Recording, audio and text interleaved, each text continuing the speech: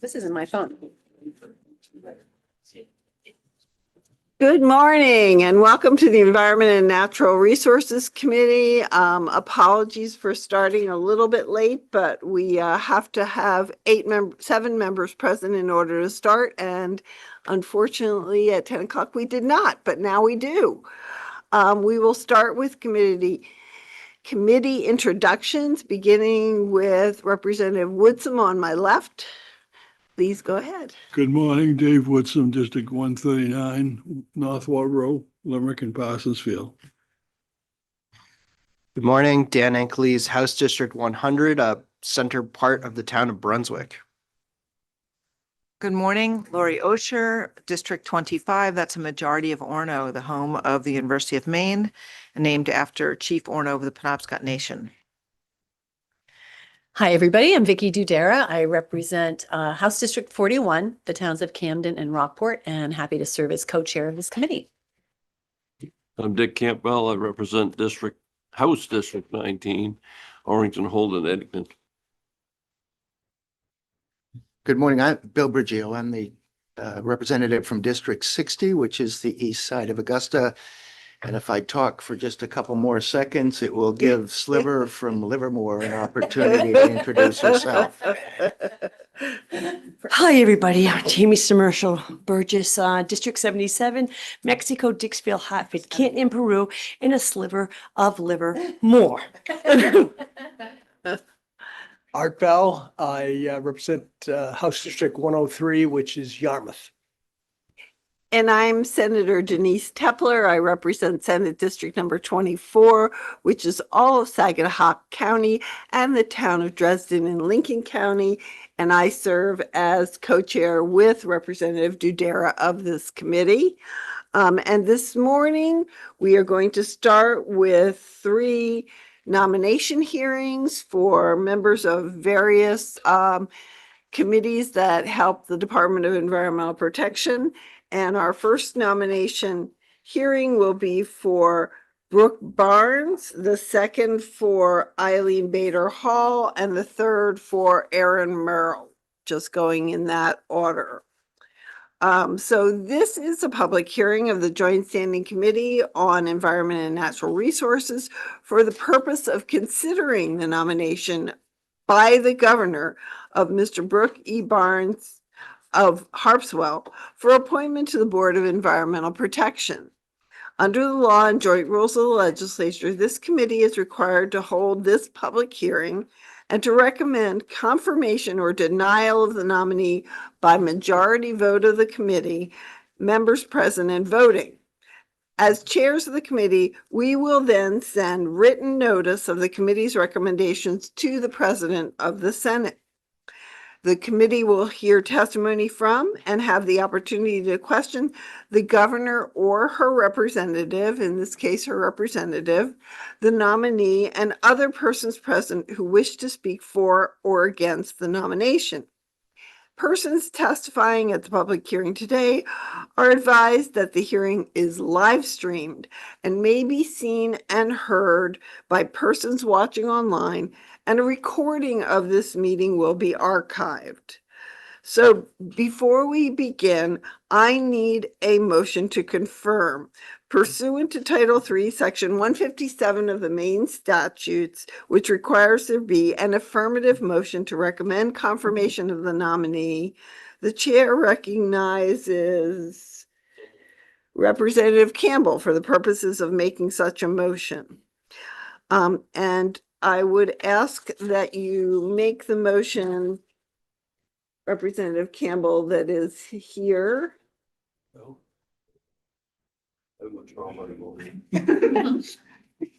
Pursuant to Title III, Section 157. No, next one down. Oh, sorry. It's all right. I move that the Joint Standing Committee on Environment and Natural Resources. Representative Campbell, your mic's not on. Sorry. It's really early. 3 times the charm. You'll get it. 10:15. Let me start again. I move that the Joint Standing Committee on Environment and Natural Resources recommend confirmation of Mr. Brooke E. Barnes of Harpswell for appointment to the Board of Environmental Protection. Let me have it back. Thank you. I need a second, please. Representative Osher Second. seconds. Thank you. Okay, and the title and requirements for this position are available at our rostrum if anyone would like to see those, or they can ask the clerk for a copy of that. And for right now, I will recognize the governor's representative for the purpose of making a statement concerning this nomination. Nice to see you again. Yes, it's been too long. Thank you, and good morning, Senator Tepler, Representative Dudera, and distinguished members of the Joint Standing Committee on Environment and Natural Resources. My name is Joe Bushy, and I'm the Director of Boards and Commissions for Governor Mills. I'm happy to be here today on behalf of the governor to speak in support of the nomination of Brooke Barnes of Harpswell as a member of the Board of Environmental Protection. The Board of Environmental Protection consists of 7 members who are appointed by the governor to represent the broadest possible interests and experience, and no more than 4 members may be residents of the same congressional district. At least 3 members must have technical or scientific backgrounds in environmental issues. Brooke Barnes spent 15 years working at the Department of Environmental Protection, including time as the Chief Policy Analyst, a director of 2 divisions, and 5 years serving as deputy commissioner. During his time in state government, he also served as acting chief legal counsel to Governor King, and after leaving the public sector, joined Stantec Consulting, a global engineering, architecture, and environmental consulting firm until his retirement in 2024. Brooke Barnes' extensive experience in environmental permitting and regulation will make him an invaluable addition to the Board of Environmental Protection. On behalf of the governor, I urge you to support your nomination. If you have any questions, I'd be happy to try to answer them. Any questions from the committee for Mr. Bushy? Seeing none, thank you for your nomination. And with that, we will now recognize Mr. Brooke Barnes for the purpose of making a statement concerning his nomination. Thank you. I haven't heard my name used so much since my mom used to use it. It wasn't usually a good thing when it was used that way. Just a moment. Senator Tepler, Representative Dudera, and members of the committee, good morning. I am Brooke Barnes, the nominee for the Board of Environmental Protection. I grew up in Sebago on a small farm. Wandered around in the woods and the ponds and the streams, and really gained an appreciation for the environment firsthand when I wasn't doing chores. And that led me to start in forestry in college. And I started at the University of New Hampshire because I got a good reference there, and ran out of money, and then moved on to sort of the softer sciences of sociology, and ultimately graduated with a sociology degree that looks at the way institutions work. And that I found fascinating. Institutions, whether it's the legislature, whether it's a state agency, really any kind of institution. And I looked to sort of tie that interest together with my interest in the environment, and went to law school and took a lot of environmental law courses. Practiced law for a short time in Waterville, a general private practice, and realized that wasn't for me. But ended up at DEP in 1988, and was hired really with 2 key things that were an imperative at the time. One was to develop an enforcement program, because there wasn't much of an enforcement program. It was more ad hoc than anything. And then the other was to sort of work on getting a better system for processing applications, a more predictable system. And those were the 2 things that, here you go, Brooke, take these on and see what you can do with these. As far as the enforcement part, developed enforcement policies, got some legislation enacted that helped regularize it to ensure fairness and consistency and public engagement in enforcement activities and public knowledge of what enforcement activities were, and to make sure that the compliance that was sought through enforcement, and really it is about compliance, it's not about punishment, to make sure that the compliance that was sought was the key thing that we could get with the staff that we had. The second thing was a little more challenging. DEP was the black hole. This is again the 80s when staff people would hand write orders and give them to the typists to type up, and stacks of applications on desks. And it was a system that didn't have the advantage of electronics that we have today. And it needed a lot of work. Key to figuring out how to do that was both the administrative aspects within the agency, but also making sure that however we process applications, it's open to the public. The public can be part of that process and have the opportunity to engage and comment, and fair to applicants, so that things weren't unnecessarily delayed, and that they knew what the rules of the road were. And they knew how their application was going to be processed, what the timeline was going to be for that processing. And that, I think, was the real challenge. It was a couple of years of shuttle diplomacy with the NGOs, with the development community, within DEP, its staff itself, to make sure that we could do what we were committing to do as far as a process. But ultimately it ended up with what DEP uses now, Chapter 2. And this is 30 years ago. I'm darn proud that it has stood the test of time, been modifications for sure, as there always should be, but it really changed things. It created clear expectations for applicants. It created a clear avenue for the public to engage in reviewing of applications, and something I'm still proud of, as you can see. Joe mentioned a couple of the other things I did while I was at DEP. The deputy commissioner position was kind of the chief operating officer at the time. I was the chief cook and bottle washer and running around with a fire extinguisher, putting out fires and making sure stuff got done. And that was a good challenge. And then there were some other cool things. I was the lead trustee when the Julienne hit the bridge in Portland. I had no idea what a lead trustee was, but I got the call and said, can you corral marine resources and IF&W and DEP and use all the good scientists that we have in state government and get down there and start to evaluate what the impacts are from that collision and from the oil that was spilled in Casco Bay. And so for the first few weeks, it was a very heady task to try to manage all that, even as the responsible party was there and all the federal agencies were there. But it was a blast. It was a wild ride, but a good one. And then ultimately the data that was collected in those weeks and months to come was used to resolve a natural resource damage claim with the responsible party. That was a fun thing to do. And I was liaison in that deputy commissioner role to the board. There wasn't any board staff. It was just a board administrative assistant.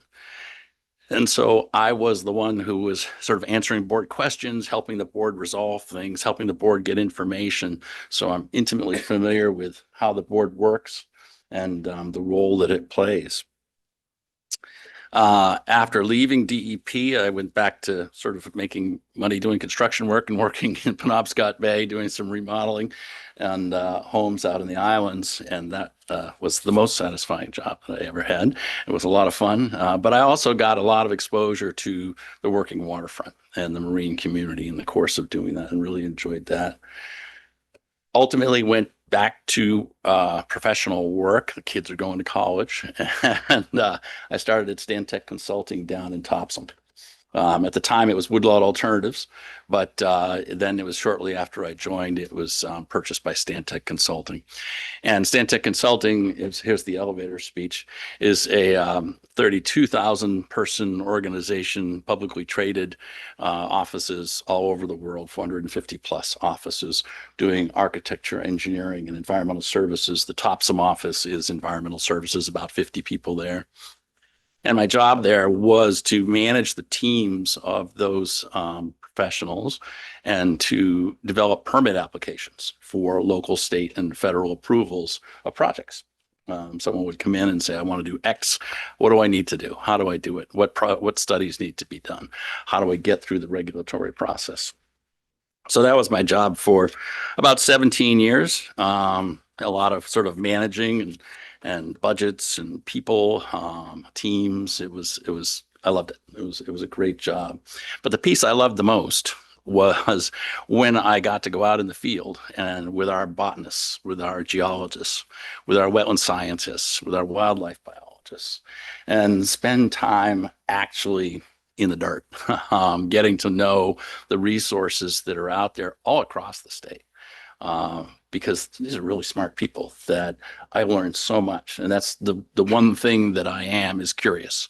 I'm always interested in learning. And I had a wonderful time there, 17 years, and I retired in 2024. I think that my skills and my experience in both the public and the private sector put me in good stead to assist the board with implementing the policies that you enact through the laws that you enact. And thank you for your consideration and be happy to answer any questions. Questions from the committee for Mr. Barnes? Yes, I saw Bill Brigio, Representative Brigio first, and then Representative Campbell. Well, thank you for being here, Mr. Barnes. You're welcome. My question relates to your work for the Picket Mountain proposed heavy metal mine. Disclaimer, you and I would have been on opposite sides on that. I was a pretty vocal opponent to both proposals. The first one, which I thought was pretty shoddy, and the second one, which was a more professional application. I remember reading all of the background materials and seeing that they had hired a new consultant in the name of Brooke Barnes, and thinking, oh, this is going to be more challenging than the first one was. And I'm glad you're here today, and I'm going to support your nomination. But I would like to hear from you a little bit about what led you to want to be involved in that particular project, and were there any issues associated with it that might have given you pause? How we came to be involved in it, we're our private consulting company.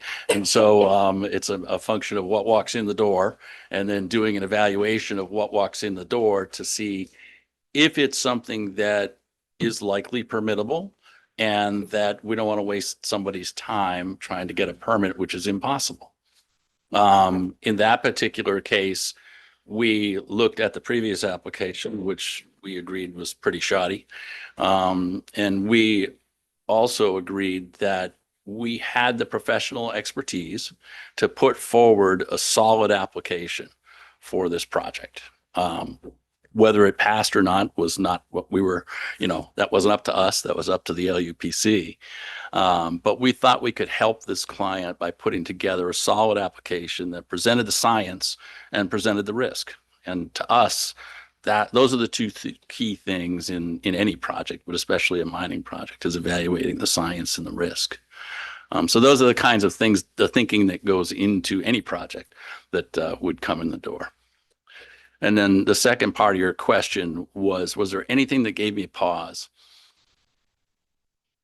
The process gave me a little pause because LUPC is a planning body, and this was for a rezoning of a particular area for a mine. LUPC is stuck because they don't want to rezone only to find out that the project is not going to meet the Chapter 200 requirements. And so they really want a lot of information before they're going to rezone to know that this is going to be a safe project. And they actually found in their order that if it could be operated pursuant to Chapter 200, that it would be an okay project. That was written into their final order, which denied that rezoning. I think they were stuck in needing a lot of information, which Chapter 200 would have generated. So there's a little bit of a catch-22. So that process gave me pause. I think for any project in LUPC jurisdiction, a mining project that requires rezoning, there's always going to be a big tension there where they want to be extremely protective. The resources are LUPC resources, and they're very important. But at the same time, they're not going to have the level of information that DEP would have when they actually did a mining application. So that was one of my biggest pauses, is there's a disconnect here. As far as the science, there wasn't Chapter 200 information developed at that point. And I think that would be the tell of once the project gets into a Chapter 200 process. That's going to be the tell of, is there really risk here, or is that risk well contained by, the practices and programs that are in place? Thank you for that answer. You're welcome. Representative Campbell. Thank you, Senator. Thank you for allowing your name to be submitted. With your experience both in the field, in the department, and with the board, what's your thoughts on the new chair, the Honorable Bob Duchesne, and what might you suggest to either change its process or tweak it in the future? As far as the chair, when I was deputy commissioner, I would be standing here oftentimes with Representative Duchesne around the horseshoe, asking some tough questions. I think he's great, and I think he'll be a wonderful chair, and I would look forward to working with him. As far as changes, I guess I got to kind of get in there. I haven't really paid that much attention to what's been going on. I did listen to when Bill Hinkle gave the GEA report for the board. I did listen to that, and I agree with what he was presenting as far as, I think there was a miscue when the Chapter 2 rules were chunks of them were put into statute. And one of them was, when there are appeals, how does that work? And who engages in that, and who has the right to submit supplemental evidence? It was never intended that interested persons, anybody who commented on an application, could submit supplemental information in the process of an appeal. I was on the other side, and when I was at Stantec, of one of the projects that I think Bill was referencing, where we had actually an appellant who tied the project up and tied the process up for almost a year by submitting a ton of really spurious information that the board chair was forced to work their way through to say, is this relevant? Is it important? Could it have been previously discovered? And that was an appellant, and that was their right to do that. But if you multiplied that times any interested person, you really could tie an appeals process up forever, which sometimes is a strategy.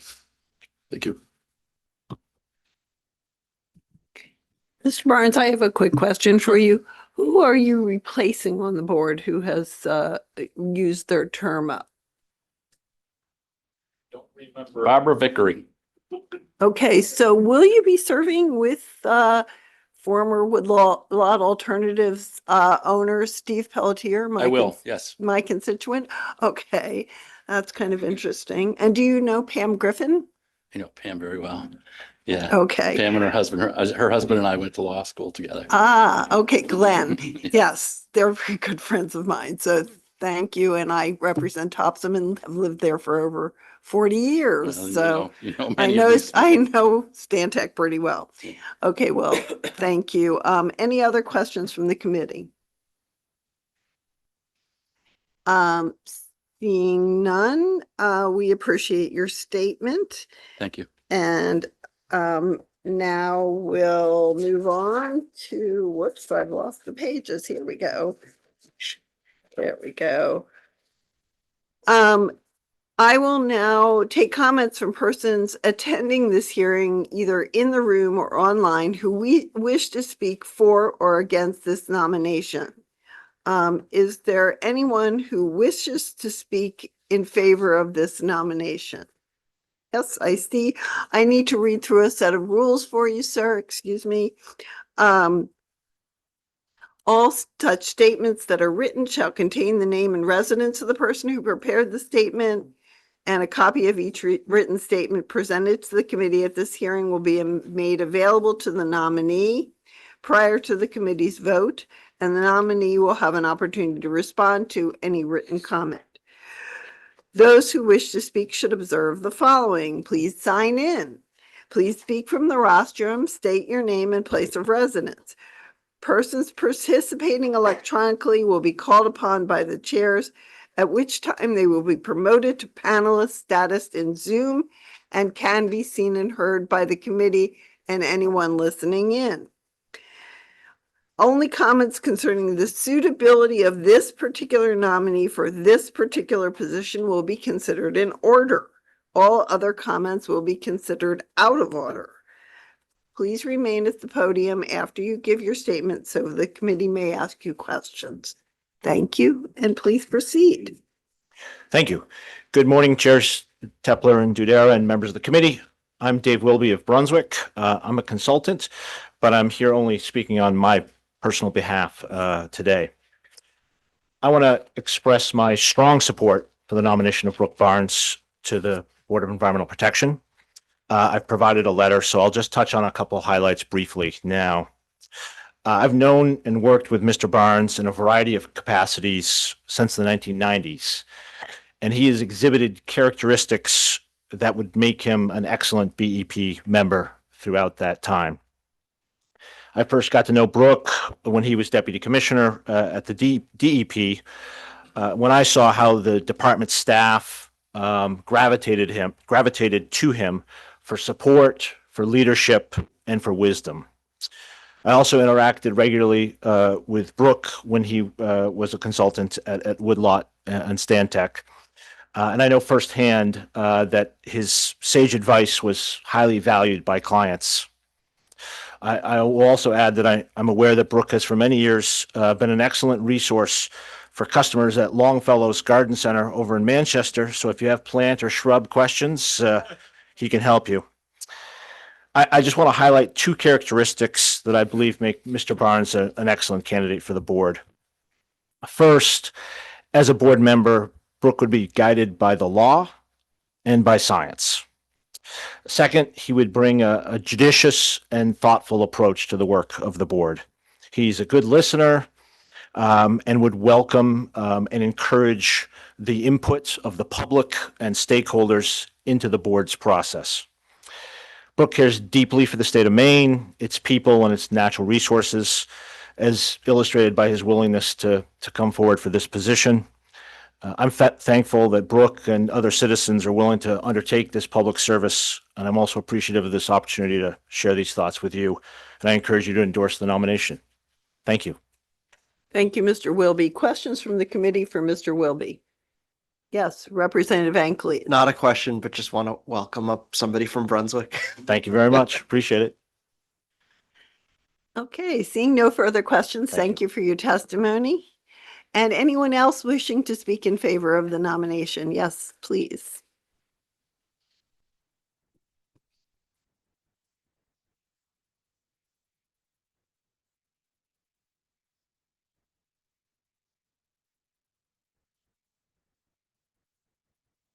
Good morning, chairs, members of the committee. My name is Juliette Brown, and I'm here to testify in support of the nomination of Brooke Barnes to the Board of Environmental Protection. I'm a partner with the law firm of Verrill, and for the last 30 years, hard to believe, I have practiced environmental and land use law in the state of Maine. My practice includes permitting large infrastructure projects and also general compliance on how to comply with Maine's environmental laws. I've had the good fortune to know Brooke during almost that entire time period, initially when he was deputy commissioner at the DEP, and subsequently when he was a project manager and consultant at Stantec Consulting. And I can say, based on my many years of experience with him, I think he's an outstanding nominee to serve on the board. He has a deep understanding of Maine's environmental laws, the laws that the department is charged with administering, both from the perspective of being at DEP and being responsible for administering those laws. And then also from the perspective of advising regulated entities on how to comply with those laws. He is incredibly thoughtful and deliberate in his approach. As you've heard from Mr. Willoughby, he's a careful listener and he is very open to input from the public and from others. He cares deeply about Maine's unique environmental resources and what makes this such a special place to live. And at the same time, he appreciates the need for and benefits of properly sited and constructed development, which is an important balance. As a lawyer, he has always been my top choice to go to as an environmental consultant because I know he will prepare a high quality product that regulators and stakeholders can rely on. And he also gives very honest, candid, and informed advice to his clients and to others. So I strongly urge you to support his nomination. I think he will make an outstanding board member and appreciate his willingness to serve. Questions from the committee for Ms. Brown? Seeing you. none, thank you for your testimony. Is there anyone else wishing to testify in favor of the nominee? Is there anyone wishing to testify in opposition to the nominee? Seeing none, I have one person online who wishes to testify. Oh, well, you snooze, you lose. All right, so with that, we have is there anyone else who wishes to testify in any regard to this nomination? Seeing none, I am again missing a piece of my, here we go. Yes. Now it is time to, we have a motion on the floor. I have to get some agreement from the committee in a minute, but first we are going to close the public hearing on the nominee. And in accordance with the law, the committee may not vote sooner than 15 minutes after the close of the public hearing unless all committee members who are present agree. Are there any objections to immediate voting? Seeing none, let us proceed with the vote. The pending question before the committee is that the Joint Standing Committee on Environment and Natural Resources recommend to the Senate of the 132nd Maine Legislature that the nomination of Mr. Brook Barnes of Harpswell for appointment to the Board of Environmental Protection be confirmed. A vote of yes will be in favor of recommending the confirmation, and a vote of no will be against the motion to recommend the confirmation. Is the committee ready for the question? And I have to add one thing to this, and I hope Mr. Barnes is familiar with this issue. When this nomination gets to the Senate, the Senate, if we confirm Mr. Barnes, the Senate will vote no to overturning his nomination. So Mr. Barnes should not be surprised if he's present for that vote, that he will see a lot of red ends light up on the board. That is just the nature of the Senate. So please proceed, Ms. Malsbury. Sure. Representative Bell, how do you vote? Yes. Representative Bell, yay. Representative Riley? Yes. Representative Riley, yay. Representative Schmerzel Burgess? Yes. Representative Schmerzel Burgess, yay. Representative Brigio? Yes. Representative Brigio, yay. Representative Campbell? Yes. Representative Campbell, yay. Representative Dodera? Yes. Representative Dodera, yay. Senator Tepler? Yes. Senator Tepler, yay. Representative Osher? Yes. Representative Osher, yay. Representative Ankleys? Yes. Representative Ankleys, yay. Representative Woodson? Yes. Representative Woodson, yay. That's 1, 2, 3, 4, 5, 6, 7, 8, 10 yays, all with unanimous vote. 10 yeas, 0 nays. The nomination of Mr. Barnes for appointment to the Board of Environmental Protection is confirmed. Congratulations, sir. Congratulations. And now you just have to go through the Senate process. All right, with an unanimous vote of the committee, it is unlikely that there will be a problem in the Senate. So thank you for being here, sir. All right, it's your turn. Okay. This is a public hearing now of the Joint Standing Committee on Environment and Natural Resources for the purpose of considering the nomination by the governor of Ms. Eileen Bader Hall of VZ for appointment to the Maine Outdoor Heritage Fund Board. Under the law and joint rules of the legislature, this committee is required to hold this public hearing and to recommend confirmation or denial of the nominee by majority vote of the members present and voting. As chairs of the committee, we will then send written notice of the committee's recommendations to the President of the Senate. The committee will hear testimony from and have an opportunity to question the governor or her representative, the nominee, and any other persons present who wish to speak for or against the nomination. Persons testifying at the public hearing today are advised that the hearing is live streamed and may be seen and heard by persons watching online, and that a recording of the meeting will be archived. So pursuant to Title III, Section 157 of the Maine statutes, which requires that there be an affirmative motion to recommend confirmation of the nominee, the chair recognizes Senator Tepler for the purpose of making such a motion. I move that the Joint Standing Committee on Environment and Natural Resources recommend the confirmation of Ms. Eileen Bader Hall of VZ for appointment to the Maine Outdoor Heritage Fund Board. Okay. A copy of the statutory requirements for this position is available at the rostrum. And I would now recognize the governor's representative for the purpose of making a statement concerning this nomination.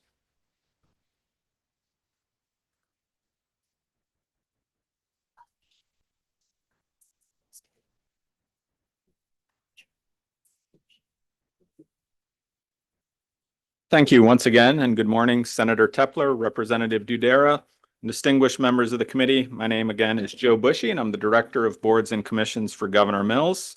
I'm happy to be here today on behalf of the governor to introduce Eileen Bader Hall of VZ for appointment to the Maine Outdoor Heritage Fund Board. The board consists of 4 citizen members appointed by the governor, as well as the Commissioner of Inland Fisheries and Wildlife, the Commissioner of Agriculture, Conservation and Forestry, and the coordinator of the Natural Areas Program. The fund helps to fund critical wildlife and conservation projects focused on maintaining, improving, and expanding state and local natural resource conservation programs and associated compatible public uses using revenue generated by an exclusive instant lottery ticket sale. Eileen Bader Hall is the freshwater restoration manager for the Nature Conservancy in Maine, where she has worked since 2018. Previously, she worked for Frenchman Bay Conservancy and for the Nature Conservancy in Iowa. In these roles, she has gained valuable and extensive experience writing grant proposals and managing grant-funded projects, which will provide her great insight to the work of the board. Eileen Bader Hall's extensive experience in conservation, knowledge of how that work is funded will make her an excellent addition to the Maine Outdoor Heritage Fund Board. On behalf of Governor Mills, I urge you to support her nomination. If you have any questions, I'd be happy to try to answer them. Thank you, Mr. Bushy. And before I ask if the committee have any questions for Mr. Bushy, I would like to have a second on that nomination that Senator Tepler made. Okay, we've got Representative Briggio. So now, committee, do we have any questions for Mr. Bushy? Okay, seeing none. Thank you very much. I'd now like to recognize Ms. Eileen Bader Hall for the purpose of making a statement concerning her nomination.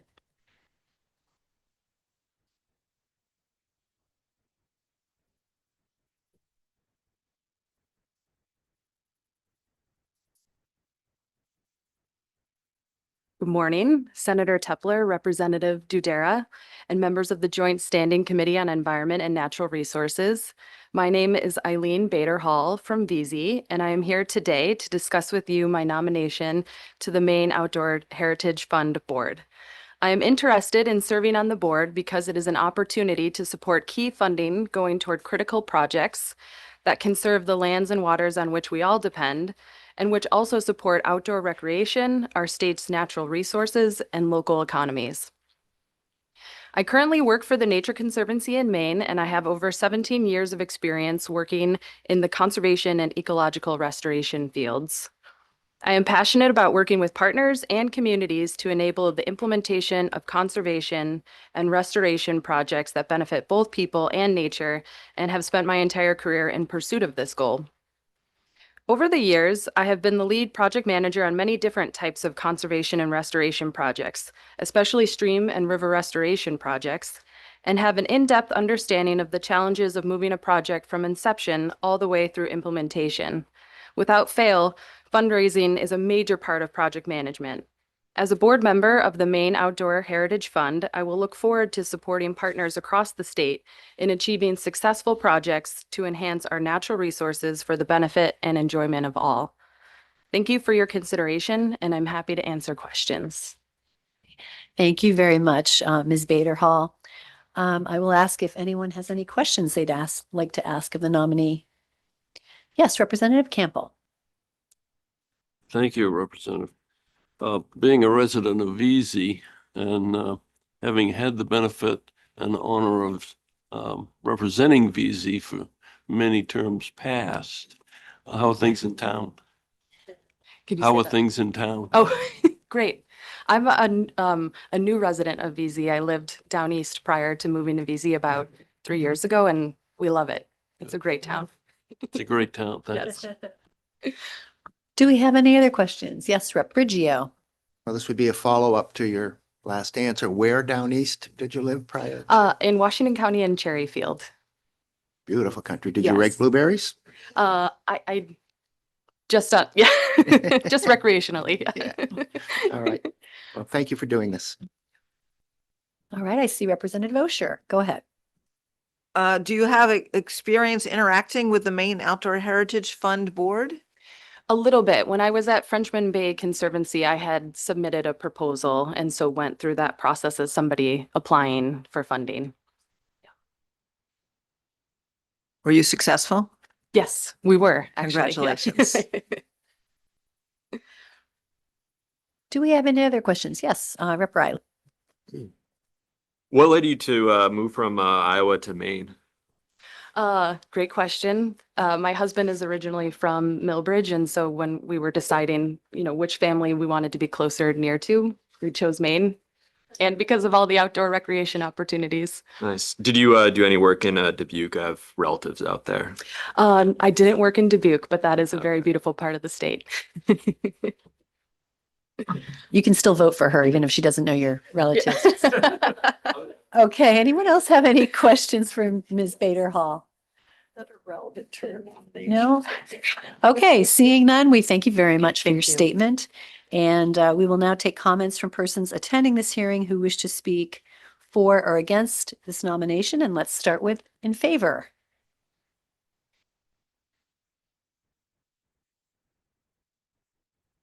And I will just add, anyone who has a written statement but who doesn't wish to speak should have submitted that statement with the committee clerk prior to the hearing. All these statements have to contain the name and residence of the person who prepared this statement, and a copy of each statement presented to the committee at this hearing will be made available to the nominee prior to the committee's vote. The nominee will have an opportunity to respond to the written comment. So please make sure you sign in and speak from the rostrum. Go ahead. Great. Good morning, Senator Tepler, Representative Dudera, and members of the Joint Standing Committee on Environment and Natural Resources. My name is Caitlin Nuzzo, and I am the Government Relations Director for the Nature Conservancy here in Maine. I appreciate this opportunity to support the nomination of my colleague, Eileen Bader Hall, to the Maine Outdoor Heritage Fund Board. As you maybe know, it's been a couple months since we've been in here, but the Nature Conservancy is a nonprofit conservation organization dedicated to conserving the lands and waters on which all life depends. We use a collaborative approach that engages local communities, governments, the private sector, and other partners. Eileen currently works as the freshwater restoration manager at the Nature Conservancy in Maine, a position that supports a wide range of projects across the state. She has a natural ability to connect with people and build the team and resources necessary to accomplish complex river and stream restoration projects. Our colleagues admire Eileen's steady presence, her patience, and her focus on all aspects of project management and her positive approach.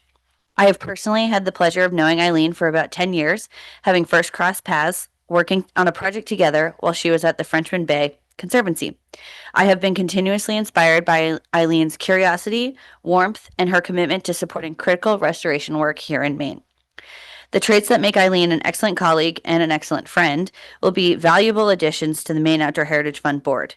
Her personal and professional experience align perfectly with the goals and values of the program. The Nature Conservancy is pleased that Eileen has been appointed to serve in this role, and we encourage the committee to support her nomination. Thank you for the opportunity to comment, and I am happy to answer questions at any time. Thank you very much. Do we have any questions? Yes, Rep. Campbell. Thank you, Representative.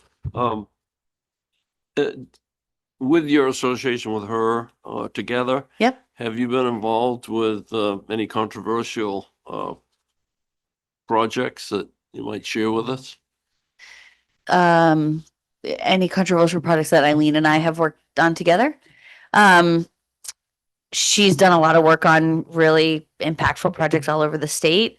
And I think anytime there has been any sort of controversy, I don't know that I would characterize it as controversy, but anytime there's been any projects that require bringing people together, convening conversations, I think Eileen is among the best of the best who can bring people and communities together to talk through what different people might want and sort of come to a consensus conclusion. She's done some really great work in Piscataquis County, some really great work on projects down east. Yeah, I have no doubt that she can handle any amount of, controversy or disagreement among the board in a way that is professional and tactful. Any other questions for Ms. Nuzzo, right? Yes. Yes. Any other questions, for Ms. Nuzzo? Okay, seeing Thank you. none. Thank you very much. Is there anyone else present who wishes to speak in favor of this nomination?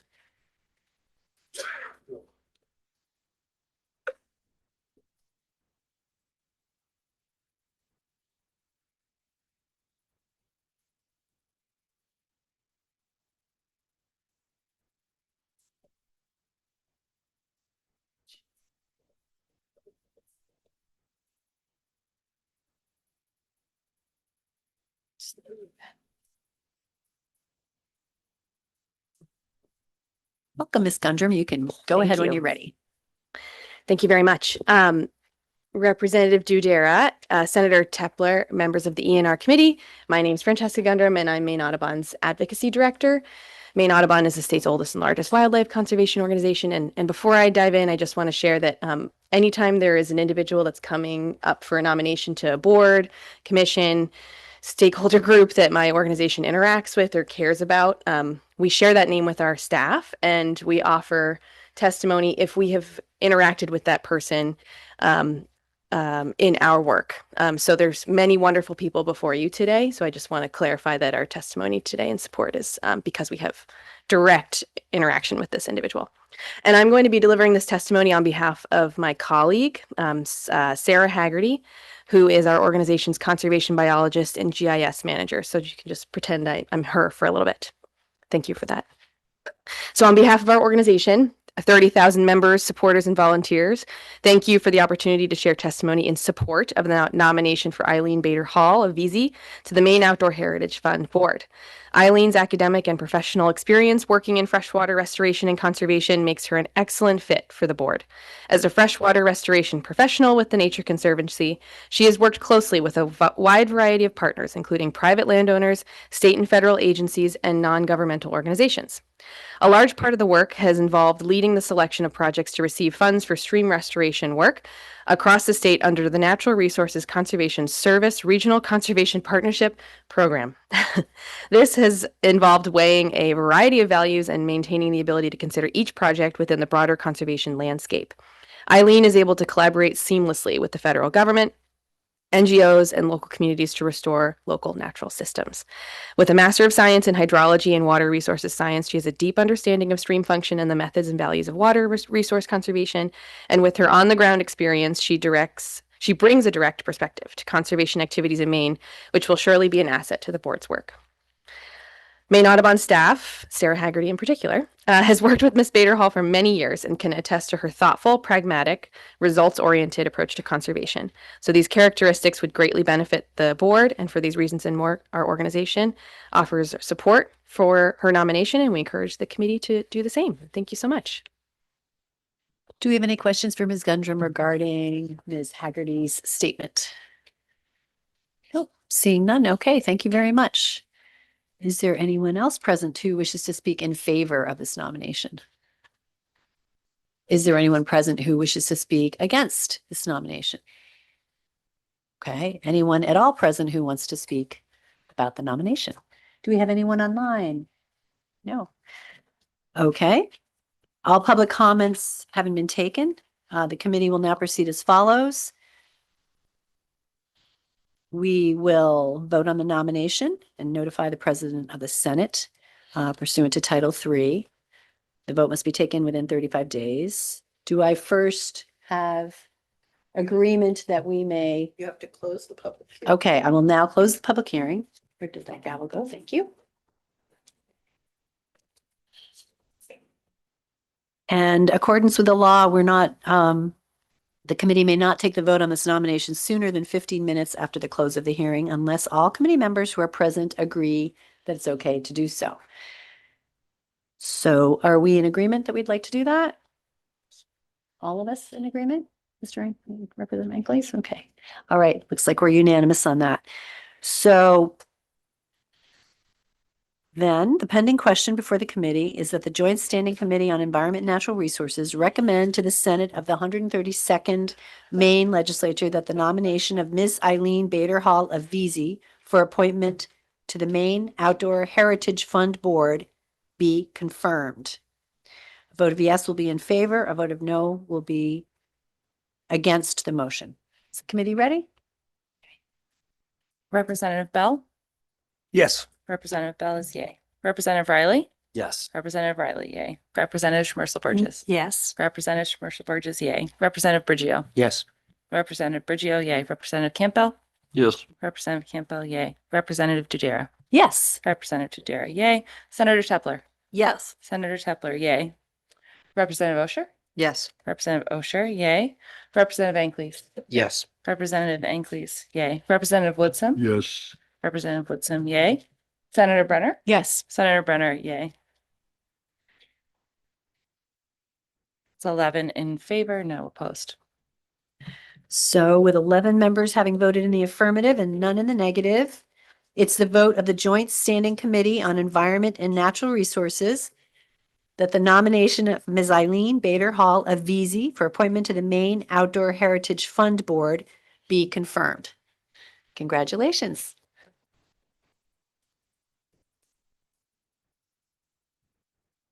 Okay, great. Okay, excellent. Thank you. Nice to meet you.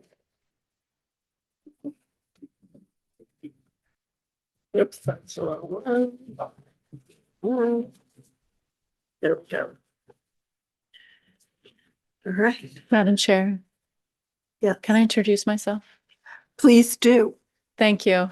I apologize for being late, but I brought you all donuts because I'm presenting a bill later today and I wanted to offer breakfast because I assume you'll all have had lunch by the time I present a bill. So I brought you donuts made of Maine potatoes and a business that started in Scarborough in my district, Holy Donuts. And, oh, the introduction part, Stacy Brenner. I represent Senate District 30. But anyway, I hope you all will enjoy the donuts. Thank you, Senator Brenner, for the donuts and for the little amusement there. Okay, and with that, I will open a hearing on the nomination of Ms. Erin E. Merrill of Cornville to the Maine Outdoor Heritage Fund Board as well. And this is a public hearing of the Joint Standing Committee on Environment and Natural Resources for the purposes of considering this nomination. And the committee is required to hold this public hearing and to recommend confirmation or denial of the nominee by majority vote of the committee members present and voting. The committee will hear testimony from and have an opportunity to question Mr. Bushy as the governor's representative, the nominee, and any other persons present who wish to speak for or against the nomination. Persons testifying today are advised that this hearing is live streamed and may be seen and heard by persons watching online, and a recording of this meeting will be archived. Before we begin further, or go further, we need to have a motion on the floor, an affirmative motion to confirm the nominee. Is there one of my members present who might be willing to take on that task? Please.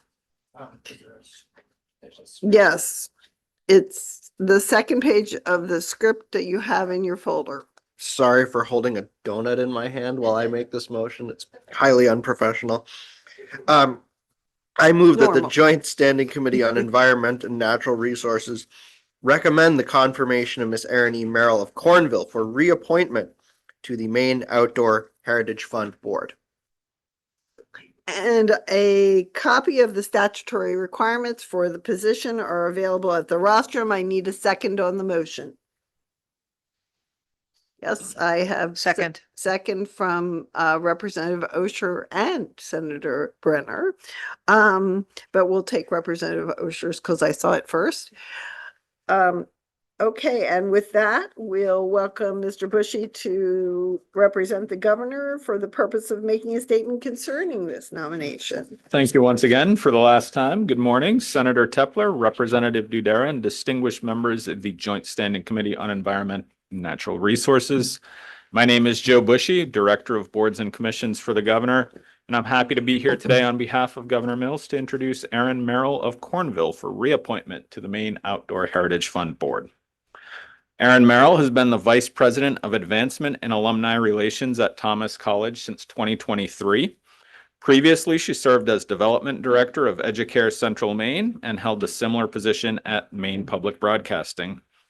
She has also served on the boards of directors for Main Street Skowhegan, Waterville Rotary, and the Mid-Maine Chamber of Commerce, among other public service activities. While her professional work would make her an excellent and well-qualified board member, it's her deep and abiding passion for the Maine outdoors and desire to foster that in others that led to her original nomination to the board. A longtime outdoors woman, Ms. Merrill serves as president of the New England Outdoor Writers Association and is an outdoors columnist for several publications. In 2015, she co-founded Maine Women of the Outdoors, a nonprofit designed to allow women and girls to obtain the knowledge and skills needed to enhance their time in the outdoors. Ms. Merrill's experience and love for Maine's natural areas have made her an excellent addition to the Maine Outdoor Heritage Fund Board. On behalf of Governor Mills, I urge you to support her nomination. I'd be happy to try to answer any questions you have. Any questions from the committee for Mr. Bushy as the governor's representative?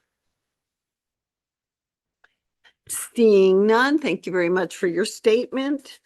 And the chair will now recognize Ms. Erin Merrill for the purpose of making a statement concerning her nomination. Welcome, Ms. Merrill. Thank you very much. Sign in.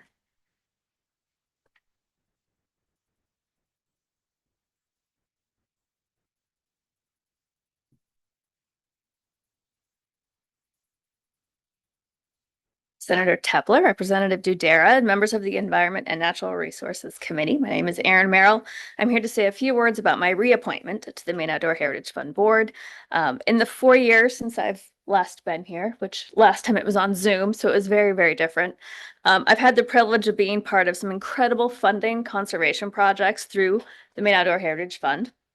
We've purchased land, we've helped to purchase search and rescue equipment, funding projects that are studying native turtles to combat the illegal poaching trade, looking at migration patterns of fish and the habitat of cottontails. Conservation projects like these would not happen without the Maine Outdoor Heritage Fund. It is vital to the Maine outdoors, and I'm honored to be a part of the work that my good friend George Smith helped to create and shepherd to where it is today. As a professional fundraiser, I do know how hard it is to raise the dollars needed to create, implement, and execute a project. And I may be a little more critical of some of the budgets that have come in front of us than my peers. But at the end of the day, when we wrap up every single session, I am so proud of the work that we have helped to create across the state. Maine has exceptional opportunities for people to get outside, to go hiking, hunting, fishing, trapping, and exploring the woods and waters. And I've been fortunate to spend the past 4 years helping to fund incredible projects and programs that will benefit outdoors people of today and generations to come. So I'm excited to have the potential to continue to be a part of the Maine Outdoor Heritage Fund for another 4 years. I'm honored that the governor would consider reappointing me and that I'm able to represent sportsmen and women on this board. Thank you so much for your time and opportunity to come in front of you today, and I look forward to any questions that you may have. Thanks. Questions from the committee for Ms. Merrill? Yes, Representative Angeles. Thank you so much for being here, and thank you for your previous service on the board. I'm a newer member of the committee, so I'm learning a little bit more about all of the different boards that we interact with. Can you just tell me, in the course of your conservation work with the board, the conservation project, how much do conservation projects that your board considers funding interact with trail building components? It depends on the session, but usually every time we have a board meeting, there's several trail building proposals that come in front of us. And so it could be, that's right, for hiking and that sort of thing versus ATVs, or all of the above. So it's a pretty diverse application process. The hardest part for us is the amount of money that we have. There's 4 different categories that people can submit proposals to. And so we've had to really be strategic in how we fund things, encouraging organizations to come back to us for the next funding cycle to try to get their projects pushed forward. We're trying to figure out other partners that can come to the table to help steward these projects moving forward. So it's really an opportunity for us to see what the need is, see what organizations want to have go forward or happen for trail building to get more people outside. How can we help with those partnerships if they don't have them already? And how can we help fund them so that they are successful and we can then promote them? Yes. Yes, Representative Woodson. Thank you. What can you share with us about the cottontail rabbit? I mean, what is their environment? How many are there, and what's? I don't know the exact numbers, but my brother-in-law is the lead biologist for the state studying those. So I know that he spends a lot of time with trapping and writing down where he's seeing them, studying their habitats. They have a monitoring program right now for people to call into the department if they are seeing them. And then they spend time going through to make sure it really is a cottontail and not a hair that has changed color. Thank you. Okay. And okay, Sorry. did you have a follow-up, Senator? No, Representative, sorry. I have a quick question for you. So in your last 4 years of service on the board, what is the project of which you are most proud and you want to share with us? Oh boy.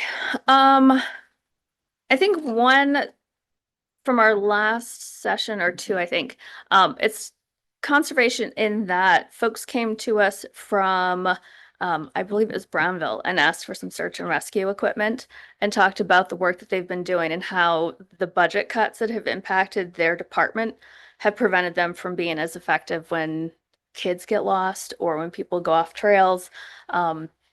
And so they had worked really, really hard to fundraise, and they just needed, I think it was like an $8,000 ask. And so we were able to do that to make that happen. So it's not a, supporting wild game, but it really impacted the community, the area that they were serving.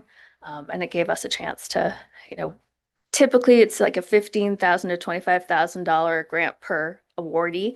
And so being able to have them come before us, they were very nervous, and give them the $8,000 to be able to buy that equipment really meant a lot. Thank you. That's a very good one. Yes, Representative Dudera. Thank you very much, Senator.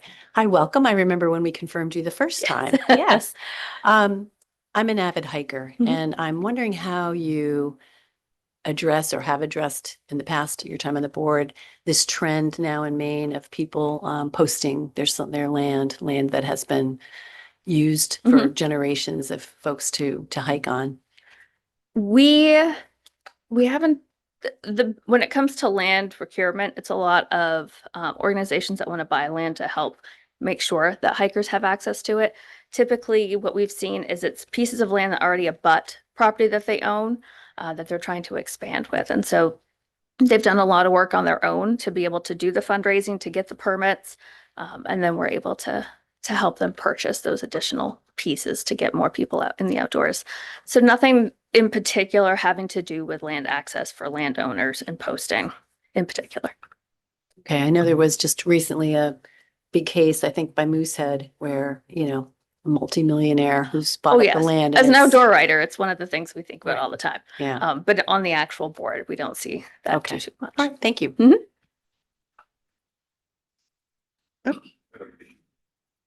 You want to go Representative Campbell? You Okay. asked everybody else a question, so I was hoping that you'd ask me one. Fair play. It's tricky sometimes, though. Yes, Rep. Campbell, go ahead, Thank you, please. Senator. Well, being a resident of Cornville, I believe another honorable Peter Mills comes Yes. from Cornville. Have you worked with him on any local projects? Not on a local project. Peter and I actually have a property line that abuts one another. And he, going back eons ago, came in and spoke to my government class when I was a senior in high school. And so my sister worked on one of his campaigns.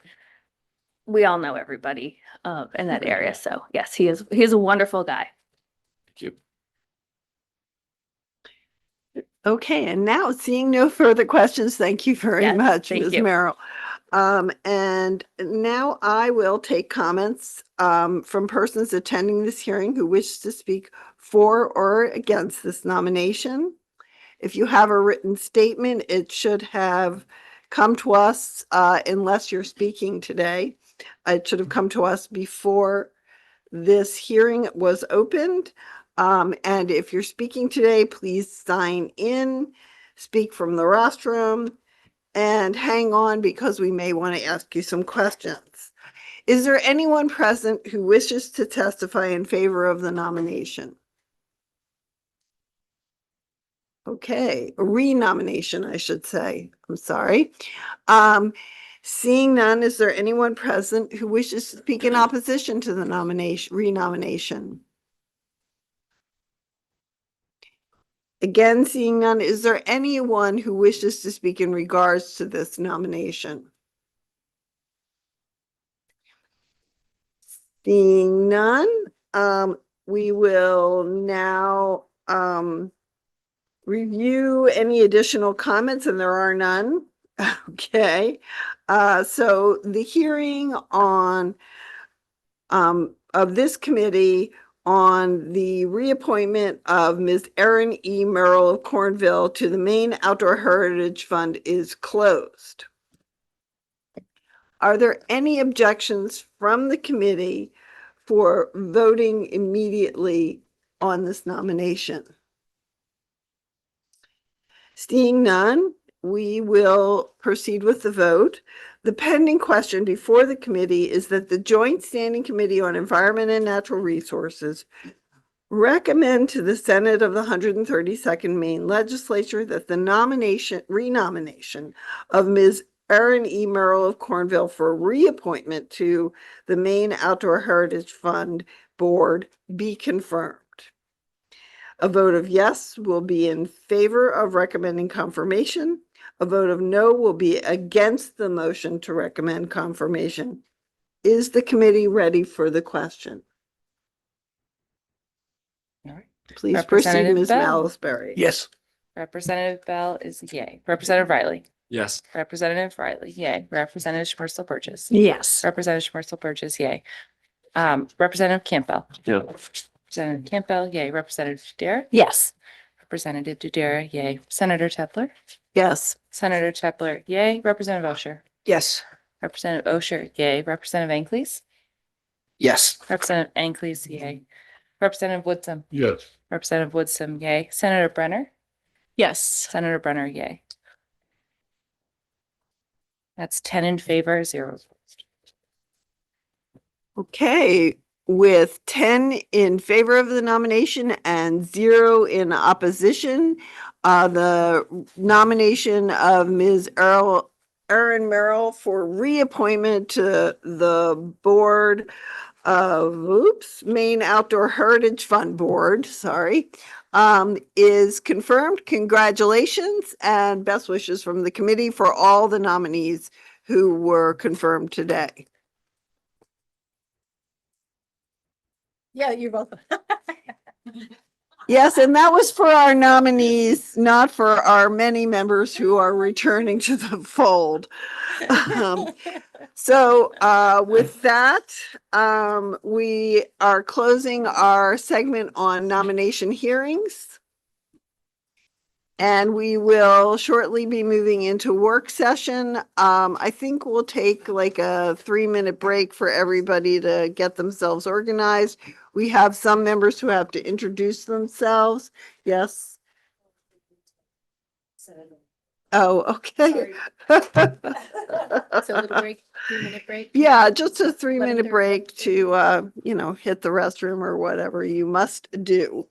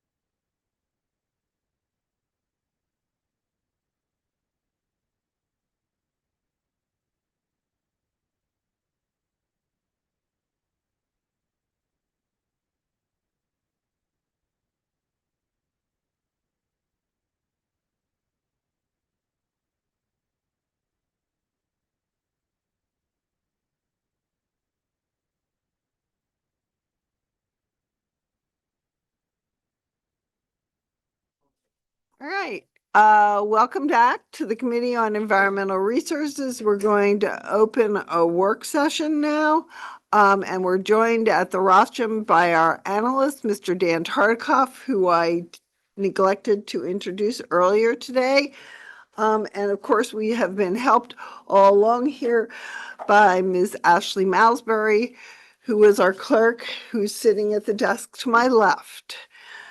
And are there committee members present who have not yet introduced themselves? Representative Riley, I don't think you introduced yourself. Did you, Representative? Do you want me to go now, Senator? Yes, please. Yep. Hi, I'm Representative Morgan Riley, represent House District 127, which includes part of Westbrook. Thank you. And Mr. Tartikoff, do you want to take it away with the work session, please? Sure. So I do have an analysis, but there's also an amendment that the sponsor, Representative Ankeles, had asked to be distributed that sort of makes most of the analysis not worth going through if you want to advance that amendment. But I would like to highlight, I think you also maybe have a white copy of an enacted law from 2021. Maybe not. Yes, okay. LD 1600. So as you recall from the hearing, the bill as printed changes the name of an existing fund under Title 38, Section 1310B1 from the Land Application Contaminant Monitoring Fund to the Well Contamination Response Fund, and then makes a number of other changes from that fund to support the measures that the sponsor wanted to identify in the new fund. It was also described that that fund is currently unused for funding because it doesn't have a dedicated funding stream. The amendment that you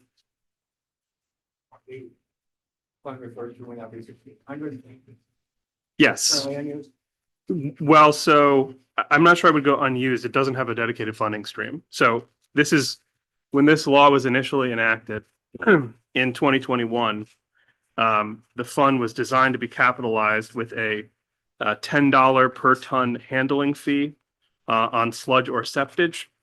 At the time, the fiscal note for that anticipated that that $10 per ton sludge handling fee was estimated to result in approximately 3.6 million in revenue annually. That fee was designed to kick in January 2022. And in that 2022 session, the legislature enacted another bill, LD 1911, maybe it was. I'm describing it here. In April 2022, Public Law 2021, Chapter 641, made a number of changes to state law, including implementing a prohibition on the land application of sludge. Part of that law also repealed the $10 per ton waste handling fee for this fund. And so from that point on, there was no revenue stream into the fund. And my understanding is that even prior to those changes, the revenue hadn't started going into the fund. So the fund has remained largely unused as a funding source for many years. But the reason I gave you a copy of this law is you'll see on the second page, there is Section 2 unallocated language.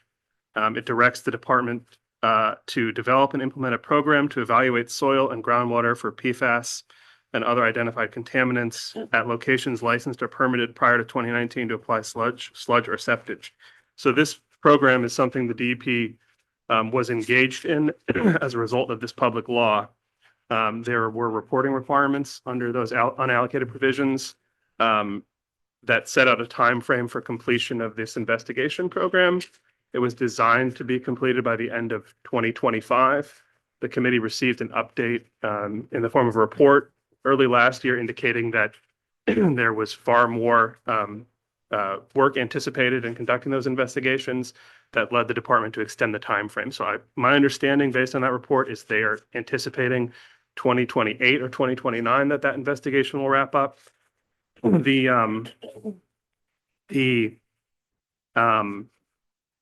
department is required to submit through the existing land application contaminant monitoring fund biannual reports on the status of that investigation.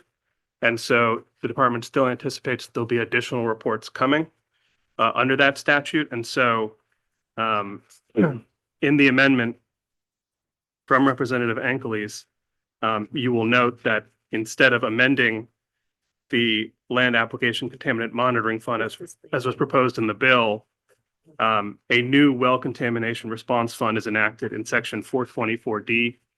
Since the focus is shifting more to water contamination and water quality, I think this is a recommendation from the department that it be moved into a more appropriate place in statute. You'll also see that section 2 of the amendment repeals the Land Application Contaminant Monitoring Fund in 1310B1. That's a roundabout way to get to the point that further discussions happened since this amendment was distributed, and I think the sponsor can speak to this in the department as well, where it may be advisable to leave the 1310B1 fund in place to facilitate that continued reporting on the PFAS investigation. But that to avoid, I think it's the department's position that to avoid having to submit 2 separate reports on a similar concept, that we could include language in this new 424D fund that would allow the department to combine the 2 reports into one. And that's just a single line that would be put into the reporting provision under this new fund. So to back up, the amendment here pulls largely identical language from the structure of the Land Application Contaminant Monitoring Fund into this new section 424D, but with some additional provisions regarding the uses of money within the fund. These were identified by the sponsor in hearing testimony, particularly in terms of limiting priority for payment or reimbursement of testing, sampling, abatement, remediation, or mitigation costs for PFAS contamination in private wells to those wells that tested in excess of 20 parts per trillion for the sum of 6 different identified PFAS contaminants.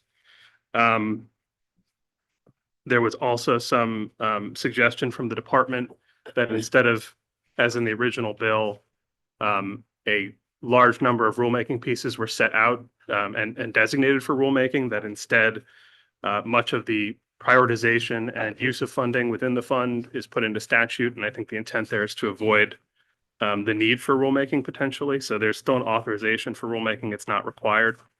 The only other note I would make here from the bill analysis, and I'm happy to answer any questions about any of this, is the bill as printed provided a $1 million general fund appropriation to capitalize this fund in fiscal year 2026 to 27. It did not specify whether it was one-time or ongoing. And in talking to the committee's fiscal analyst, I learned that if it's not specified, it's presumed to be ongoing. It's not specified as one time, it's presumed to be ongoing. So as currently set up, this would be ongoing general fund funding, $1 million per fiscal year. And so I've made that clarification here in the initiative language that it provides ongoing funding beginning in fiscal year 2026 to 27, 1 million general fund dollars. If the intent was to make that one time, that could be specified in the initiative language as well. But I think it was the sponsor's intent to be ongoing. Anyways, that's probably more than enough from me. But if anyone has any questions, I'm happy to provide more input. Thank you for that assistance, Mr. Tartikoff. I would like to see if the committee has questions specifically for you, but I also think we should bring the sponsor up to clarify his intentions regarding the amendment at some point. But first we'll take some questions. I have to say, I saw Representative Sobolewski's hand first, then Representative Woodsum. I'm sorry. Representative Woodsum, I still think you're in the Senate. Apologies. Okay, so Representative Sobolewski, go ahead. And then we have some over here. So Yep. Thank you. I'm Mike Soboleski. I represent 73rd District in the Western Mountains, parts of Franklin, Oxford, and Somerset County. Dan, the land application contaminant monitoring fund, you said there was no revenue stream that was going into it. Is it at a zero balance right now? Do you know? That's a good question. The department would be able to answer that better than I would, but the bill as printed does a transfer of funding within the fund. In section 2, the printed bill transfers a $500 holding balance, which makes me think there's not currently money in the fund.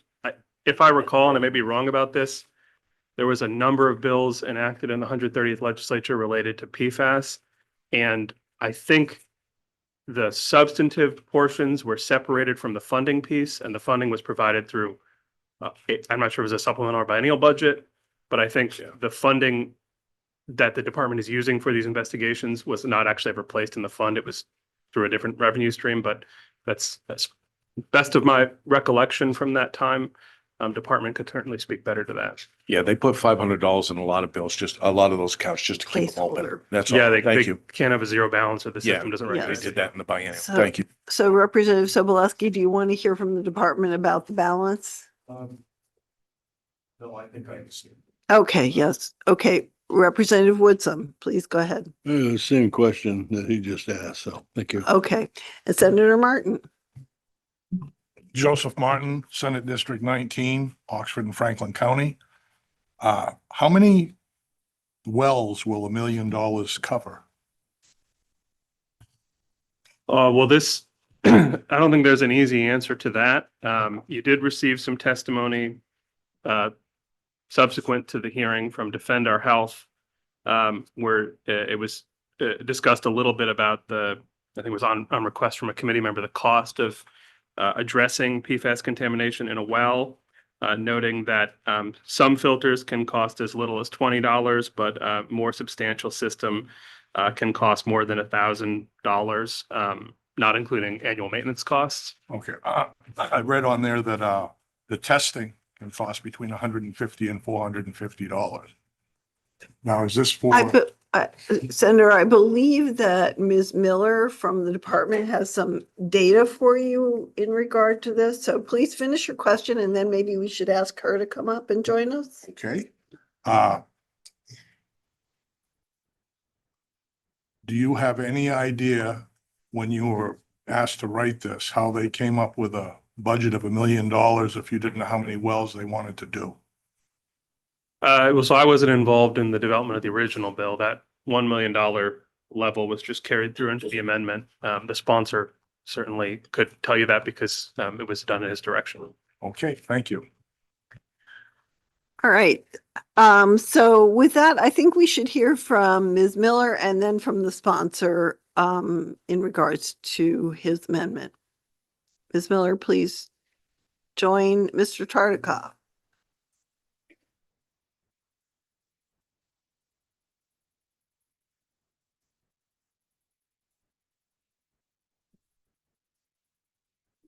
Members of the committee, Senator Tepler, Representative Dudera, and members of the committee, good morning. Suzanne Miller, Director for the Bureau of Remediation and Waste Management at Maine DEP. I have some handouts coming around for you, which I think you'll find really helpful. And I'll be happy to walk through them with you. One is actually, I stole it from the Department of Health and Human Services, is a fact sheet that talks about well treatment, and it talks about, it's basically geared towards homeowners to help them determine what kind of well system will be most useful for them. So just basic fact information on there, but it doesn't have the costs. The second handout is something that we put together over this past week for the committee at the department. And it's based on the investigation and what we know about costs and the different types of systems. And this is again based on the types of systems that we would be using to treat for PFAS. So we have sort of two different types of systems that we would really use for PFAS. And they're not going to be like $20 a filter, because that's more like what you're using in your Brita filter. These are things that are going to address like under the sink for drinking water or your entire home. So the difference in this little table that I put together is we have what we call point of entry, POE. That's your entire home, and point of use is basically under the sink. It just filters your drinking water, but not the rest of the water you use for like showering or anything like that. You can see the costs. There's a lot of footnotes, and I apologize for that because there's a lot of ranges with these costs. It has to do with each individual site may have different considerations. So for example, if there's a need to install a pretreatment system, that's an additional cost. Some houses are too small to fit a pretreatment system, like for hardness. And so then you would need in some cases, we've had to purchase a shed to put the entire system in. So again, that's an additional cost as well. There are 3 different types of point of entry systems that we've used. The most popular that we use is granular activated carbon, GAC. So that's the most prevalent of what we've used for the entire program and all the programs that we administer with PFAS treatment. The others you can see are a little bit more expensive. That's one of the reasons we don't use them as much. Also, the conditions don't require it. And that's reverse osmosis and ion exchange. And then finally, we're looking at and we're hoping to have maybe a plan forward sometime this spring or summer about moving forward with point of use systems in certain circumstances. These are the ones I talked about just under the sink, not the whole home. And those are a lot, well, I wouldn't say a lot less expensive than the point of entry GAC systems, but they are a lot less expensive in terms of the long-term monitoring costs. We believe that the long-term monitoring costs are at a level that it would be manageable for most residents, $50 to $100 a year. And so also in this table, you can see on the right-hand side, the different types of contaminants that the systems will treat.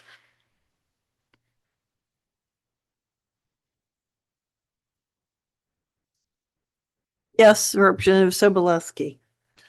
Thank you, Senator. Hello, good to see you again.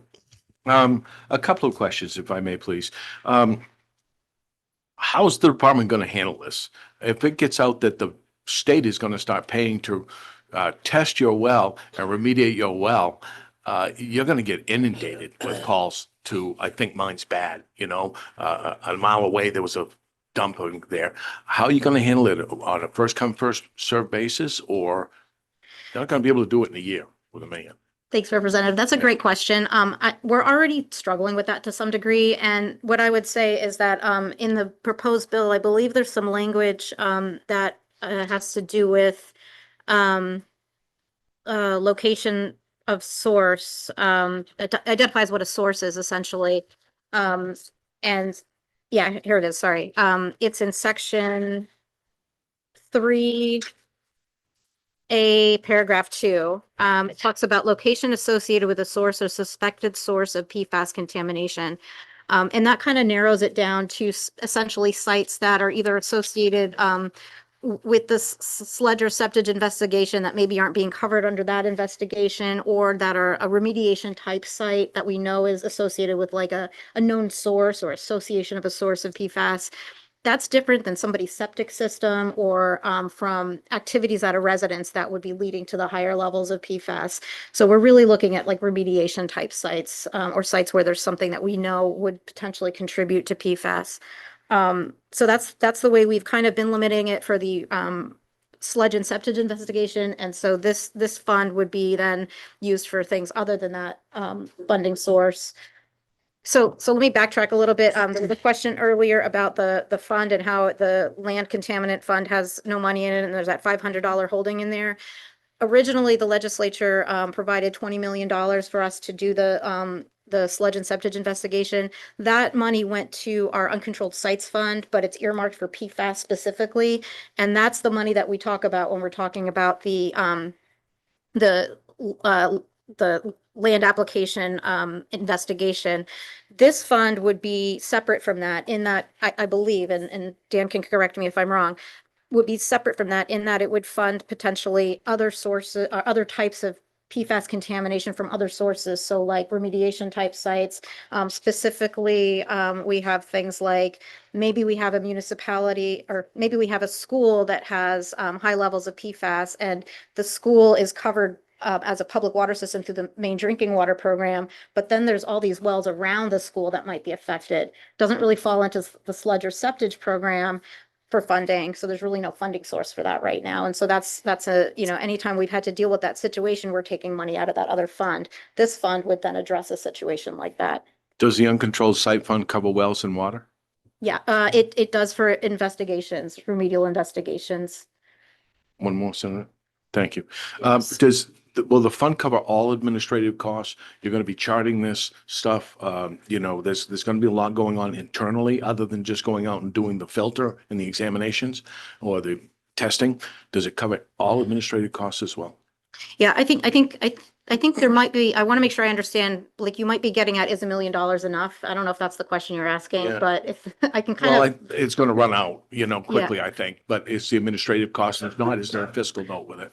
yeah, so I think that Thank we are going to be, we are, sort of in the second half of the sludge and septage investigation. So we have staff, we have a good amount of staff.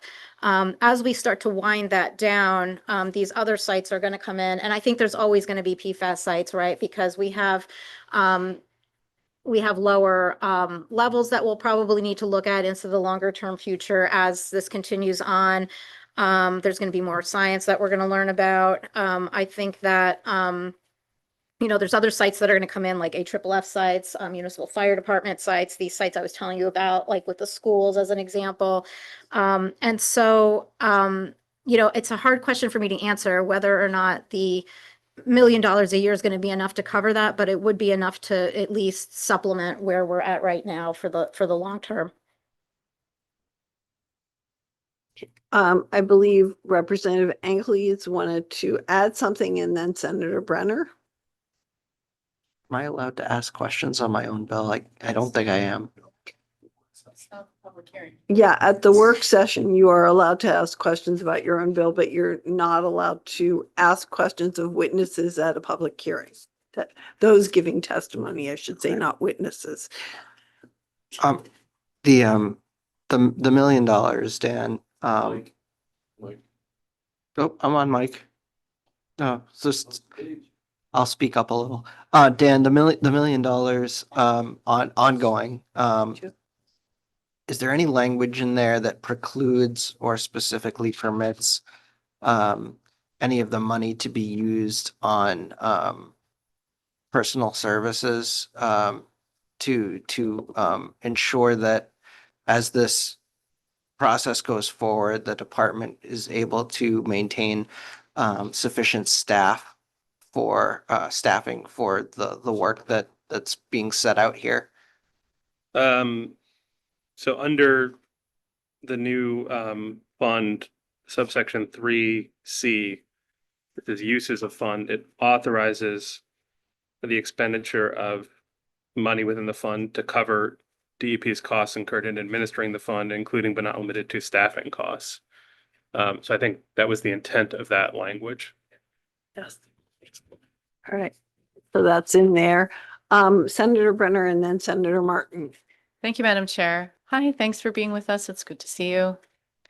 So I represent Friendly Village in Gorham, which is about 250 residents in about a 300 unit, I guess there's 300 lots there, mobile home park. And the park was recently bought by a company in Wyoming because the legislature failed to act effectively to be able to allow them to buy the park themselves as residents in the co-op that they'd formed. So they have elevated PFAS levels, and they've been told it will take months to years before this corporation will remediate their water source.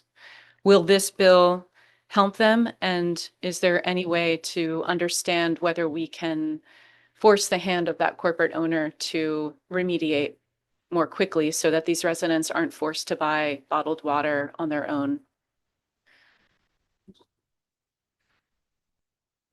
I have to think about the answer to that. That's a really good question. So I believe that's the situation where the trailer park does not constitute a public water system, and therefore it doesn't fall under the drinking water program.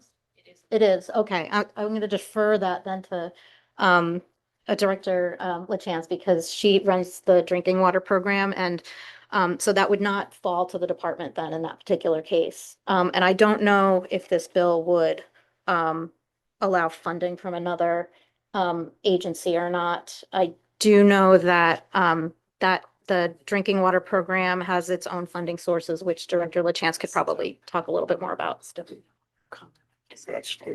Is there a way to amend the bill in such a way that forces the corporate entity to renovate that water system in a more expedient way?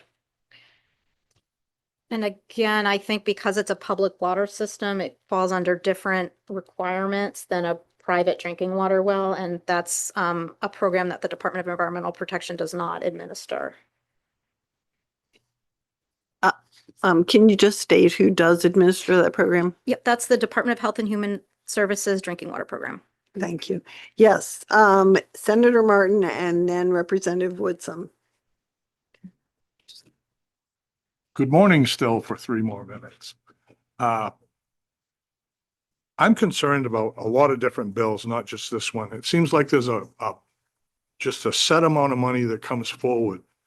And there's no budgeting that we get to see in the bill on how they came up with the amount of money that they came up with. Now, I don't know if you do that or not, but I would like to know why there isn't, I mean, I know that there's some goodness in this. And I'm sure that it's going to cost the DEP a lot of money, but why don't we have a budget that shows how you got to $1 million? I would really like to see that and bills coming forward from the department. Can you tell me how you came up with $1 million on this one? So this isn't a department bill. I can't really answer where that number came from. What I can say is that we did provide some financial information in the report that we submitted last year, the 2025 PFAS report, and that talks specifically about the sludge and septage investigation, the LD 1600 work. I believe this bill would take in some additional sites. There's probably not as many sites, but there's definitely, we're expecting a good amount of them. But it's really hard to know how much that, at this point in time, it's really hard to know how much that would amount to. Okay, Mr. Tartikoff, do you have those numbers? I wasn't involved in the drafting of this bill. I think the sponsor can speak to that. Okay, thank you very much. Representative Woodson? And is your question directed to Ms. Miller? I believe so. Okay, thank you. To piggyback off Senator Brenner's question, asking about reparations, help funding the cost of what's being done here. This bill is addressing, I believe, Brunswick, right? Brunswick area or the whole state? The whole state? Okay. All right. Does this bill or any other bill we've had before us address on who caused the pollution and have they been held financially responsible? So it might be a kind of a long answer, and I apologize for that, Representative. When it comes to sites like the Brunswick site, I'm going to use as an example, that is already that site is already managed because it's part of a federal CERCLA site. So we have a specific pot of money separate from all the PFAS money that really oversees that. Now, when the emergency happened at Brunswick, we were unsuccessful in getting our federal counterparts to just fork over money to help with the situation. And we saw it as an emergency. So we were able to pull some of the money from the funds we had for PFAS, even though it wasn't part of the initial expectation of the use of that fund. We felt that was prudent use of money, and we hope to recoup that money at some point from the federal government. In terms of the sludge and septage land application sites, we don't really have a program where we're individually targeting who's responsible for each site where land application took place. And the reason for that is because it's really difficult to pinpoint. A lot of times you'll have a field or two where there's 5 or 6 different sources. Some of them might be land application. Some of them might include more than just land application. And so that would be a really, I would say, I don't want to say burdensome, but it would be very heavy lift for the department to actually do all of that hydrogeological analysis. And there's no guarantee we'd ever even get money back for that. So instead, the state as a whole has sort of taken the bigger picture approach of filing a lawsuit through the Attorney General's office to address PFAS contamination, and that addresses the land application sites. So I think the short answer is the state is trying to, do as much as it can to get responsible parties to pay where possible, but it's not a quick and easy process, and there's multiple different kind of avenues to pull from to get to that point.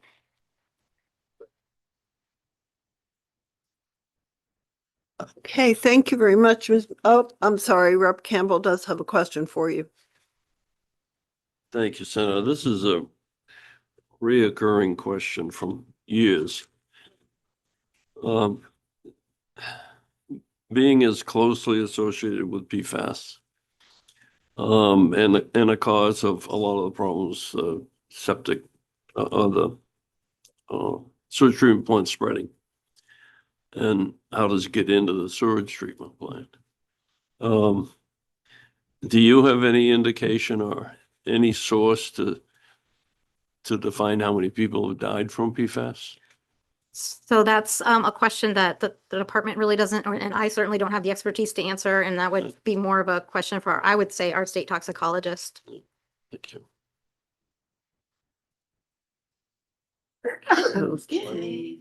Okay. Any other questions for Ms. Miller? Seeing none, thank you, Director Miller, for being here. Thank you. And I will ask, because I believe there are questions we have for the sponsor, that the sponsor would step up to the podium and join us to talk about his amendment and his intentions with this bill. And then after he explains what he chooses to explain, we can ask him questions.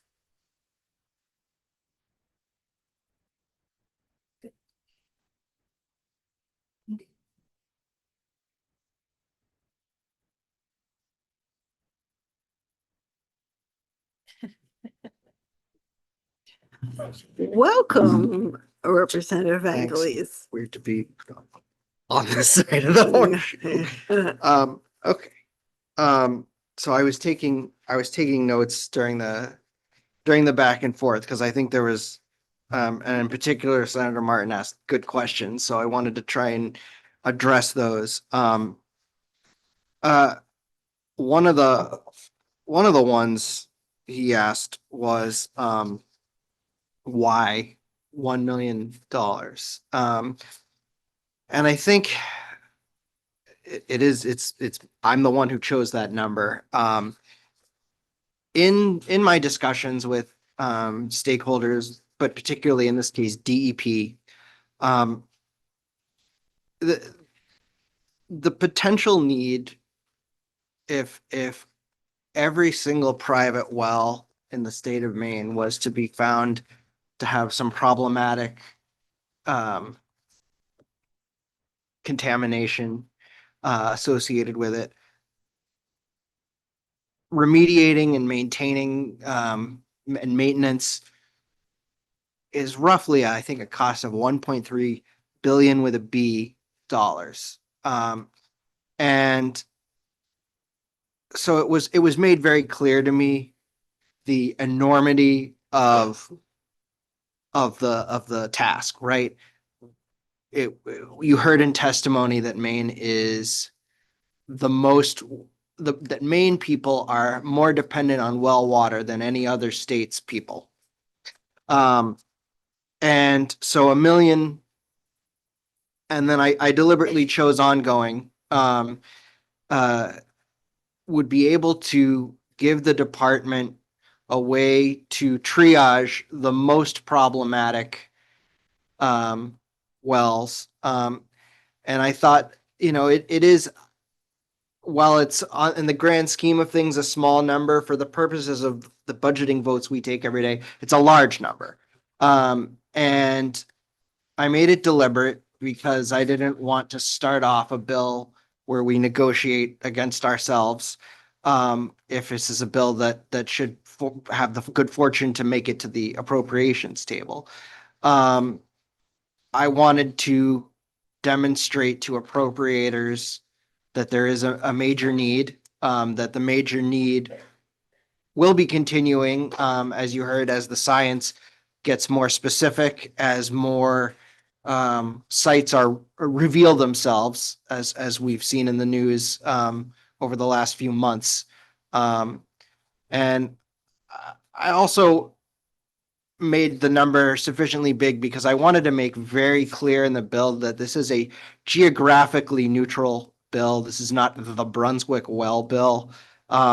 That was extremely important to me as a legislator, to make it very clear that the intent is not to do some sort of,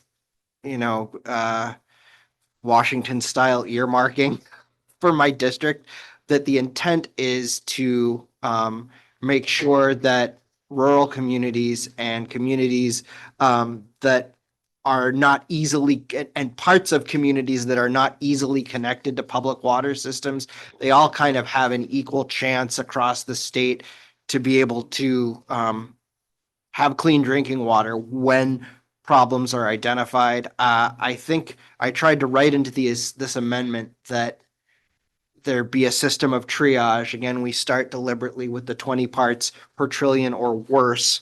And we do that, we spell that out in the statute instead of leave it up to rulemaking simply because of the time it takes to do the rulemaking process. And so it's $1 million ongoing.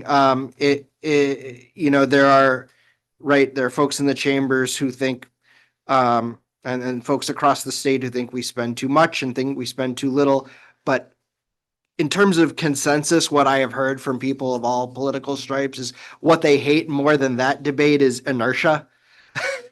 And inertia from us, the government. And so I tried to make this as streamlined as possible so that the department could get right to it if we're so fortunate to get some of to incorporate this into any funding we might provide the public for this coming fiscal year.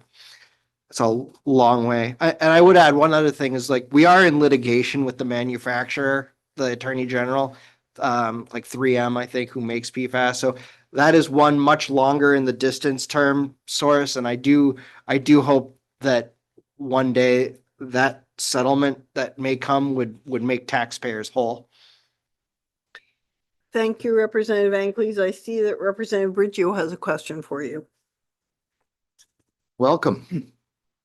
Nice to see you, Representative Briggio. When you say 1.3 billion, Representative, can I assume that's not just PFAS contamination? It's everything. That's everything from arsenic to Yeah. whatever statewide. Yes. And I do, I'm getting a head you shake. raise a good point because the chart that the Bureau of Water Quality brought to us just now is particularly helpful because some of the work they can do for remediation, and I spelled this out in the sponsors amendment, also it has the 6 different PFAS identified, but it also talks about inorganics and general potability. And so there will be side benefits to this, and it's people who may not have PFAS problems, but or they may have PFAS problems, but additionally they may have arsenic problems, and there are some of the devices that may be paid for could potentially address both, which would be an even more efficient use of the money, which I'd be excited about. Senator Martin. Yeah. Thanks for addressing that thing. And the $1.3 billion that you came up with, I divided that by the $450 per well for testing the whole thing and came up with 3.2 million wells. I think there's a lot of water systems like Sebago Lake and other places where they're taking water out of aquifers that lower the amount of private wells quite a bit. And I take my hat off to you for what you're doing with this, but at the same time, I'm one that likes to see a budget to go along with an amount of money, not an amount of money thrown against the wall to see who's below it to grab it. I won't be supporting it for that reason. I just don't know where it's all, I can see that some of it's gonna go to the DEP. And if it had been pointed right at the bad spill that you had in your district to monitor those wells for an ongoing period of time, I could support it. But just to go off in different directions without a true budget and something looking forward, I'm gonna have to vote no on it. And I appreciate the work you did on it. I certainly respect that choice. And you know, I too thought about how nebulous it can be to think about all the different needs that may come before DEP with respect to private wells. So I understand that we don't know in advance, line by line, who's going to call and what they need. I would just say, to the best of my ability, I tried to spell out appropriate uses that DEP would be able to use this on, so that we control for potential misuse and potential waste. That was my hope. You know, I would have, you know, if I had my druthers, I would have put much more money into this than I had. But knowing that this is a time of fiscal mindfulness, this felt like the middle ground to me. Thank you. So I appreciate your choice. Senator Brenner. Thank you, Madam Chair. I don't have a question for the bill sponsor. I just have a remark. I think that's fine. So Representative Ankleys, I just want to applaud you for bringing this forward, because when I turn my tap on, I expect that my water will be clean. And I have tested my well because there was spreading near to my farm, and it is clean, and I'm grateful for that. If it wasn't, I would have appreciated a program like this. And colleagues, I want to point out to you that we have programs at the DEP that we set up without clarity about the longevity or the number of incidences that were going to come forward that were going to cause harm. Let's think about the hazardous, the oil cleanup program. So we collect this fee from gallons of gasoline that are sold or oil that's sold, and we use that for hazardous waste cleanup in people's homes when their oil tank gets too old and cracks open. That is a godsend for families who do not have the capacity to come in and do it themselves. It's also really well run and it's effective. In fact, one of our own senators who used to be on this committee was able to utilize it effectively. And it was, it's a really important program to have in order to keep our waters and our soils safe. The other one that I had to use when my child was a year old is the lead abatement program. I had no idea I was moving into a home with lead, and I couldn't leave the home. I had nowhere else to go. So we set programs up all the time, but we cannot fully estimate what the long-term costs are going to be to society of contamination, but it is our obligation as a legislature to address what we do know and be able to have something set up so that when people find themselves in the unfortunate situation of turning their tap on and knowing that it's contaminated, someone shows up to support them. That's us. That's the state of Maine. That's our obligation. So yes, $1 million. Do we know if it's enough? Do we know if it's too much? No. If it's too much, then in a few years, our future selves will address that in a budget process. And we'll say, hey, we think we put too much money in there. Let's pull it out. If we haven't put enough, we'll be back here having this discussion again, and we'll be asking for an additional allocation. But it just eats me up that we can't say yes to clean water. Okay.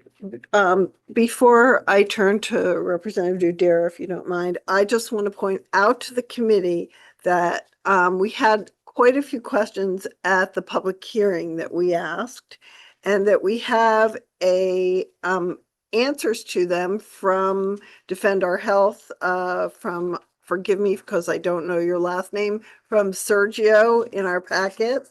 And we also have present with us the director of the CDC's drinking water program.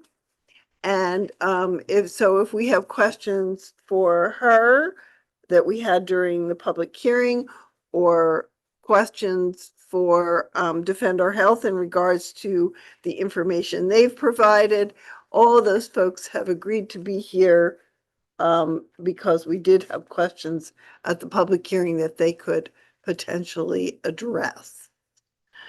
So are there any, yes, Representative Dudera. Thank you, Madam Chair. Thank you, Senator Brenner, for articulating that so well. I think that was really well said and very important to hear. I want to move on to pass as amended because I feel like this is a program that is going to really address some gaps. I was a little skeptical the other day, but not skeptical, but I mean, I just wanted to make sure that this was being covered and that wasn't being covered, and that we really were setting up a program that was definitely needed. And it is definitely needed. So, I mean, I looked through the information that we got from Sergio. Thank you very much. And heard the testimony the other day. And so I move on to pass as amended. Okay, I heard a second down there, 1 second, but before we do that, do we have any more questions for the sponsor? Do you have a question, Rep. Woodson, for the sponsor? Okay, please. So I'm clear, Dan. This bill is for the statewide. Is that correct? That's correct, Representative Woodson. And it's interesting, if I may follow up, on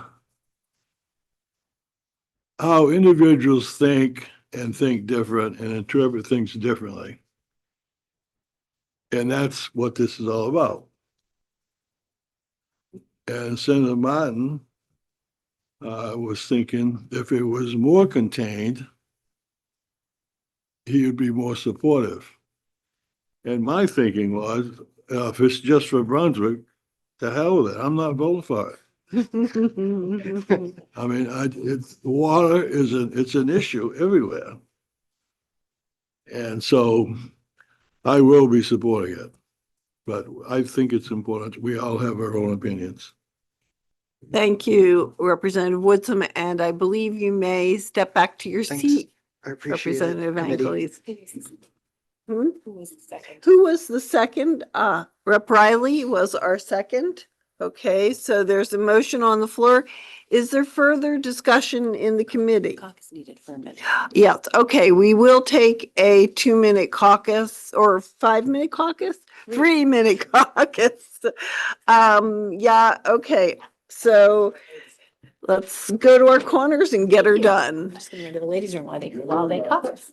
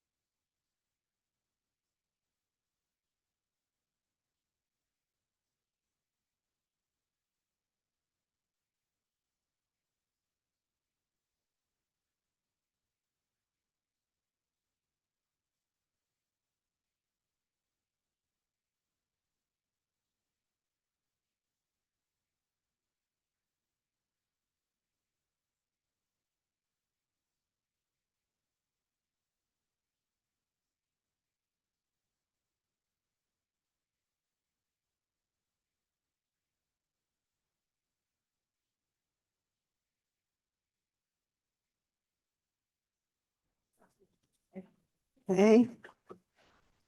Waiting for the rest of the committee members to be seated. We do have a motion on the floor of ought to pass as amended, and it's been seconded. And is there any further conversation before we go to a vote? Right here. Yes, Rep. Campbell. Thank you, Senator. We're pretty concerned about, the budgetary ramifications of this. So could we have the commissioner come up and talk to us about any thoughts to the implication of this? Especially where it's so statewide. What are we getting into without a budget? Would you like the commissioner herself or Ms. Miller, who's actually more likely to be in charge of the program? Their choice. Okay. Up.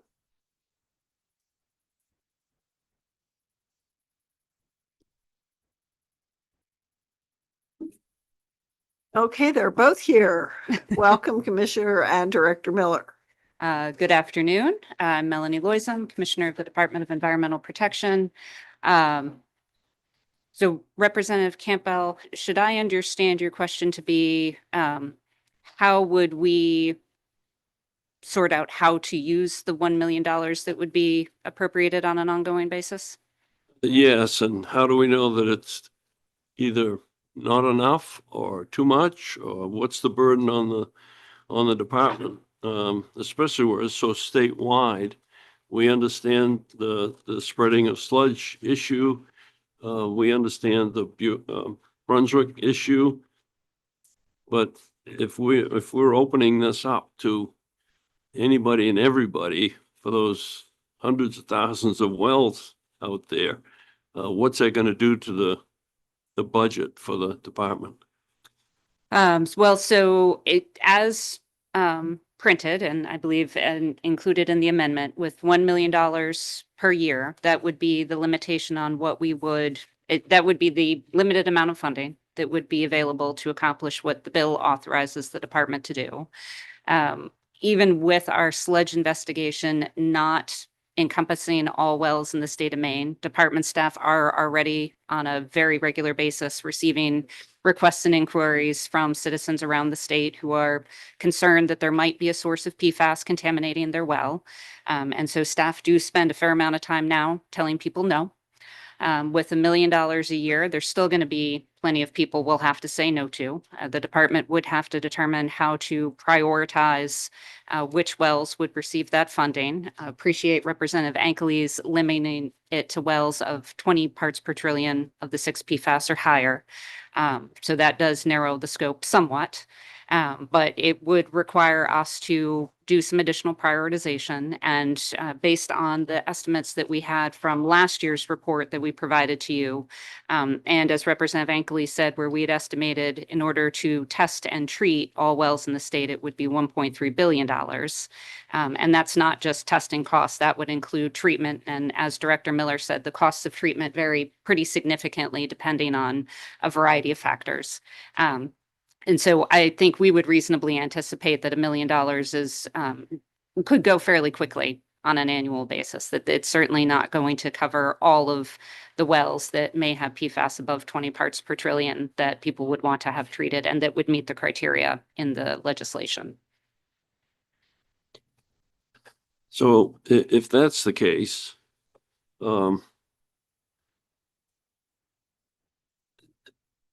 even the ongoing isn't going to help if we address the full state and all the wells.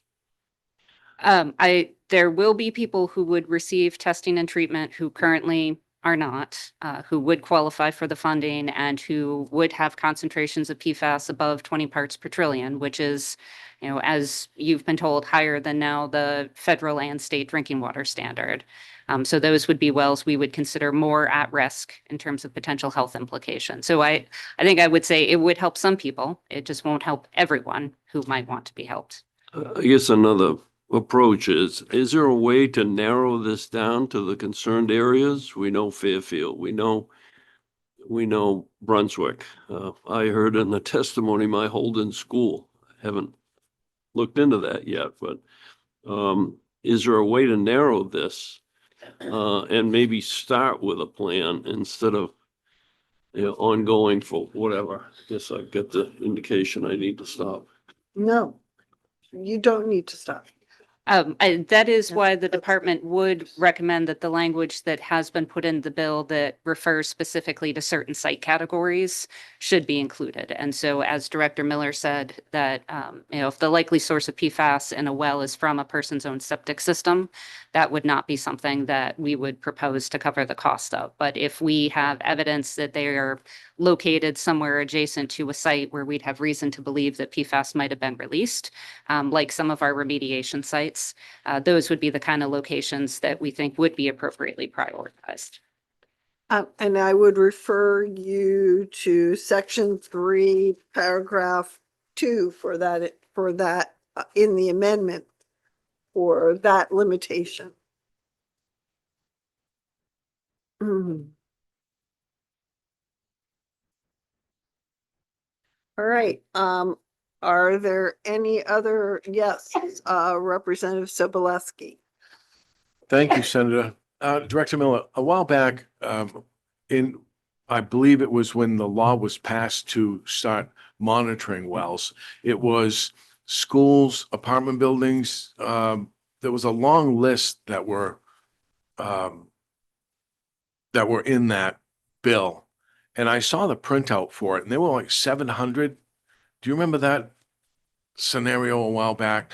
They were testing all over the place.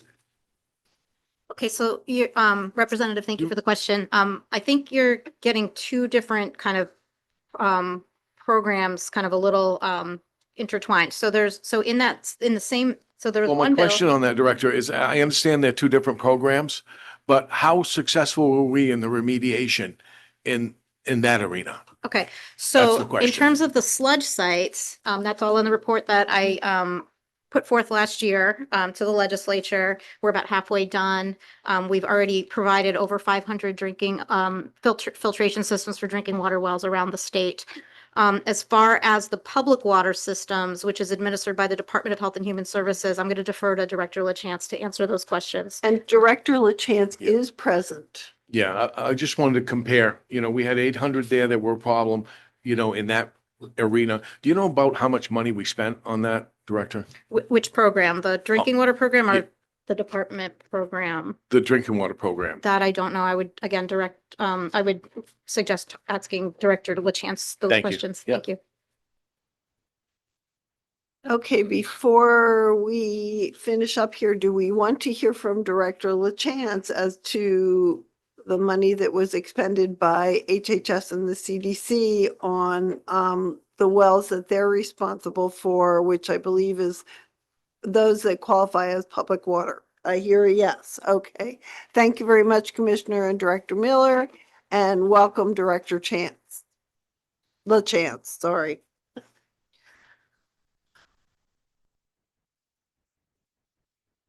Thank you for being here, Director. Okay, and go ahead, Rep. Thank you, Sobolewski. thank you, Senator. Good to see you again. It was you that I came Absolutely. and met with Absolutely, to yes. review all of this a few years Yes. back. So you're very aware of what I'm talking about. Yes. I'm curious as to how effective we were on that program. It's kind of similar to this. We're going to Yes. identify it's just public as opposed to private. So how did we do and how much did we spend? So a bill in 2022 required the sampling of around 750 public water systems. So all community water systems where people are residential, are drinking, both municipalities and things like condo developments, mobile home parks, that type of thing. Those all had to be sampled, as well as schools and childcare facilities. Those were all sampled. Those were not funded to be sampled, and we were not funded any positions. So the public water systems themselves were responsible for paying for that sampling. They all did it, and we got all of the data.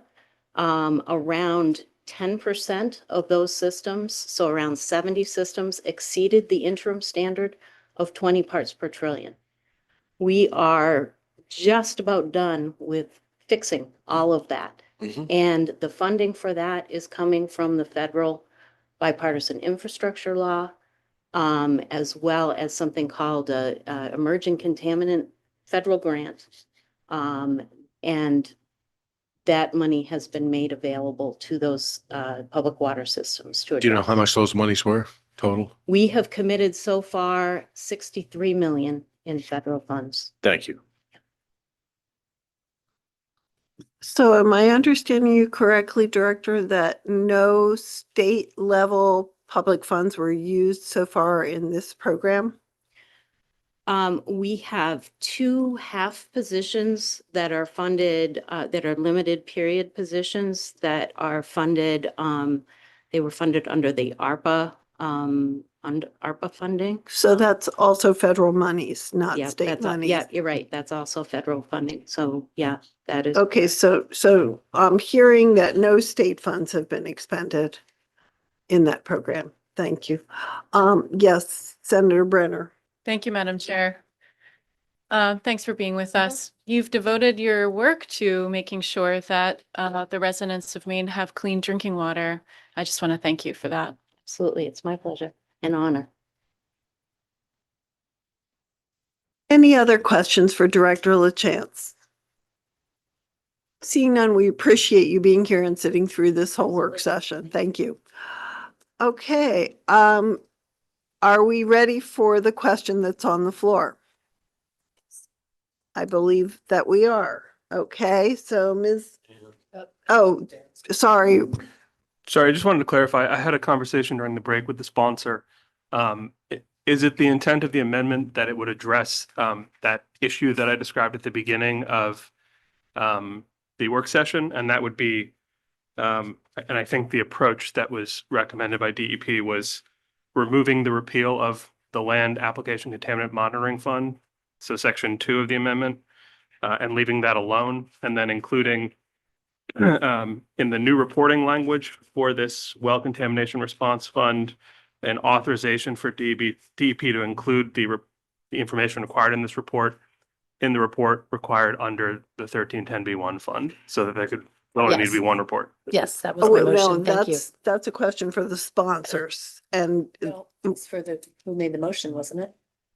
no, Could be first, for whoever wants to answer. I believe first the sponsor has to agree to it and then those who participate in the motion. So, Someone's talking to the sponsor during the break. Okay, so if you were, Senator, Madam Chair, if you were asking about my intent is, I do hope that the person who made the motion does include the suggestion. from the analyst around how the drafting should take place in their motion. And so that's all I had to say. Thank you. And so I hear. Consider it done, Representative Egley. Okay, great. And then Rep. Riley, you were the second on that. Do you accept that as well? I accept. Okay. And did you have something more you wanted to say, Rep. Campbell, before we go to the vote? Yeah, I think so. I guess my concern is that we really don't know what it's going to cost to address this. Where it's so broad, including over 100,000 wells that may or may not be affected, that it almost projects that the state better be concerned about everyone's drinking water, and it's something that may or may not be something to fear. So I'd like to see it narrowed. I'd like to see a budget. Ongoing is a bit of a question to me as well. So at this point, I probably will vote no. Okay, thank you, Representative Campbell. Okay, Ms. Malsbury, I believe we are ready for the vote.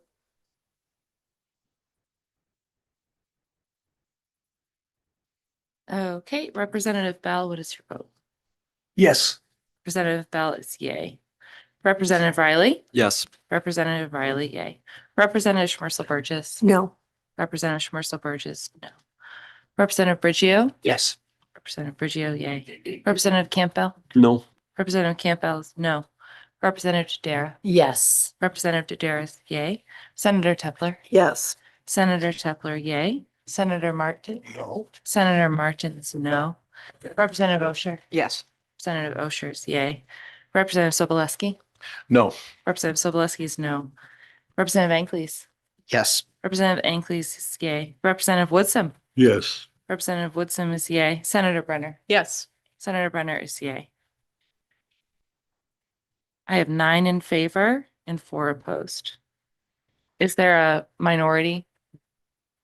Ought not to pass because there's no budget. Ought not to pass because there's no budget in the bill. Okay. Thank you. Thank you. All right. So it is now 12:47. We are finished with our work session. Yes, I'm sorry, Dan.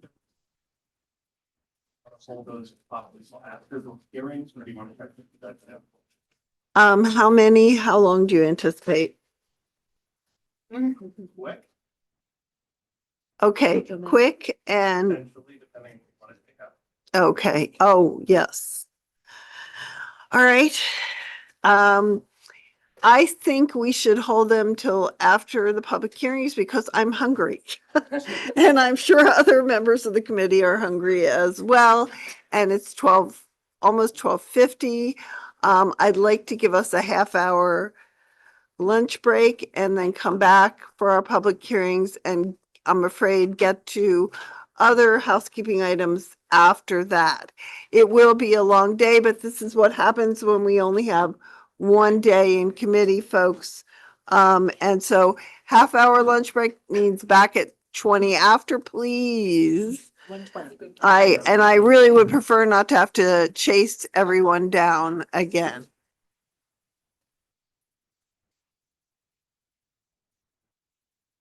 Yeah, I'm hungry. Yep.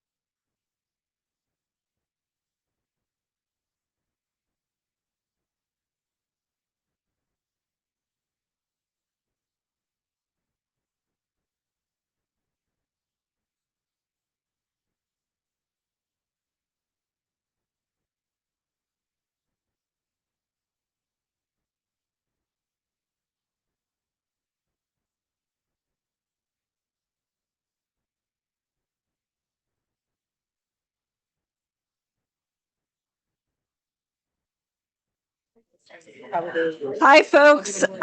Thanks for being here. I'm sorry, but currently neither of the sponsors of the two bills we're supposed to be hearing this afternoon are present. Yes, I was making an announcement that neither of the sponsors of the bills we're supposed to be hearing this afternoon are present. So we are waiting for them. And I just want to apologize for the delay. Members of the committee, enough of us are present, but no sponsors. So yeah, so go back to that conversation. Thank you.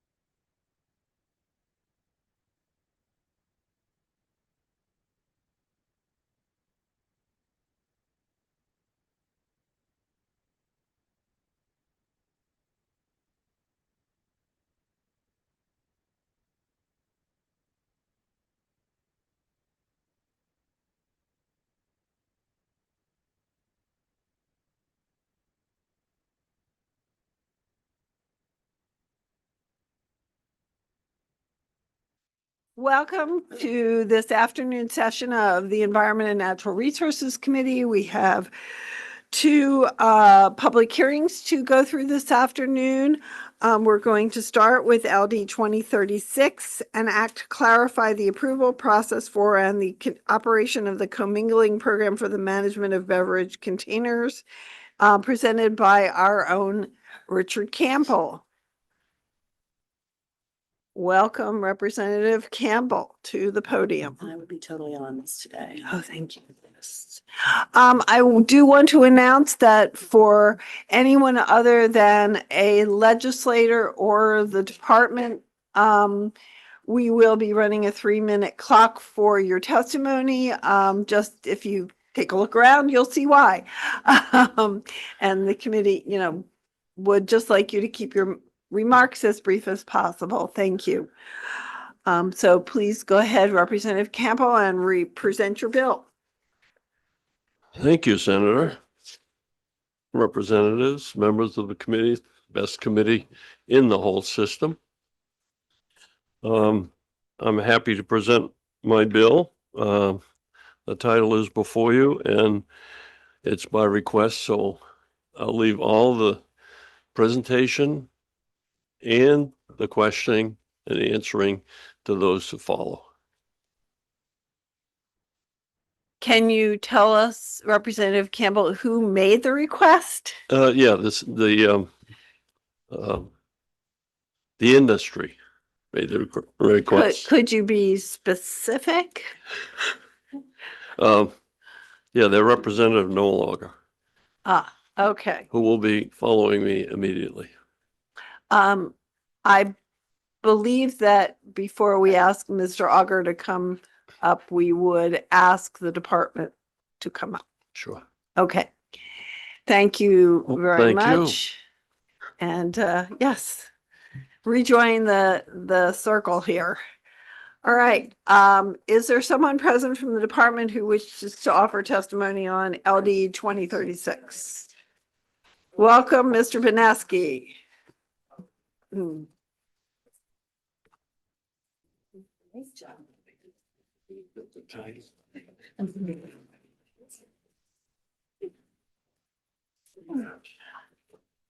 There's those. Thank you. Thank you.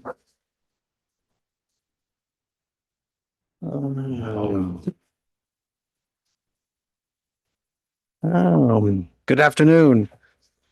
Senator Tepler, Representative Dudera, and members of the committee. My name is Brian Beneski, and I am the Supervisor of Recycling Programs at the Department of Environmental Protection, speaking neither for nor against LD 2036. So my testimony is based on the original version of the bill, not the amendment that was sent yesterday afternoon. The department has not had a chance to fully review the amendment, but will do so and be prepared to discuss it at the work session for the bill. The original LD 2036 proposed 2 changes. The amendment proposes many more to the beverage container redemption program. It would allow the commingling cooperative to delay the commingling of beverage containers by material type, size, and deposit value, rather than by commingling group and material type, size, and deposit value, until such time that initiators of deposit, IODs, have provided auditable beverage container sales data to the cooperative. Additionally, it removes the department's processing and approval of the cooperative's operations plan from the department's requirements outlined in Department Rule Chapter 2, Processing of Applications and Other Administrative Matters. The department is neither for nor against these changes. However, the department would like to point out several items for the committee to consider. As written, LD 2036 will require a full transition from sorting by brand to material type, referred to as full commingling, by October 1st, 2026, only if 90% of IODs submit audible sales data by June 30th, 2026. Requiring audible sales data prior to full commingling will likely delay implementation of this program for an uncertain amount of time, and as it is unknown how many IODs collect what would be considered audible sales data. Unless there is a specific definition and an incentive or target date requiring OIDs to start collecting this data, it is possible that this requirement may never be achieved. Since there is no definition of audible beverage container sales data, or any indication as to who is responsible for this definition. This goal is open to interpretation and will lead to uncertainty within the regulated community. Finally, it should also be noted that the share of beverages on the beverage market belonging to individual IODs varies considerably. A few IODs contribute to a large percentage to the market, whereas a large number of smaller IODs each contribute only a small percentage of containers. Therefore, the number of IODs reporting auditable sales data is not reflective of the extent to which beverages sold are being accounted for within the beverage container redemption system. If this bill moves forward, the department recommends the following: providing language to incentivize or require a target date upon which individual IODs must begin to collect and report audible sales data. Provide language to clarify that full commingling must occur within a given time frame once the 90% reporting goal has been reached, and provide a definition of audible beverage container sales data. Maine's beverage container law at 38 MRS 3107 3-B C1 establishes procedures for the department's review of the commingling cooperative's operations plan, including steps for final approval of the plan if the department requires the cooperative to make revisions to the plan. This paragraph authorizes the department to approve a revised plan subject to the implementation of specific changes required by the department. In other words, if the department determines that the plan does not meet the requirements of statute, the department may impose specific changes in the cooperative's plan and then issue a final approval. LD 2036 specifies that approval of the plan submitted by the cooperative would not be considered to be a license or permit decision or other final action of the department, in accordance with provisions outlined in the department's Chapter 2. It is important to consider that Chapter 2 was developed to ensure there was a specific, defined process for the department to review applications and issue department decisions in order to provide consistency. By following these rules, the department provides clarity to the regulated community as well as transparency. As part of this process, Chapter 2 also provides a pathway for any applicant that wishes to appeal a final agency action. If the approval of the plan is no longer subject to the rules regarding the processing of applications, the commingling cooperative would no longer have a venue to challenge the department's decision on the cooperative's operations plan. It is unclear why entities that will be required to follow the department-approved operations plan would want to eliminate their ability to appeal changes in the plan that may be imposed by the department. Thank you for the opportunity to testify before you today. I would be happy to answer any questions from the committee, both now and at work session. Thank you, Mr. Vineski. Question from Representative Angeles. Thank you, Mr. Reneski, for being here.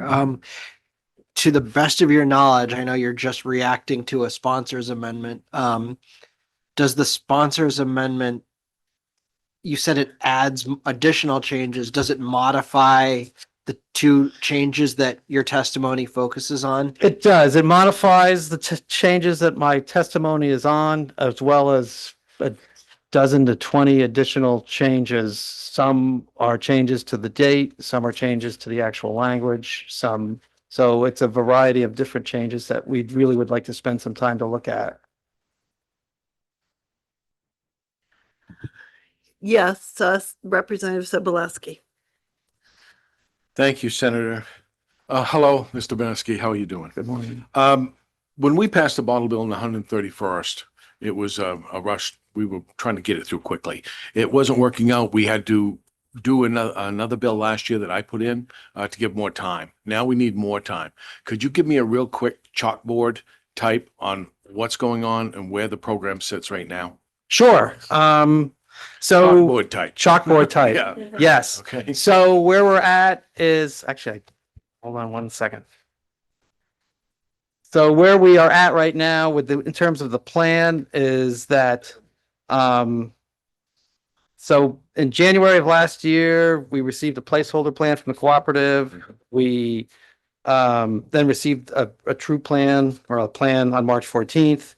In July, we rejected the plan. They submitted a revised plan on September 12th. since that time, and during October to December, we had a working group with the cooperative to make revisions to the plan. We then sent a revised plan on December 1st. They sent their revisions to the plan on the 12th. And then we've sent since a draft order and plan to the cooperative on the 13th for them to review. And they are to get back to us by January 19th. So that's where we're at with the cooperative approval of the cooperative and development and approval of the cooperative plan. In terms of the operations, all the commingling groups are operating, so all the redemption centers are no longer sorting anything by brand. It's all by commingling group at this time. And the goal still to be reach full commingling by the date in the statute of October 1st of this year. Follow up, Senator. You said delay of the commingling beverage containers. How much of a delay are you actually talking about here? Well, so that's so again, it gets to the way the original bill was written. It was if they submit, they didn't have to commingle in October if they didn't submit data by June 30th. But then there was no, I'll call it no follow-up. So there was nothing that said, well, if you do it by 30 days, then if you get that data in, there's no target dates in the original version and no penalties for if you don't make this happen. So it was kind of the way it was worded originally, it was open-ended. Thank you. Mr. Benesky, I confess I'm enormously frustrated and a little puzzled about why the department isn't taking a stronger stand against this bill, which walks back a lot of the hard work this committee did in the last session. And you have several serious objections to the bill, I feel, and yet you're taking an either for nor against stance, which is frustrating to me. And I wish you could speak to that a little bit. Sure. So I think in terms of, we are taking an either for nor against, I guess, because it is, we still see the goal of commingling by, so the bill does the two things. One, the original bill, it makes the commingling based on the data, sales data. And I guess for us, we are in support of trying to make things happen by that October date. And honestly, I guess we're just saying, but if they make the case that they can't reach that, get that data together, that it's kind of up to the legislator to make that decision if they want to push the date. And regarding the removal of the process from Chapter 2, again, it's for us, we don't necessarily see why they would want to do it. And I guess we're allowing you to make the decision if that's the way you agree. Yeah, okay. All right. I thank you for responding on this. I realize this is the time for asking questions, Sure. so I may end with, that Socratic piece, but I am quite frustrated. The bottle bill is one of Maine's signature waste management and good waste management pieces. And we made changes to keep the centers that take the bottles alive when they were all going away. But we haven't been able to get there from here. So what do you suggest?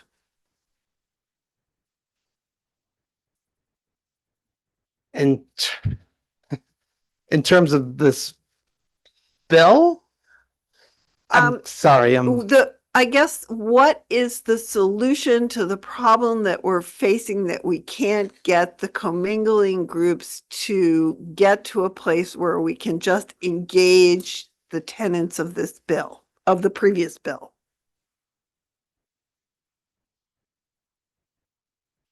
Well, we ourselves we're working, we are working with the entities that make up the cooperative in order to get them to get the plan going. If this, I mean, honestly, if this bill doesn't happen, we're still moving forward with the idea that they got to meet the requirements that were set in the original statute. And that's what we've been working towards with them, particularly with working out the details and getting the cooperative plan going, so they will be able to implement it. And so in terms, so just to, I guess, summarize this is, we're generally happy with the status quo. It seems to be working that way. But if the industry has issues with the statute that they want you to consider changing, then that's your prerogative. Okay.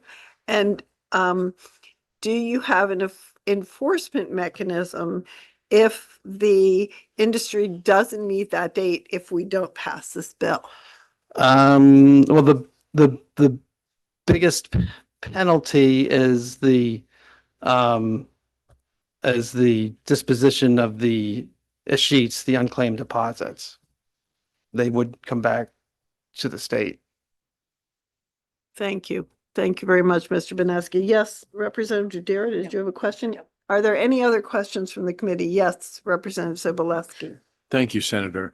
The delays and the additional work it's costing the department, is it put any financial strains on the department, or are you guys able to just absorb it all?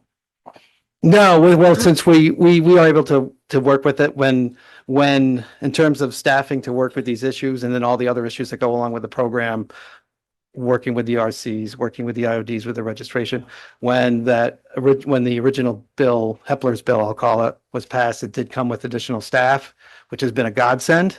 Because prior to that, it was understaffed. But so right now we do have the resources to get this working. So we feel that we're set. Follow-up? Thank you. Yes. Thank you, Senator. How is it working with the commingling groups? Are they responsive? Are they there? Are they, working with you? We are working with them. Yes. We're working with them. Are they working And with they're you? working with That was the us. question. Yes, we are working together. There are issues that there are issues. So a lot of the issues that have come up and I think you'll hear it, has come up with, we've asked them to meet certain things that are outlined in statute. And I think there's some of those issues that are outlined in statute that they would like to see changed. Thank you. Are there any other questions? Oh, yes. Great. It's good to see you again, Mr. Thank you. Benesky. Thank you. I think. So this amendment that we see today, I think we've seen it for the first time today, is 15 pages. And I heard you say that you've just seen it. We've seen it. We saw it as of yesterday afternoon yeah. What would be helpful for me as a committee member would be to see, when you've had the time to do it, an analysis of everything that's presented in this revised version of the LD that we have under consideration today. In other words, this is what it says, this is what it means, this is what we think about it. Right. And we can provide that for the work session. Okay.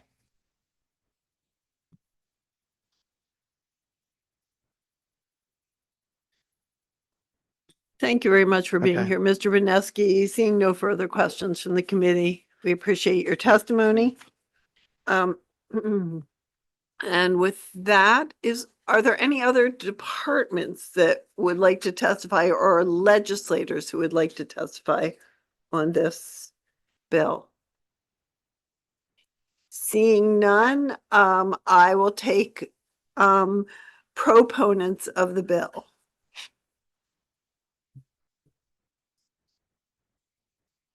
Welcome, Mr. Auger. Thank you, Chair Tepler, Chair Dudera. My name's Newell Auger. I'm a lawyer at Pierce Atwood.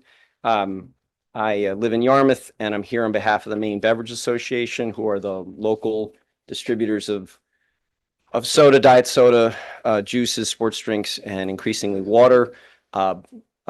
We did ask, I should say, in my capacity as registered agent for the MBRG, which is the new cooperative, which includes representation from all of the 6 commingling groups. We asked Representative Campbell if he would put in this series of changes, and we appreciate his doing that and this committee's time in reviewing this, and the departments. We brought this idea to the legislature 2 years ago. We obviously worked with environmental advocates and the department and stakeholders, but ultimately the idea of ending brand sorting and moving to material sorting was an idea of the initiators to try to control costs in the bottle bill. That was our idea, and it was our effort to try to move that forward. We still believe that is a achievable goal and one we want to achieve, working with all of the other folks and stakeholders in this process. These the changes that we presented to you are oriented largely around 4 principles. The first is to try to continue to pay redemption centers on time, in full, as we've been doing for the last 20 years as commingling groups, without any delay or inefficiency in that payment. The second is to make sure the department gets the data they need, and indirectly the cooperative. And when I say data, I mean specifically sales data.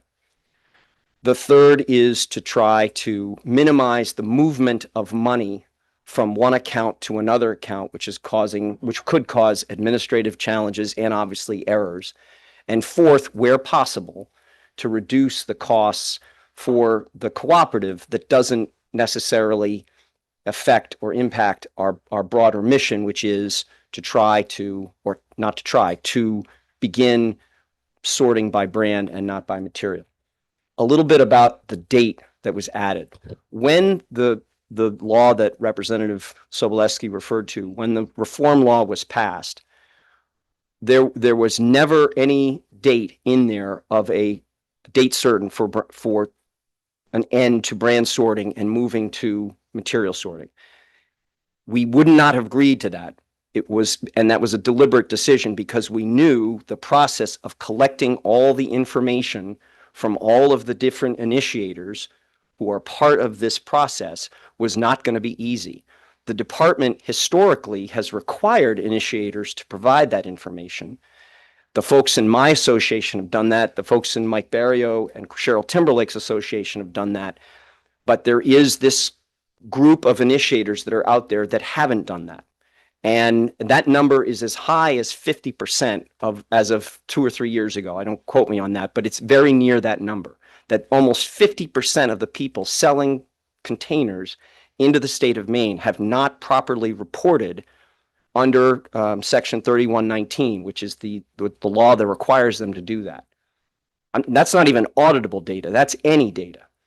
And if I can say one thing to you today in the next, hopefully not more than 3 hours, that you will remember, it is this. In order for us to properly allocate costs in this new cooperative, in order for us to properly figure out each initiator's proper amount of unclaimed deposits, we have to have sales data from those initiators.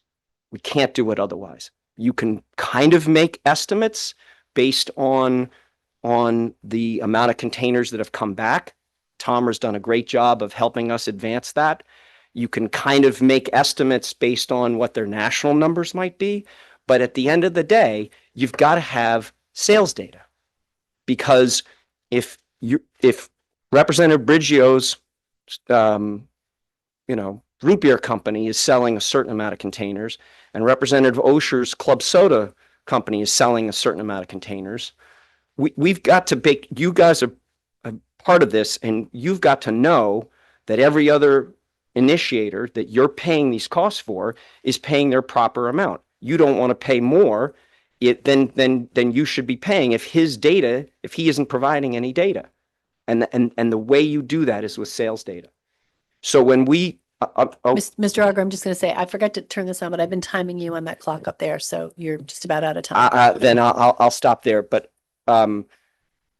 again, that is the reason why we put in the language, and we have amended it, the language that says, if you want to do a date certain commingling, we wouldn't have come forward with this idea of doing full commingling if we didn't want to do full commingling.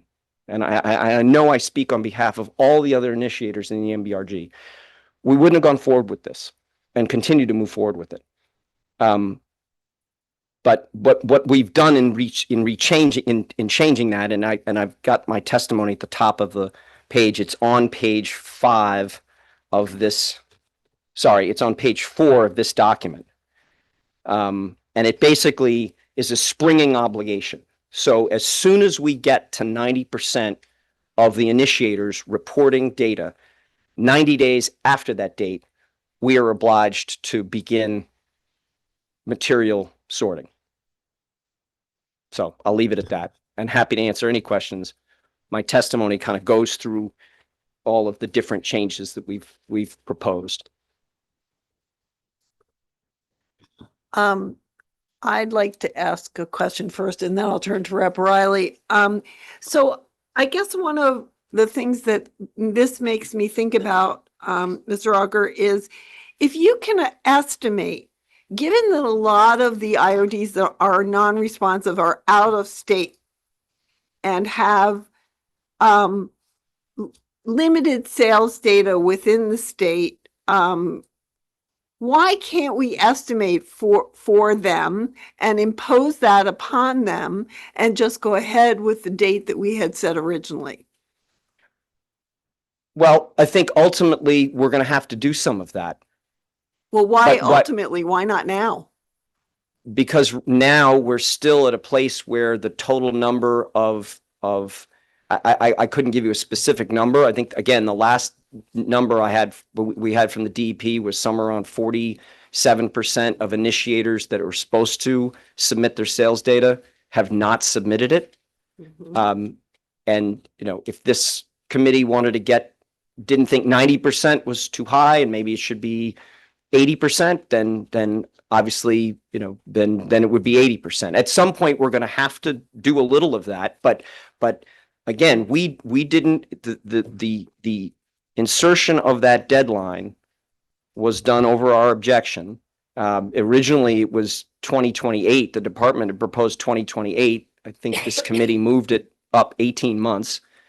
At the very least, if you're going to hold us to that deadline, at least give us some data to work with, or some modicum of data to work with, so that we can fairly allocate the costs. And what if we gave you permission to unfairly allocate the costs and to burden those who are not responding? That would be great, but I think what would be more valuable is for the department to take an enforcement action. Remember, we're a private organization, so we can't just go out and issue fines to actors in the marketplace. But the department does have that authority and has used it in the past. So for instance, if that can of Spindrift that you have did not have the 5-cent indicia on the top of it, the Department of Environmental Protection, could go to every store and say, we are pulling Spindrift off the shelf because you don't have that initiation in data on there. I don't think it would take more than 1 or 2 attempts, 1 or 2 actions, if the department were to go to any of these initiators that are not sending in their data and say, guess what? You are not allowed to sell your product in the state of Maine until you send the cooperative your sales data and report it to the DEP, which, and by the way, that's already in law. 3119 actually requires that. So if there was an enforcement action taken on 1 or 2 of those initiators, I would imagine the word would get out very quickly that they would need to get that data in. And then you could meet the date that we are specified last session. again, I don't know how quickly they can take that action and how quickly the responses would come in. That's why we never agreed to the date. I think there is some intellectual, there's some justification for having it being a spring date. How quickly we get there, I don't know, and that's why we always left it open. But if folks want to, be assured that within a certain amount of time that we get that data, that we begin brand sorting, that's fine. And if 90% is not the number, hopefully it would be close to that. But again, I get back to the first point, which is we never would have come forward with this idea if we didn't want to do it. Yes, I understand that, and I will give Rep. Riley a chance to ask his question, although my last comment, which is part of my question originally, is I'm still confused. The 90% doesn't allow us to set a date. And for me, that loss of control over making something happen is something I'm concerned about. Do you understand that? I do, but again, we never, the reform law that was passed 2 years ago did not have a date, and that was deliberate. So the insertion of the date was something that was not part of the broader agreement. We understand that's where the legislature is, and we're not gonna frustrate that, but we need the data. We need some effort to demonstrate to initiators that are not following the law that they've got to follow the law, because that's the only way we can properly apportion the cost. I realize it's a chicken and egg conundrum, but. Okay. Rep. Riley, sorry. No problem. Thank you, Mr. Auger. I haven't gone through the entire 15-page amendment here, but the department did flag one of their concerns was that the definition of audible beverage container sales data, that there is none. Is there any definition in this proposed amendment? And then if so, how will ensure that it will not lead to any uncertainty within the regulated community? I don't want to speak for the whole MBRG. I'm not a voting member. Members of my group are. And maybe it would make more sense to simply strike that word auditable. And maybe that's a little bit, I could see how folks might see that as being an interpretation that would slow things down. At this point, Representative Riley, there are enough initiators that aren't sending any data that frankly, even a silly wild guess at this point would be accepted. Just a mere recognition that they need to send that data in to the department and to the cooperative. So I without negotiating on behalf of the group, I think striking the word auditable might make sense. Okay. I hope that answers the question. Okay. Rep. Sobolewski and then Rep. Osher. Thank you, Senator.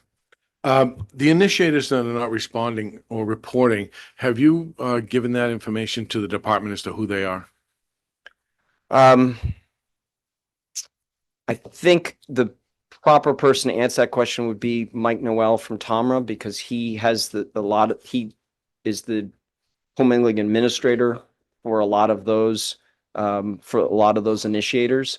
The department already should have that data, because Section 3119 of the Bottle Bill law actually requires every initiator by March 1st of every year to send in the total number of containers they sold and the total number of containers they've redeemed. And so the department should have that. Is he here? I believe so. Yeah, he probably testifying out, and he's a voting member of the MBRG. Great. Follow up. Thank you, Senator. You mentioned a minimum movement of money. What are you talking about? So I'm gonna defer that to Mike Barrio, he follows the credits and debits a lot better than I I'll wait. do. Thank you. Rep. Osher. So I'm new to this committee. I'm just catching up on this, but it's my understanding that we've been We've had a bottle bill since 1978. Yes. We had the goal of commingling since 2003. And since 2003, there were unclaimed deposits that didn't go back to the state that would be something that the state could be using. Manage that money we would be managing, but that money has not gone back to the state to help all of the people who are having bottle returns to be able to figure out this commingling. Rep. Osher, is this in reference to this particular bill, 2036? Yeah. Okay. So I'm saying my understanding. My understanding is this is a bottle bill. This is a bottle bill. I'm telling you what I know about bottle bills, so I can ask him a question. Please this is my process. You have interrupted me many times saying, do I have a question? I'm sorry that this is my process. That's how I ask a question. I'll take responsibility for that. I thought you were maybe on the phone. No, I'm just saying that it seems to me that this bill is all these amendments are just another way to extend that. My kids have become adults in this time that commingling was supposed to be figured out. So can you tell me why it is that suddenly, as an emergency bill, we're supposed to make some change just before we get to the date where your organizations were supposed to take action on something that we've been looking for decades? Okay, so let me, at the risk of not, I'll try to be, first I'll appreciate the question. When the commingling law was passed in 2003, and I was here for that, the state of Maine recognized that the formation of those commingling groups, the state didn't force it across the board. It basically said it was voluntary, but the local distributors, the folks with boots on the ground here in Maine, were able to make that happen. I set up a commingling group for the non-Elks, and Mike and his group and these folks set up a commingling group for the beer folks. And the legislature at that time recognized the investment and the time that was necessary for that to take place. And so they said in statute, if you can commingle, you can keep the unclaimed. We recognize that that's improvement. So we're going to let you keep that money. Wasn't much, but it was enough. It's an offset. With the handling fees alone dwarf that, but that was why they did it. The initiators that did not form commingling groups, that were the ones that if you went into a redemption center in the old days and you saw 500 boxes around, those were all individual legislators, individual initiators. I'm sorry, Representative Osher, and bless you, Representative Duvera. Those were individual initiators that didn't commingle. They had to send their nickels to the state. And that was kind of how it operated for 20 years. 2023, when the handling fee went to 6 cents, we sat down and sort of said, we can't sustain this. And so we came to you and to the environmental community and to the department and to others and said, we've got to come up with something different and better. And Representative Hepler and Crockett both put in those bills. Ultimately, Representative Hepler's bill went forward. Our group supported that. It didn't have a date for full commingling in it, but this is the directive from the legislature. We're obviously not going to ignore it. But what we're asking for is some effort, some force, some imprimatur of some sort to get the initiators who have ignored that for a long, long time to send in that data so that the cooperative can fairly allocate the costs. That's kind of where we are. And I think, anyway, I'll leave it there because I don't want to get too far down the road for the other bill, but that's kind of the iteration of this. I hope that answers the question. It may not have, so I apologize, but. Okay, thank you. Rep. Sobolewski. Thank you, Senator. In your 4-part plan, or 4 steps that you were talking about, reduce costs for the cooperatives. What does that look like? So there are a number of places in this, and I would say it's written as 15 pages, but in our defense, a lot of these pages are blank. There's the total changes are literally summarized on the back of my testimony. They're underlined. There are a number of places, Representative Sobolewski, where the initial draft had required us to do a third-party audit. And maybe that was something that we should have caught. Obviously, when you raise something to the level of an audit, you're now talking, the cost to do that is significant. We've asked the department to consider and the legislature to consider changing that to an independent review. Would not be done by us. It would be done by an independent entity, whether that's the cooperative administrator or some other third party, but something that at least controls that cost. And there are a number of references in here to doing a third party audit for a partial report to the legislature to determine the total unclaimed, determine the total number of sales. So again, we're looking for some ability to at least control our costs there. Because as you know, the law already does require the cooperative to pay the DEP fee to set up $500,000 a year towards the technology fund, $500,000 towards a refillable program, over and above the bags to redemption centers, which was about $750,000, which we've now implemented. So the redemption centers are no longer paying for their bags. Good. And then, your pickup and processing costs, which are in excess of 20 grand a year, 20 million a year. And then the handling fees themselves, which are about 50 million plus a year. Thank you.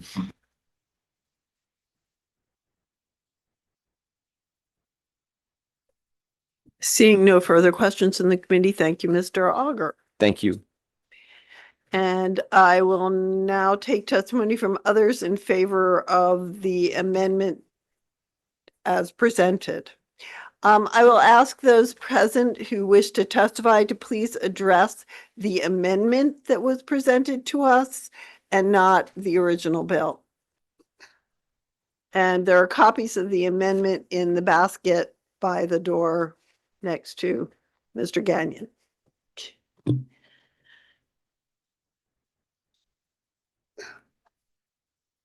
Please go ahead. Good afternoon, Senator Tepler, Representative Dudera, members of the committee.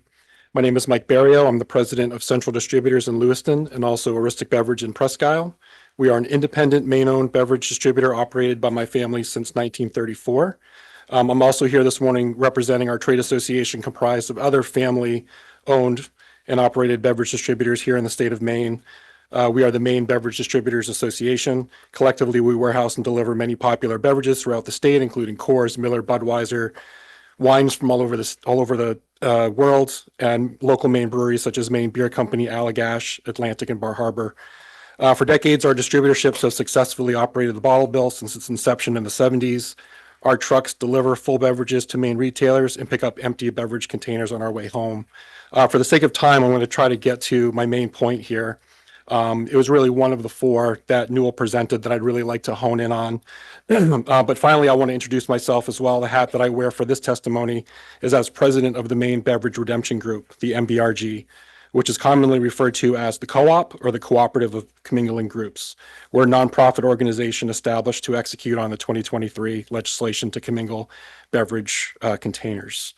We're here today to ask for your support of this bill, as it will help us to work through some unanticipated challenges that we've discovered. So this main point I want to make is on the second page, backside of my testimony, and I'll go right through that. The most significant issue that we have faced is with the strict interpretation that, quote unquote, unclaimed deposits must be deposited and maintained by the cooperative in a separate account or accounts, and seemingly more restrictive, a rule that would require the deposit by the cooperative into and the maintenance by the cooperative of a segregated account or accounts separate from all other revenues of the refund value for all non-refillable beverage containers. The strict interpretation appears to require that every deposit initiated or sold must be funded into the cooperative. This sounds obviously necessary at first, but it ignores the fact that initiators of deposit, like our company, are not only collecting deposits from sales on a daily basis, but we're also redeeming deposits to redemption centers on a daily basis. Therefore, a strict interpretation of the statute would require that I would transfer money to the cooperative that I've already paid out to redemption centers. So our current workaround is a proposal for each group at the end of a period to first transfer the cooperative the refund value of all deposits initiated or sold, even if they've already been paid to redemption centers, only to step two, receive an almost near immediate reimbursement from the cooperative for the deposits that they redeemed.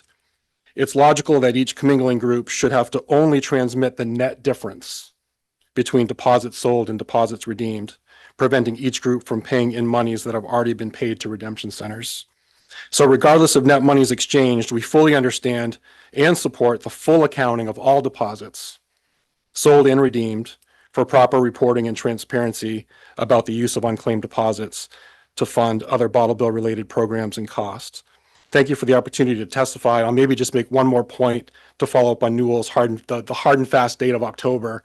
The original legislation didn't have a hard and fast date for us. So we more or less felt like we had a reasonable amount of time, say like a year, and I would call it sales data practice, to get our plan set, to communicate with the world, with all the IODs, is just how we're going to operate, and give people 6 months to a year to practice getting that data in so we could analyze it, so we can figure out how to truly reallocate costs or allocate costs to all the members. But with the last session, I think what we ended up with was, I think it was well intentioned to try to buy us more time, but it ended up giving us that hard and fast date of October 2026, which we're still trying to achieve, but very hard without, we've talked about with others with the sales data. So thank you for your time. Yes, Representative Sobolewski. Thank you, Senator. Hello. Thank you for being here.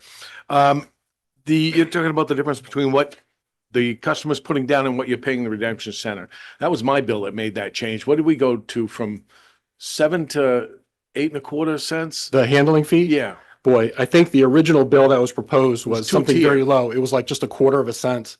And it ended up being an additional half cent to a penny more. So right now it's at 6 cents per unit handling fee, if that's is that what we're talking about? Because I thought that bill was more than that. We did a penny and a quarter, I think, over a Right. a year and a half.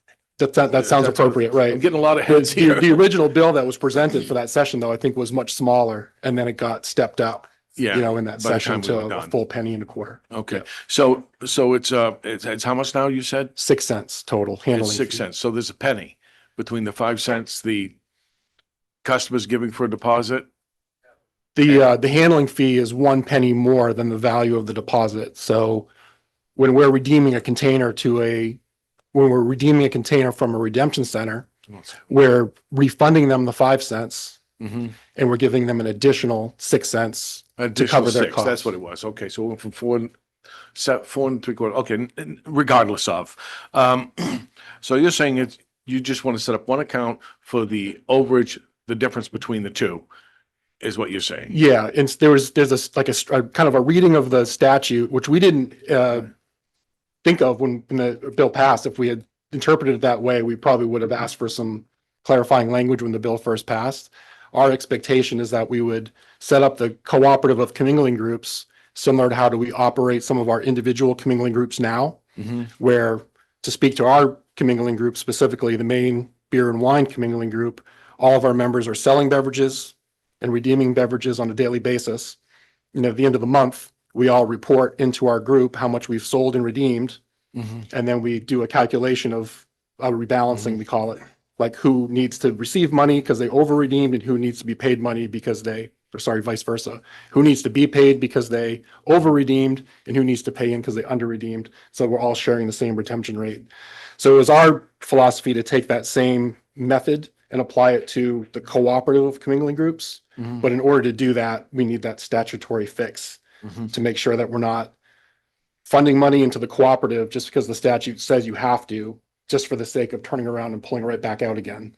But we do expect and we do understand that a full accounting and transparency of deposits sold or deposits redeemed for the sake of accounting for unclaimed, which is very important, needs to be happened. But as far as funding goes, it's really the net difference that would move between bank accounts. Thank you. Thank you for that explanation. I was concerned about the sheets, so I appreciate that you recognize that. Questions? Yes, Representative Angeles.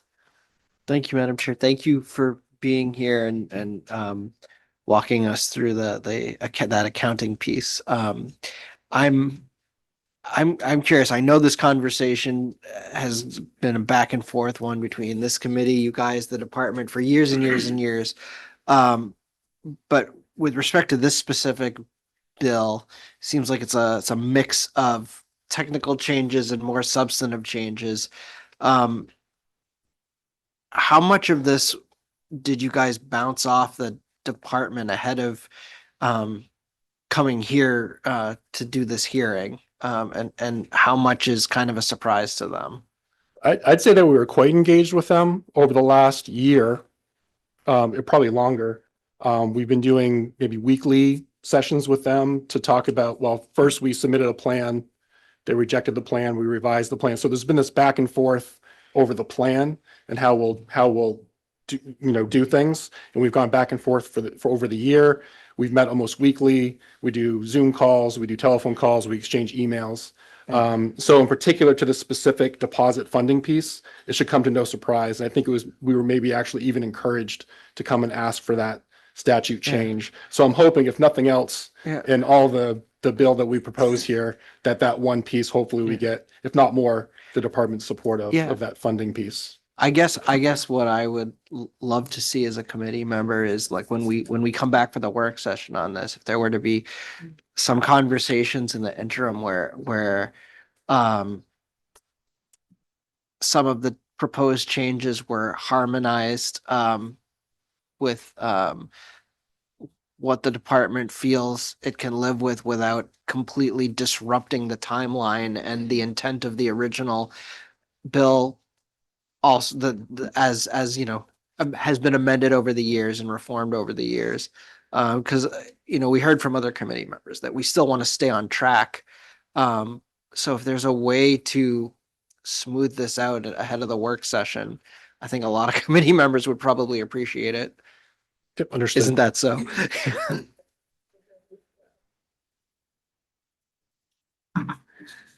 Okay, are there any other questions for, Mr. Barrio? Seeing none, thank you for your Thank you, testimony, Mr. Barrio.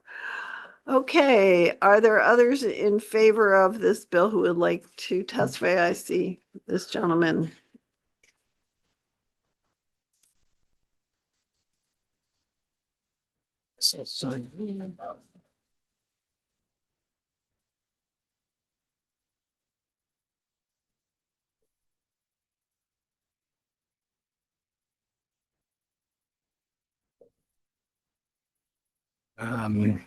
Good afternoon, Chair Tepler, Chair Dudera, members of the committee.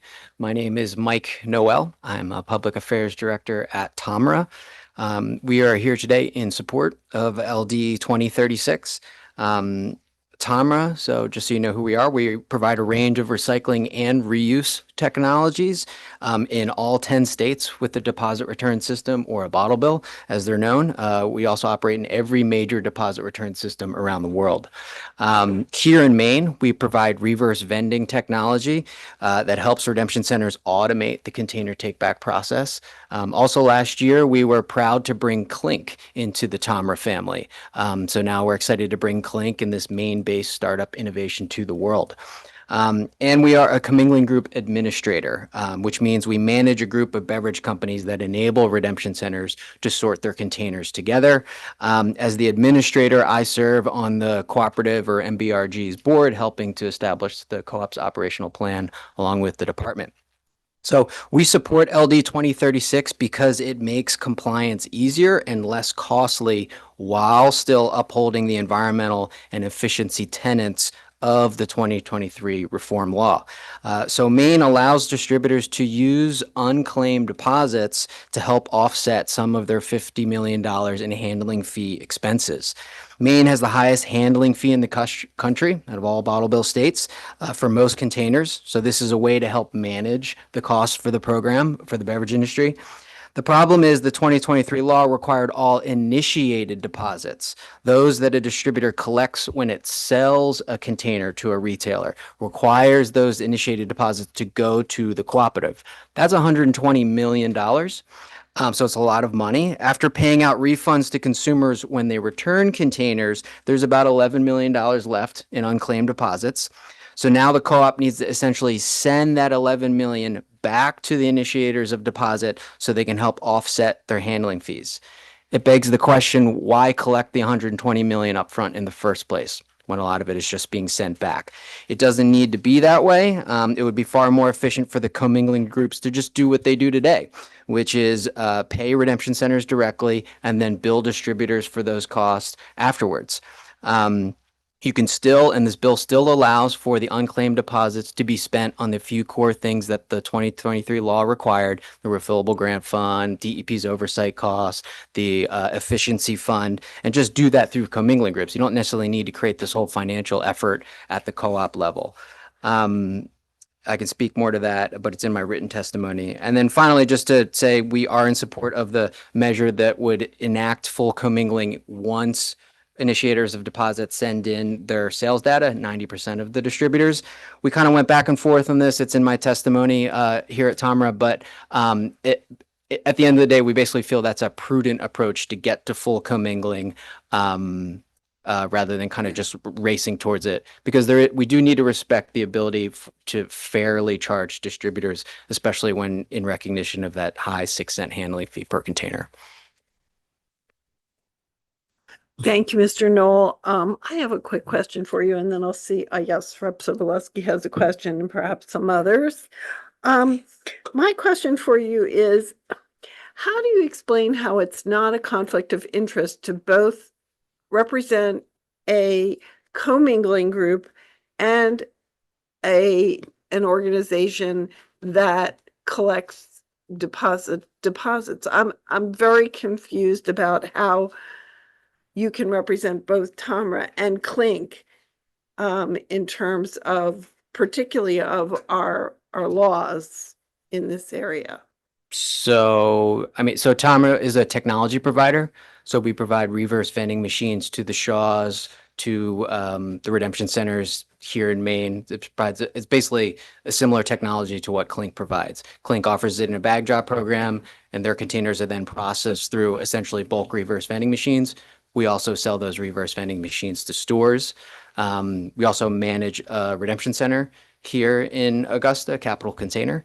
And then we also provide pickup services for the beverage industry. So if they don't want to drive around the whole state picking up their redeemed containers, we'll pick them up, and then we work with Maine Recycling to basically process them, and we sell it back to manufacturers.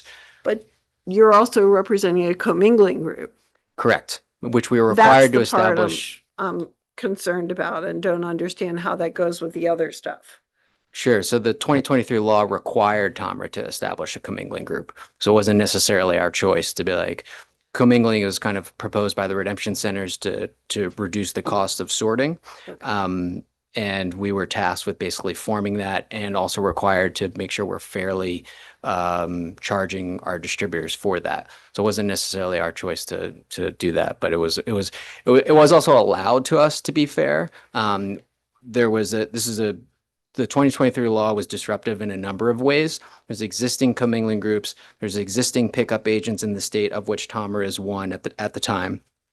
And the law could have come in and said, here's a cooperative, let this cooperative do everything within the system. That's theoretically possible, but it would have seriously disrupted our business and many other businesses in the state. And so there was a understanding there should be a just transition to this full commingling model while the beverage industry is still for paying things like the refillable grant fund, still paying for the efficiency fund, having a website, et cetera, making sure there's a convenience standard that is met. But can we do that in a just transition so we're not totally putting some businesses? We could have put TAMRA's pickup business out of business. And so this was a way to say, okay, let's move towards this model where we get the environmental objectives, the efficiency objectives, and we still let these businesses operate within the state.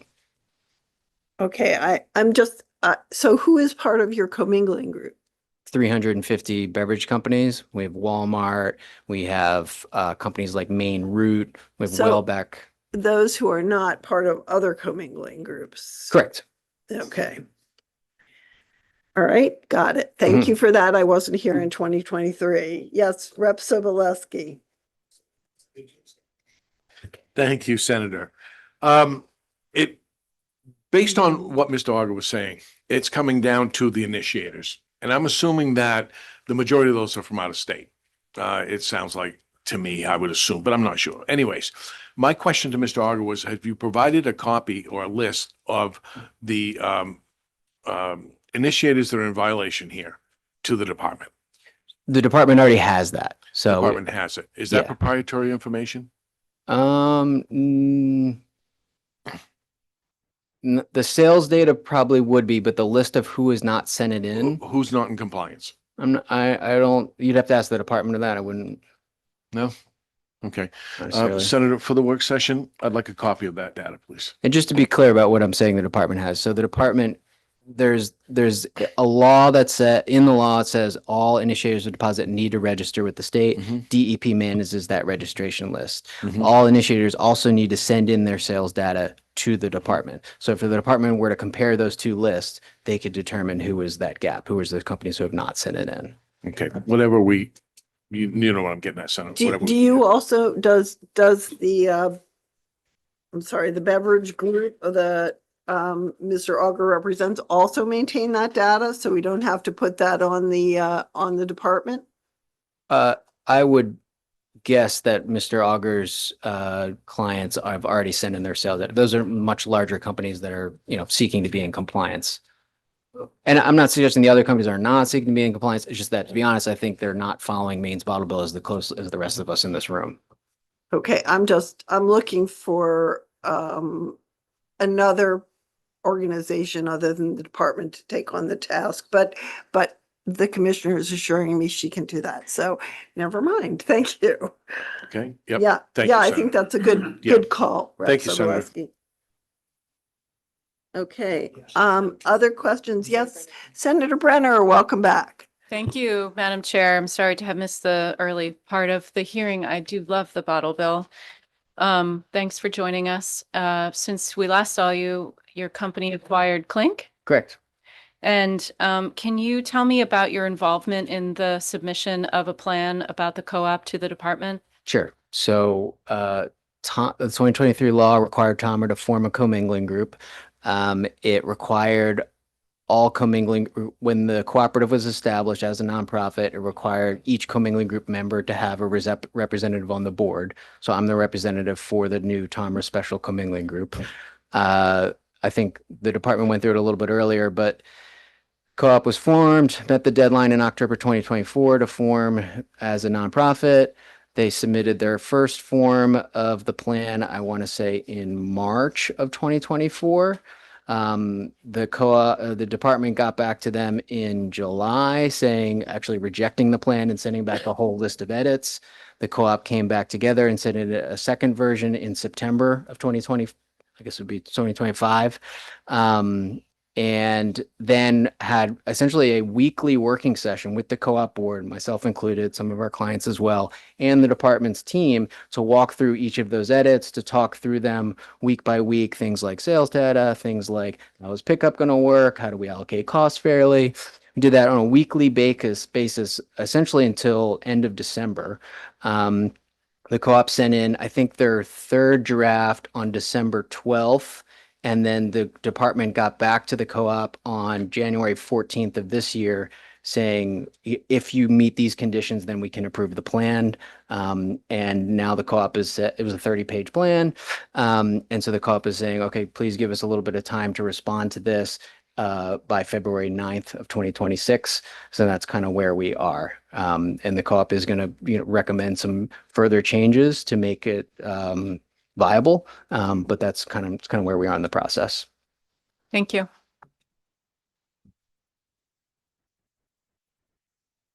Are there other questions for Mr. Knoll?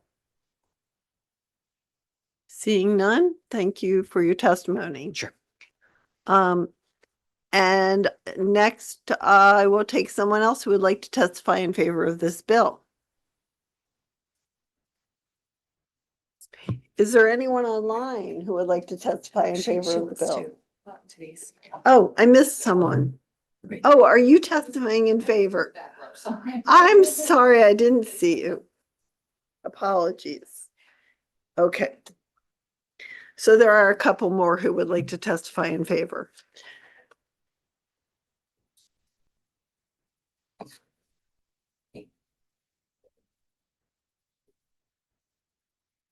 Go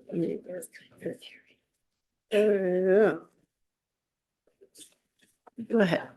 Good afternoon, Senator Tepler, Representative Dira, members of the Environment and Natural Resources Committee. My name is Cheryl Timberlake. I'm a resident of Mount Vernon. My company is Capital Insights, and I have the pleasure of representing and being the Executive Vice President for the Maine Beverage Distributors Association and the Maine Beer Wine Commingling Group. And we ask your support for LD 2036 for the sponsors amendment. I'm not going to continue to go through a lot of what you've heard, but the association and its commingling members are part of the MBRG, which you've heard is the Maine Beverage Redemption Group, the co-op, the cooperative of commingling groups. Today, as we undertake the modernization of our beverage container law, there are several provisions that that group identified as inefficient and needing clarification in language. And that is the proposed sponsors amendment that is before you. One of the goals that the MBRG set out to do is to work unanimously.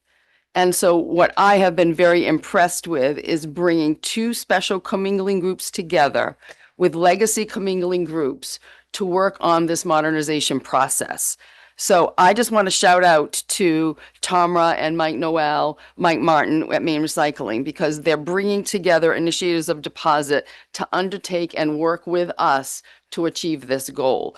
And that is part of the complexities of what is taking us so long, bringing new entities and new voices to a collaborative process to reach unanimous and consensus as we move this forward. So with that being said, I'll turn to the sponsors amendment.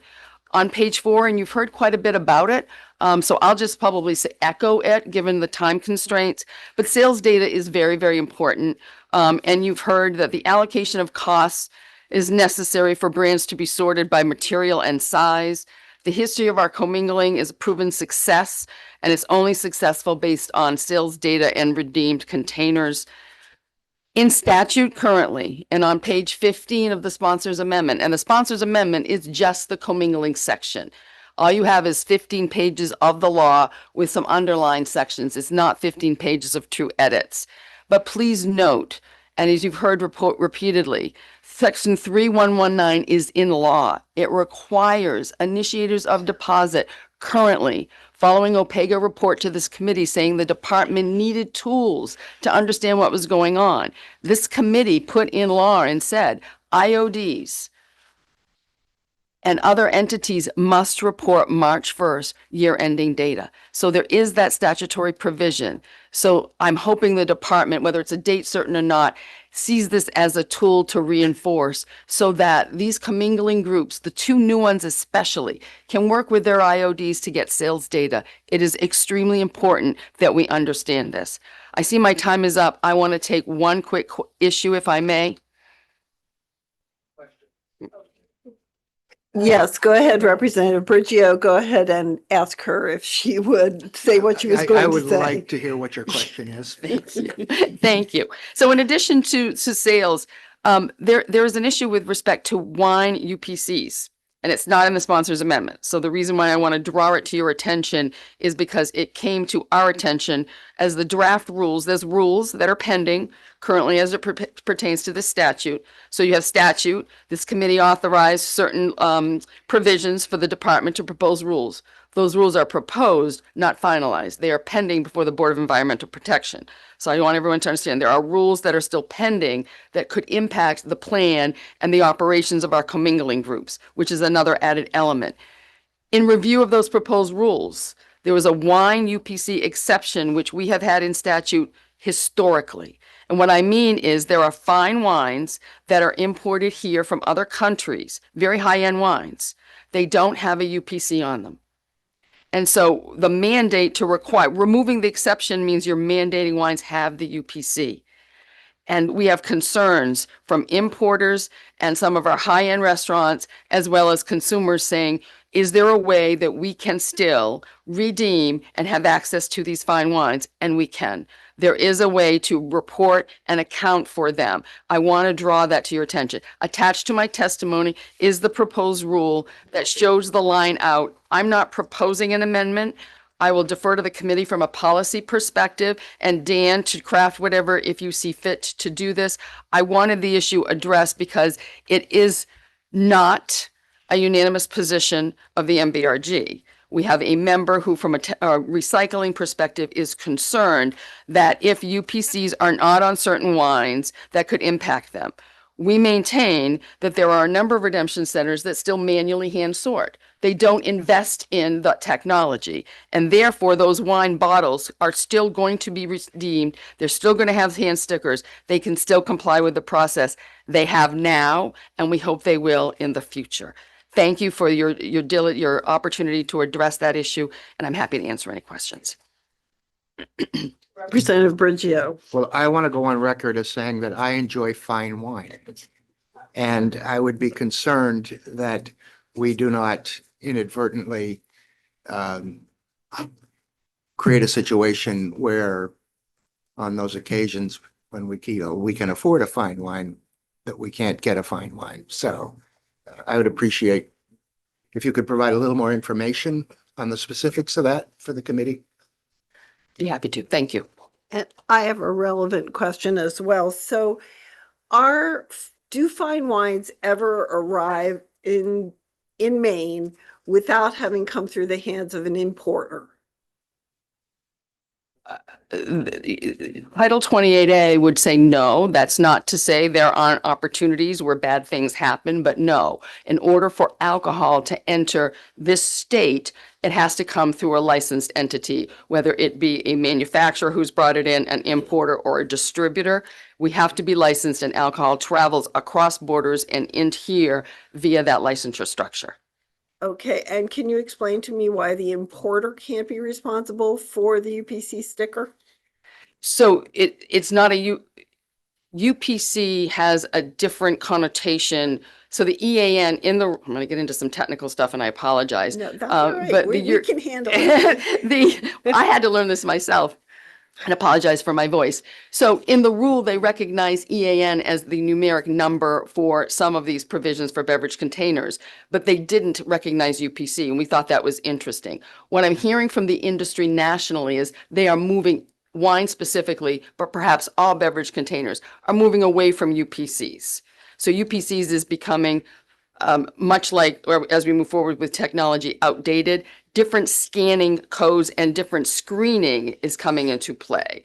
And so these fine wine entities from other countries don't embrace UPCs. I don't want to say it's unique to us as a country, but it's not universal. And so that's the challenge that we're running up against. If we wanted an importer to do it, I would defer. I don't represent importers and I don't know what would be required.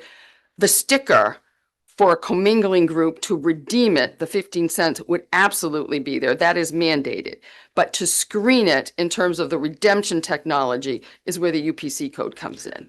Yes, and I guess if importers are already sticking on the 15-cent bottle return sticker, I don't know why they couldn't also stick on a UPC code, but that's just me. UPC codes are identified by another entity. I don't think you can, and I'm going to defer, I don't think you can just say, I'm going to get a UPC code.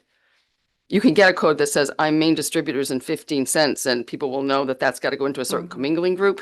I don't think that Maine Distributors, and I don't mean to pick on them, can say, I'm going to create a UPC code for this particular wine of Cabernet from France. And now I'm out of my league, so I have to stop. And I will get you Okay. questions from somebody who is more knowledgeable.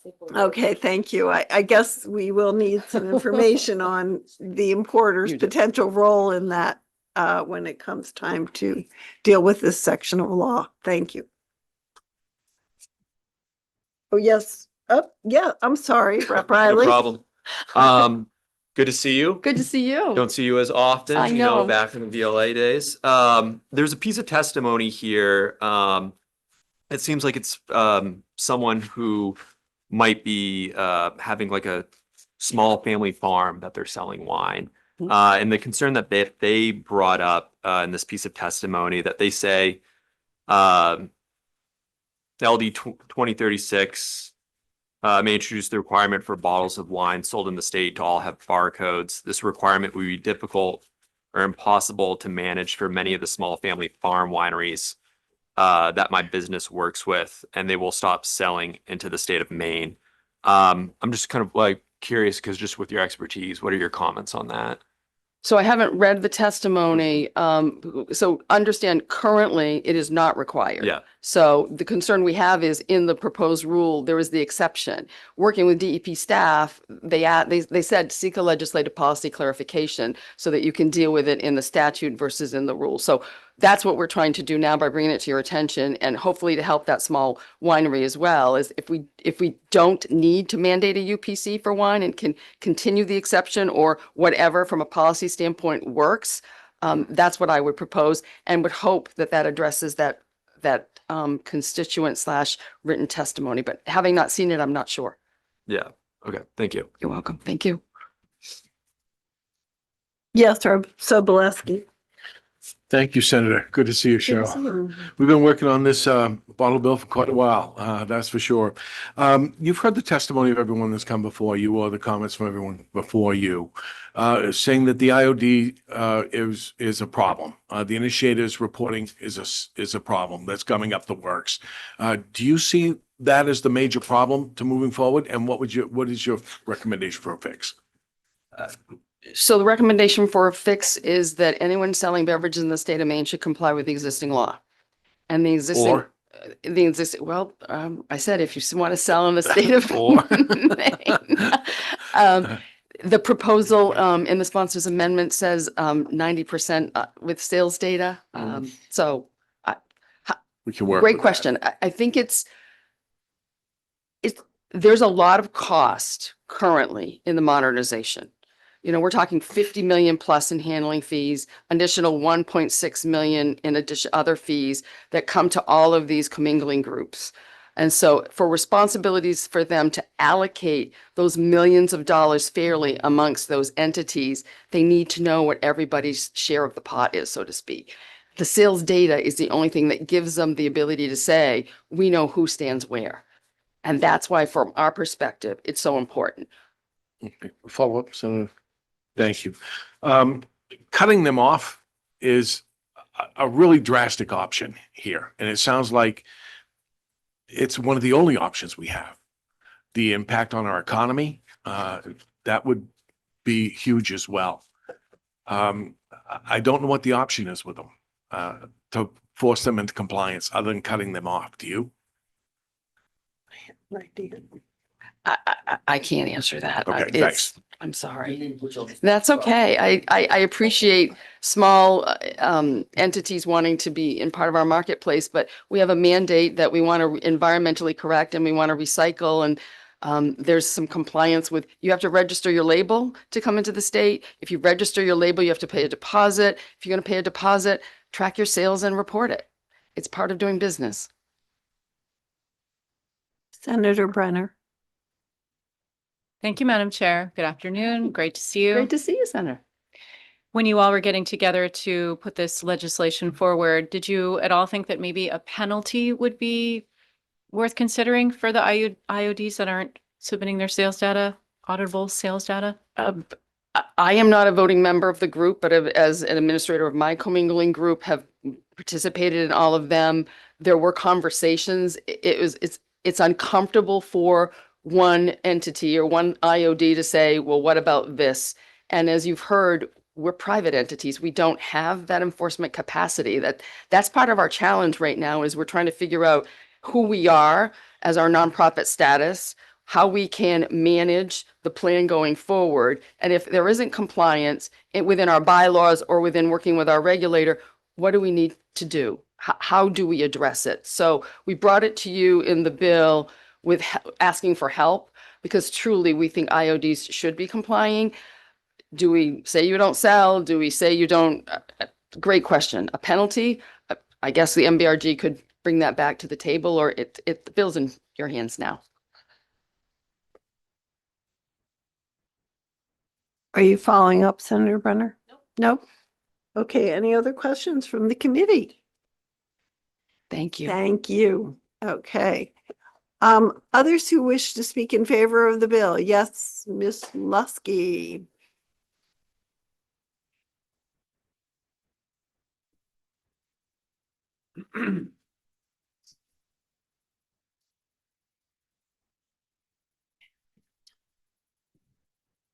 Great, you're back just in time. Good job.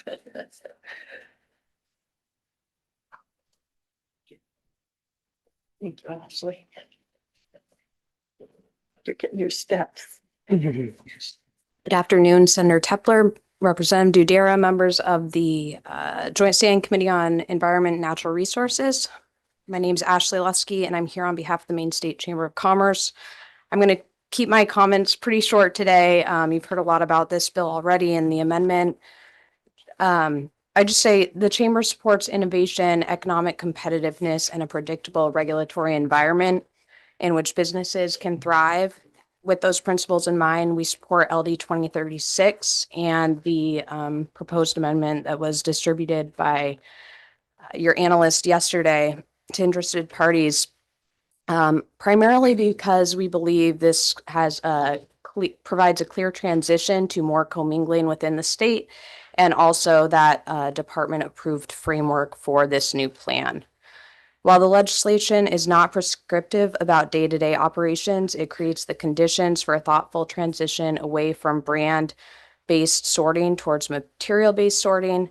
And we believe this transition really reflects the market, how the market functions today. I'd also say it mirrors the approach in Maine's EPR for packaging program, which you guys have spent a lot of time on in recent years. From an operational perspective, this model simplifies the sorting process for redemption centers by reducing the number of sorting streams that they need to manually work with. Specific to LD 2036, and most importantly, we believe this is the clear and transparent structure that should really show how Maine's program should move forward into this modern era. In particular, the use of sales data from initiators of a deposit is central to making this system work fairly and effectively. Initiators already collect this information in the ordinary course of business, and relying on verified sales data allows cost and responsibility to be allocated based on actual market activity and fairly. And again, the question of how to get that data, why it's important, has been brought up. Again, I would just point to the EPR for packaging program, which requires producers of packaging material to report to the PRO how much packaging material is within the state from them. And there are enforcement mechanisms in place for those who don't comply with that. So we'll leave it at that. Happy to take any questions, although I'm definitely not an expert on bottle bill as a mostly consumer of hot water. So thanks. Yes, I'm going to go with Representative Osher and then Senator Brenner. So it didn't sound to me like in this bill there were any enforcement. This is just pushing out the date to some indefinite date because you say that there's data that needs to be collected that hasn't been collected. So you're mentioning some kind of enforcement. Can you elaborate on that? So our support for this, Representative Osher, and thank you for that question, really is about making sure that the data is available so that this commingling system is set up fairly. As far as the enforcement goes, I was just kind of adding that as an aside to point to other programs within DEP that do have an enforcement mechanism for other types of material that are being tracked and payment is required for. So just trying to provide that as an example. It really isn't specific to this bill per se. Senator Brenner. Thank you, Madam Chair. Nice to see you this afternoon. I'm curious if the chamber represents, with the exception of Tamra and Clink, any small redemption centers in the state. I'd have to get back to you on that, Senator Brenner. So one thing, one One other question, Madam Chair. Yes. of So course. when we started modernizing the bottle bill a number of years ago, it was very much in response to redemption centers struggling with the the number of sorts that were required. This proposal more or less sort of pushes out the date of full commingling indefinitely. And so that doesn't seem super fair to these small redemption centers, despite the fact that you don't represent them. Do you feel like the success of their businesses should be considered? I would just reiterate my response, which I didn't say we don't represent small redemption centers. I just don't have the names or numbers of those off the top of my head for you. So I do want to clarify that point. And absolutely, I think their input on this should be considered. Thank you. Yep. Other questions for Ms. Lusky? Seeing none, thank you very much for your testimony. And I will look to see if anyone else would like to testify in favor of this bill. The two people I have online are neither for nor against. Oh. Okay, is there anyone who would like to speak in opposition to this bill?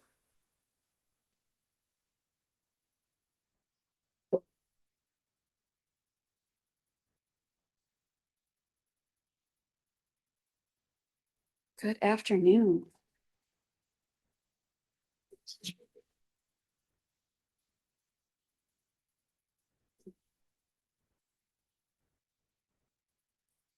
Senator Tepler and distinguished members of the ENR committee, my name is Vanessa Berry and I'm the Sustainable Maine Program Manager for the Natural Resources Council of Maine. I appreciate the opportunity to testify in opposition to LD 2036. In 2023, this committee took important steps to modernize Maine's bottle bill at a time when many local redemption centers were facing serious financial strain, some shutting their doors permanently. To keep redemption centers in business, the 131st legislature increased handling fees and made several improvements to reduce the number of container sorts and lower operational costs. While redemption centers were extremely encouraged by these overdue changes, the full benefits from LD 1909 will not be realized until the law is fully implemented. Before addressing our specific concerns with the amended bill that we received yesterday, I should note that we have not had sufficient time to fully review and analyze the sponsor's amendment. We've identified several concerns worth flagging for the committee, and we suspect they would cause delays or weaken Maine's bottle bill. And we may have additional concerns that we can follow up ahead of the work session. The first is that the amendment would require 90% of initiators of deposit, or IODs, to provide auditable beverage container sales data, as has already been highlighted in this committee so far today, but without allowing the full commingling to take place. There's no enforcement or compliance mechanism outlined in this proposal, and the provision would create a pathway for delays and continue to force redemption centers to sort by brand. So that undermines the efficiencies that the legislature intended with 1909. The amendment would replace third-party audits with less rigorous reviews of financial reporting and performance measures like redemption rates. It also removes the evaluation of regional redemption rates, which would limit the state's ability to assess whether convenience standards are working and identify gaps in recycling access or education. The amendment would reduce transparency around cooperative startup costs and how fair payments to commingling groups would be determined. These are core financial components of the program, and reducing visibility into these processes could create a situation where some pay beyond their fair share. The amendment would also change how unclaimed deposits are managed by eliminating required separation of these funds. We don't support this change because these funds should remain clearly segregated to protect transparency regarding the amount in the fund and how the fund is appropriated. The amendment would also push back deadlines for the reusable beverage container feasibility study, which would slow advancements of solutions to reduce waste. And we're lastly concerned about vague language in the amendment, including the proposal to replace a clear 30-day timeline with a reasonable amount of time, which is cited in the bill. If flexibility is needed, it should be determined by the department and not left undefined in statute. Our bottle bill is the state's most effective recycling program, recycling 75% of eligible containers and diverting millions of containers from the waste stream annually. Passage of LD 1909 has put Maine's bottle bill on a path to be even more effective and sustainable, reducing litter, increasing the recycling of glass, aluminum, and plastic, and providing jobs and redemption centers statewide. These changes proposed in LD 2036 would significantly reduce accountability, transparency, and environmental safeguards. And for all of these reasons, NRCM urges the committee to vote ought not to pass on LD 2036. Thank you for your time. Are there questions for Ms. Berry? I did it under 3 minutes. Woo. Yes. Representative Brigio. Thank you. So one issue that I heard from the advocates for this piece of legislation had to do with the possibility of transitioning from formal audited financials to something less formal and perhaps able to be done more quickly, but still provide reliable data. Given where we are with CPA firms in Maine right now and the lead time for getting audits done and the remaining firms strapped for auditors and CPAs, I have some sympathy for that. And I would ask you and your team to think about between now and the work session, how there might be some reasonable alternative to that you could be comfortable with. Yeah, I'd be happy to Maybe look into work with some, the other side on that. we can have some conversations and Thank get back you. to you for the work session. Yeah, thank you. Other questions for Ms. Berry? Seeing none, thank you for your testimony. Thank you very much. Is there anyone else who would like to testify in opposition to this bill?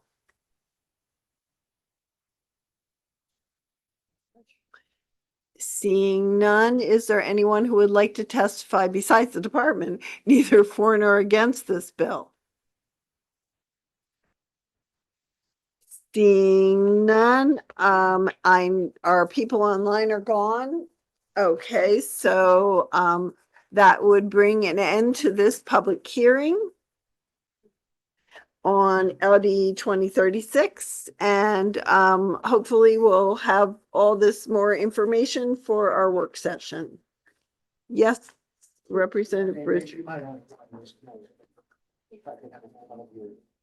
No, I think you should, if it's about this bill, it should be said during this hearing.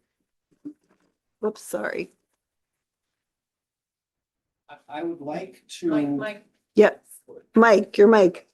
So sorry. I'm only in my 4th year. I'll get it eventually.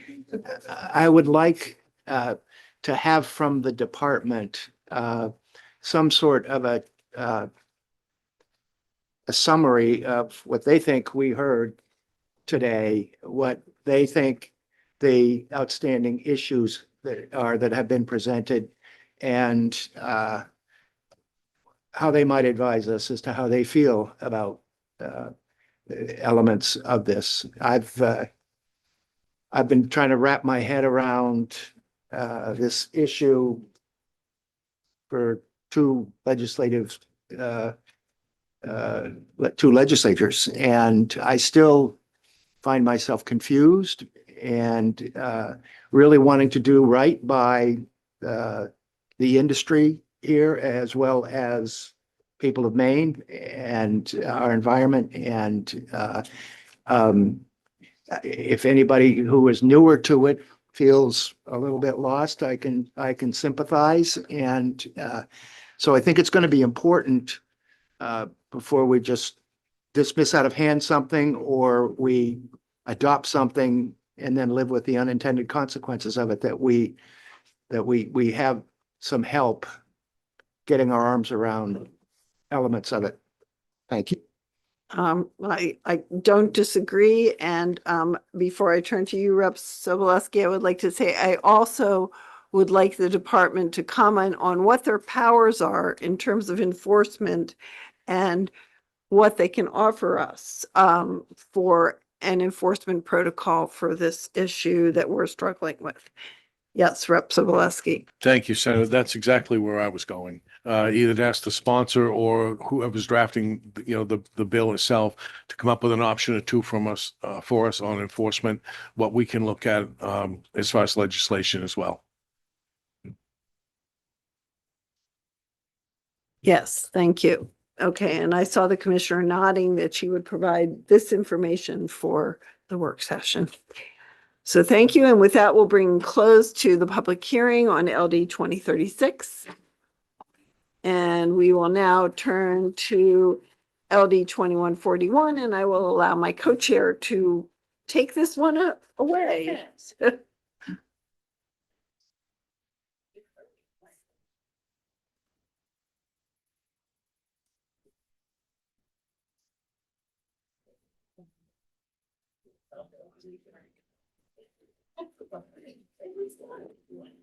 It's fun. Hello, Senator Brenner. We're ready to hear your bill LD 2141, an act to direct a portion of unclaimed beverage container deposits to the Lake Water Quality Restoration and Protection Fund, the Maine Working Farmland Access and Protection Program, and Public Defender Office staffing. Great. Welcome. Thank you so much, Senators, Senator Tepler and Representative Dudera, and my favored colleagues of the Environment and Natural Resources Committee. I hope you all have had a chance to score a donut. I'm Senator Stacey Brenner, and I represent Senate District 30, and I'm a farmer. And in full transparency, I also work for Maine Farmland Trust, and I'm here today as the sponsor of the bill. I want to make sure that we are all talking about the sponsor's amendment, which Mr. Tartikoff sent out last week. I hope you all have that in hand. This is my 6th year serving on this committee, and for 4 of those 6 years, I've worked directly on issues related to the bottle deposit program, its effectiveness, its stability, and its future. I say that to be clear, this bill comes from a deep familiarity with the system, not from a desire to disrupt it. Maine's bottle bill is one of the most successful environmental laws in the country. It reduced wastes, shifted consumer behavior, and protected our land and water. The bottle bill was never intended to become a corporate revenue stream. Yet today, that is exactly what happens when deposits go unclaimed.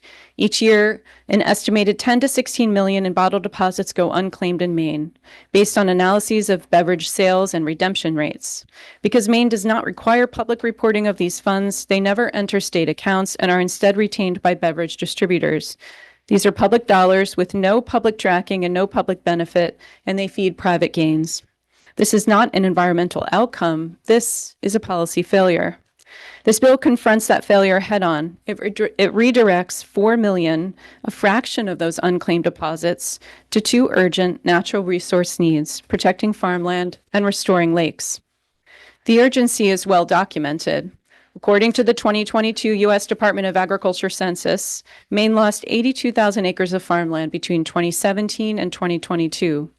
That land has fallen out of agricultural production largely due to development pressure and rising land values, and once it's gone, it doesn't come back.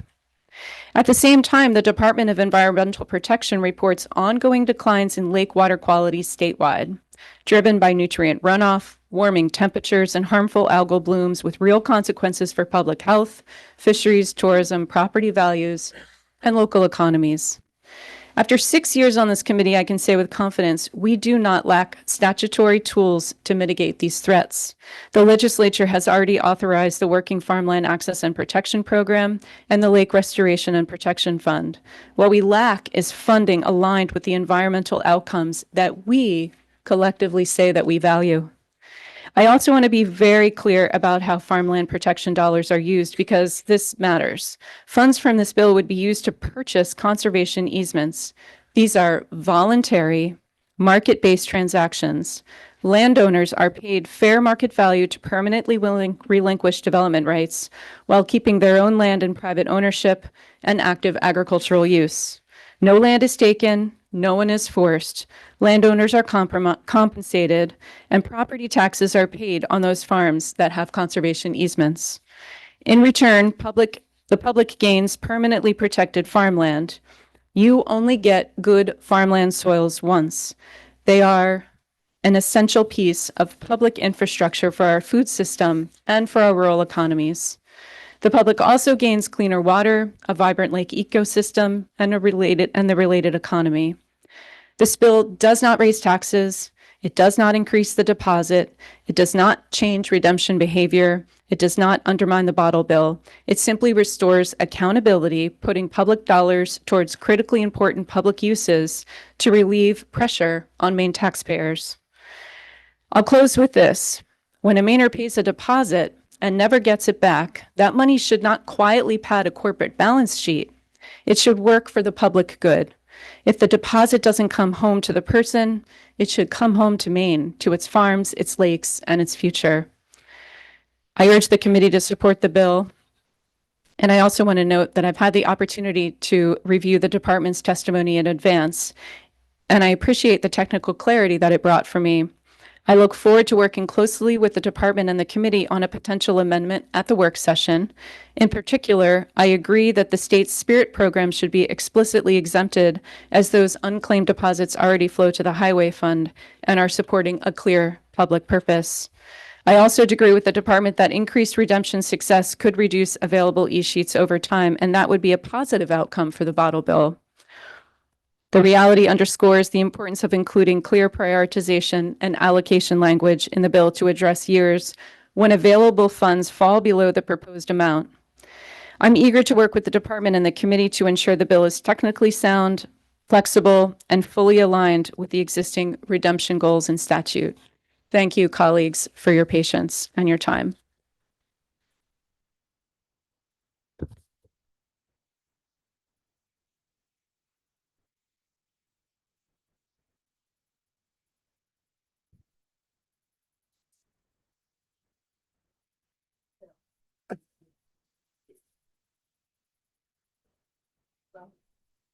I'm pushing the wrong button. That There would you be go. it. Thank you so much, Senator Brunner. Thanks for your testimony. Do we have questions for her? Yes, Rep. Riley. Thank you, Senator, for bringing forward this bill. So if there's like an estimated 10 to 16 million in bottle deposits that are going unclaimed, could you give some background on how you settled on the on redirecting just 4 million of that? How did that number come into being?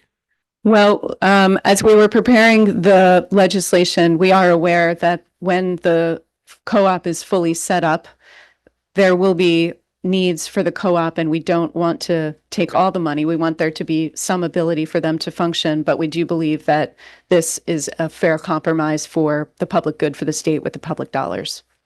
Thank you. Mhm. Yes, Rep. Sobolewski, go ahead. Thank you, Representative. Senator, in the 131st legislature, the IFNW committee raised the registration on boat fees specifically for that money to go to lake restoration and preservation.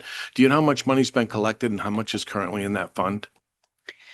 My understanding of that fund is that we put $500,000, $2 million, nope, $200,000 in the 131st into that fund, and it's already been spent. And the 100,000 and the 132nd, and that has all been spent. The first 200,000 has been spent. I'm phoning a friend. Right, but what I'm asking is how much has been collected, those additional fees that we're charging for boat registrations, which is used for lake restoration. It might not be for that specific It's not fund, that but particular fund. right, but it's being used for, lake restoration and preservation as well. I'm not sure what fund it Thank goes you for into, the- but how much has been collected? Thank you for the question, Representative. I will get that number for you for the work session. Thank you. Follow up? Thank you. An estimated 10 to 16 million, I'm assuming we don't have any actual firm numbers or data that can give us a more clearer picture of that. But also out of that fund comes the bag fees, work that they do as far as in encouraging people or setting up programs and advertising for to do better redemption, get more people to get involved in it. There's a lot that comes out of that fund. It doesn't just go to corporate greed or profit. Do you know what the actual net is after everything is taken out to support it? Thank you for the question, Representative. The co-op hasn't been set up. Those numbers are not currently being reported. We do not and have not required the those unclaimed deposit amounts to be reported to the state, so we don't have an accurate number. It's based on math that's done relative to what the redemption rate is. That's what you're saying the unclaimed are based That's on the correct. redemption rate. Yes. Now, there's the second part of your question regarding the amount of money needed or what we're using that money for currently, which back to Representative Riley's question, which is why we aren't asking for all of the money. We're simply asking for 4 million. Okay, I was looking for a net number, but all right, thank you. Other questions for the sponsor? Okay, seeing none. Thank you Thank you. very much. So now we'll have the department come up, please, and testify.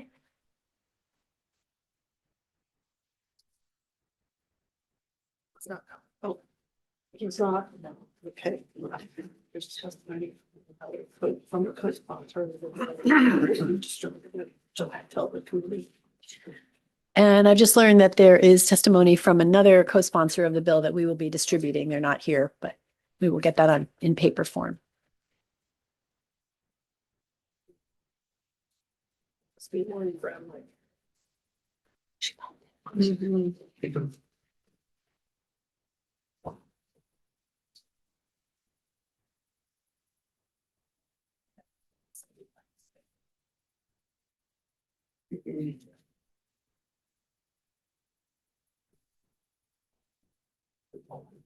Okay, good afternoon. Hello there. Go ahead.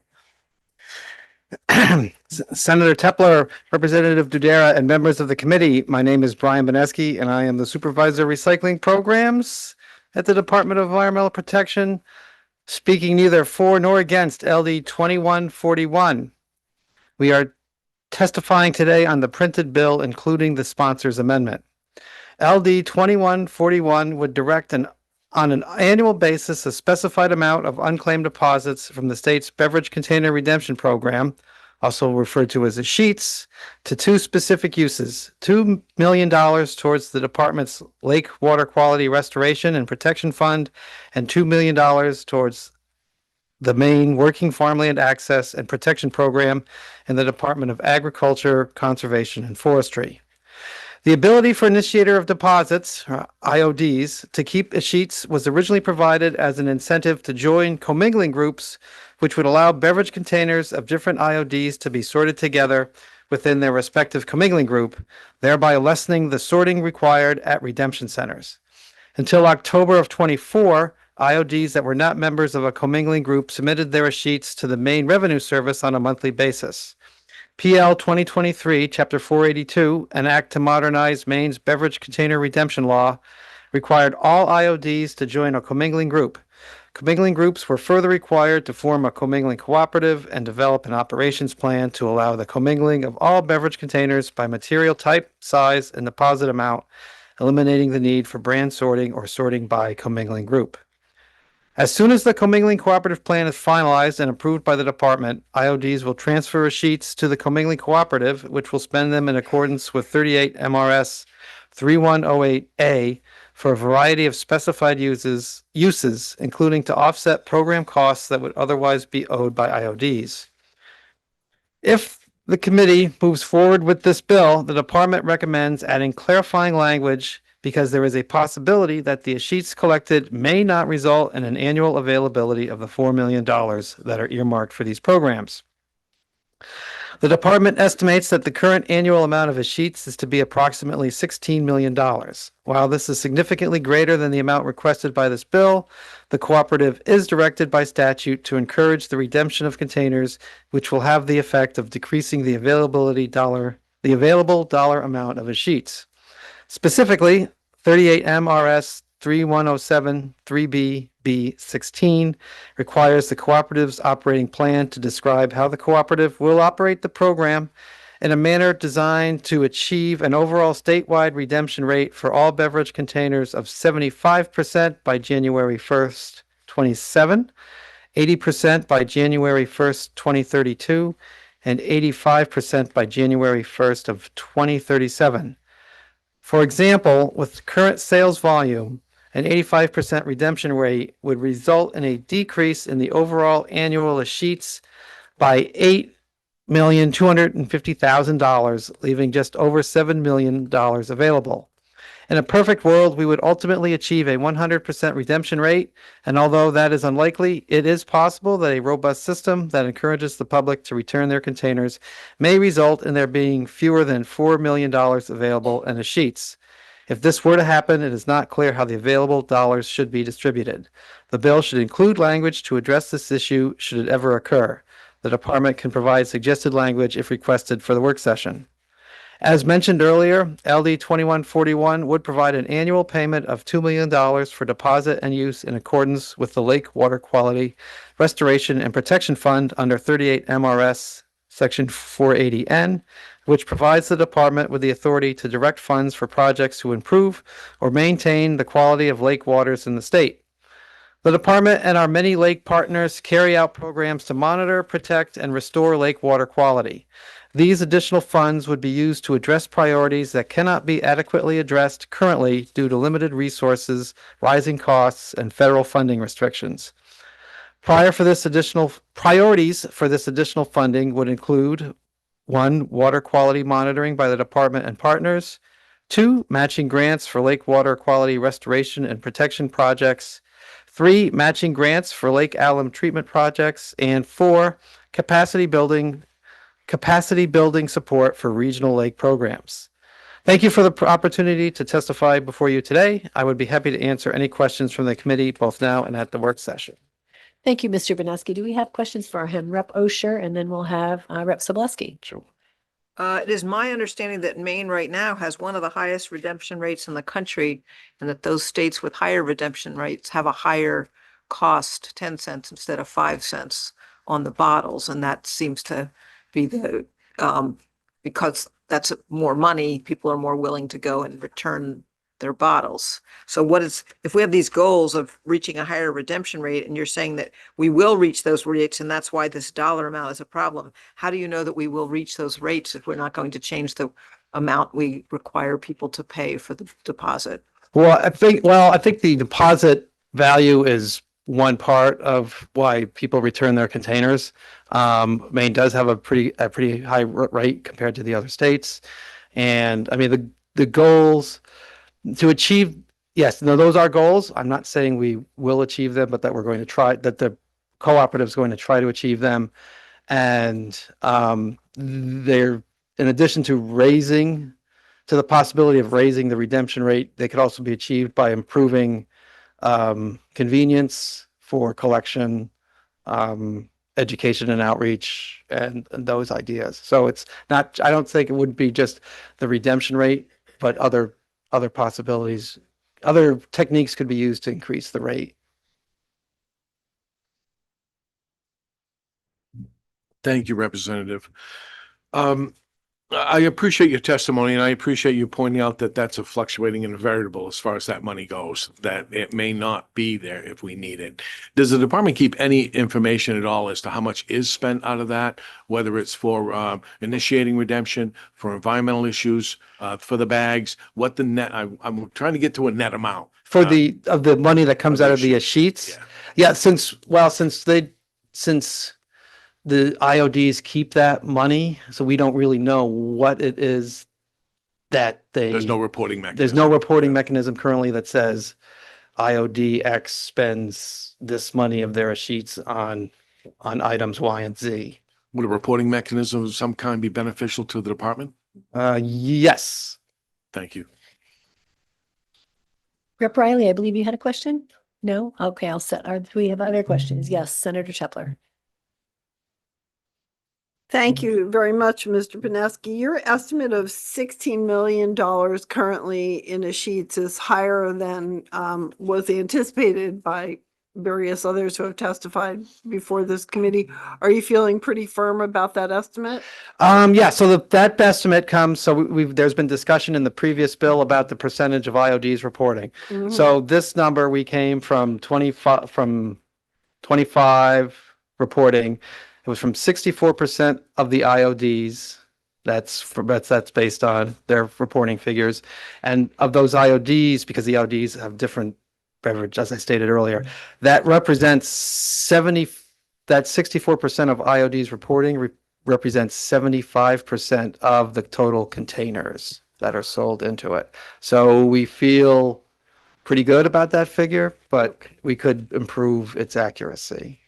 Okay, and the question that goes with that is, what is the current rate of redemption?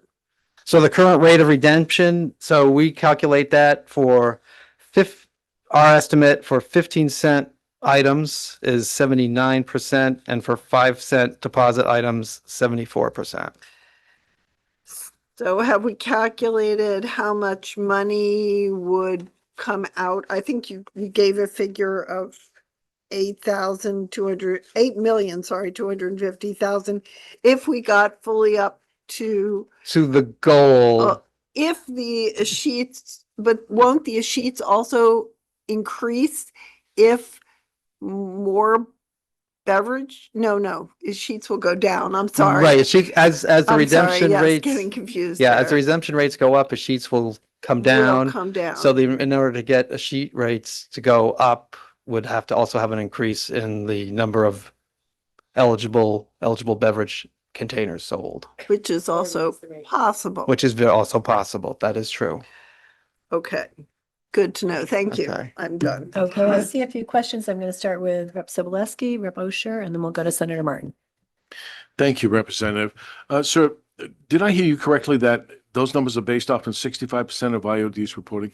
Correct. We have Um, 65% of the IOD reporting to the department for that In the year. last bill, we had testimony that said that 47% of the IODs initiators are not submitting reports. What's up? Did I miss something here? Who did I say that, or did somebody else? It was testimony I heard from the podium. Okay. The numbers I have are from the numbers I received from my staff, so I'm going to go with these numbers. So we have 65% 60 IODs. My initiators understanding is reporting their numbers. 65% was reporting their numbers for 25. I can double check that, and I will for the work session. Please do. Thank you. Okay. Okay, Rep. Osher, go ahead. I wonder, DEP, can you tell me, what other states take the unclaimed money and what do they use it for? I don't have that available, but I can get that for the work session. Thank you. Yeah. Senator Martin.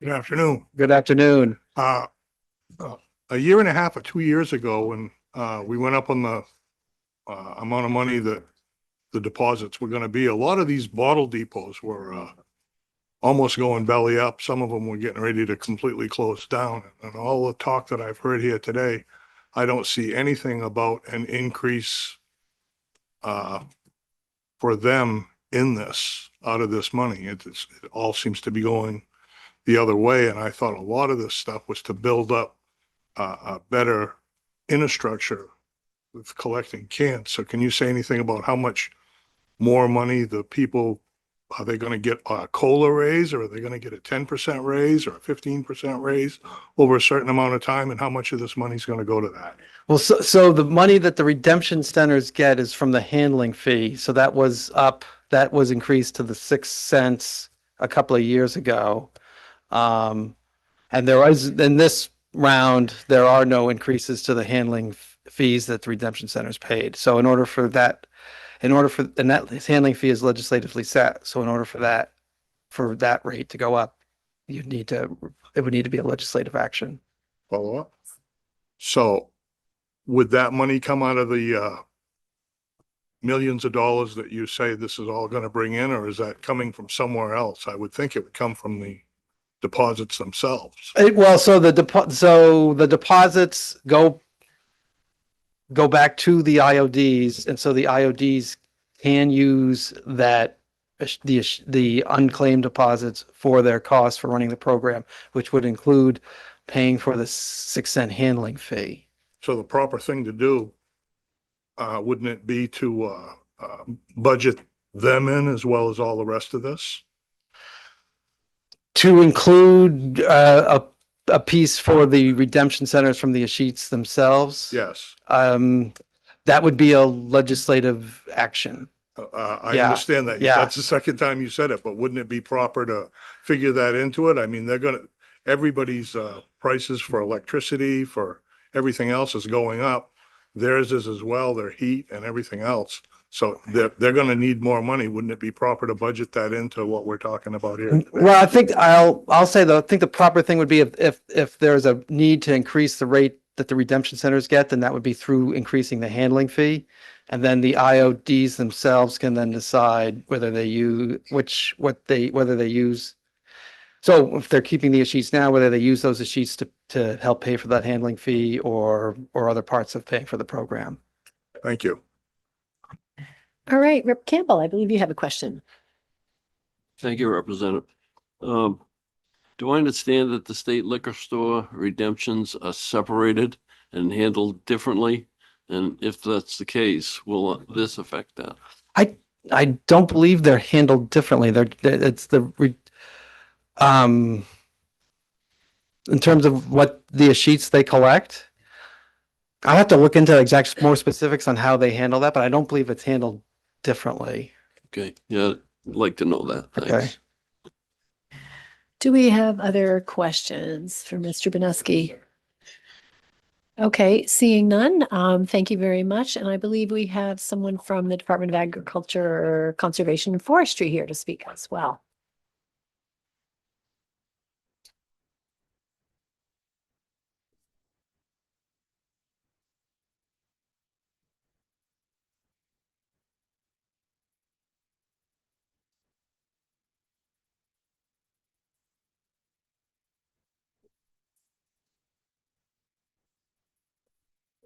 Should I wait?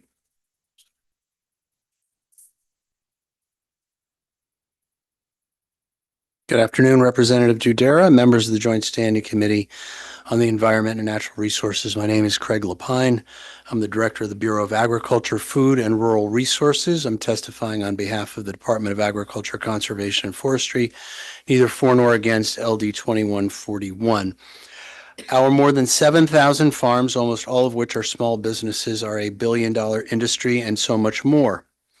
They feed us and our neighbors, preserve the open spaces highly valued by Maine residents and visitors, and employ over 20,000 people, and are the economic engines of our rural communities. To have farms, we need farmland. But both the economics of agriculture and forces outside of agriculture have put significant swaths of Maine farmland at risk.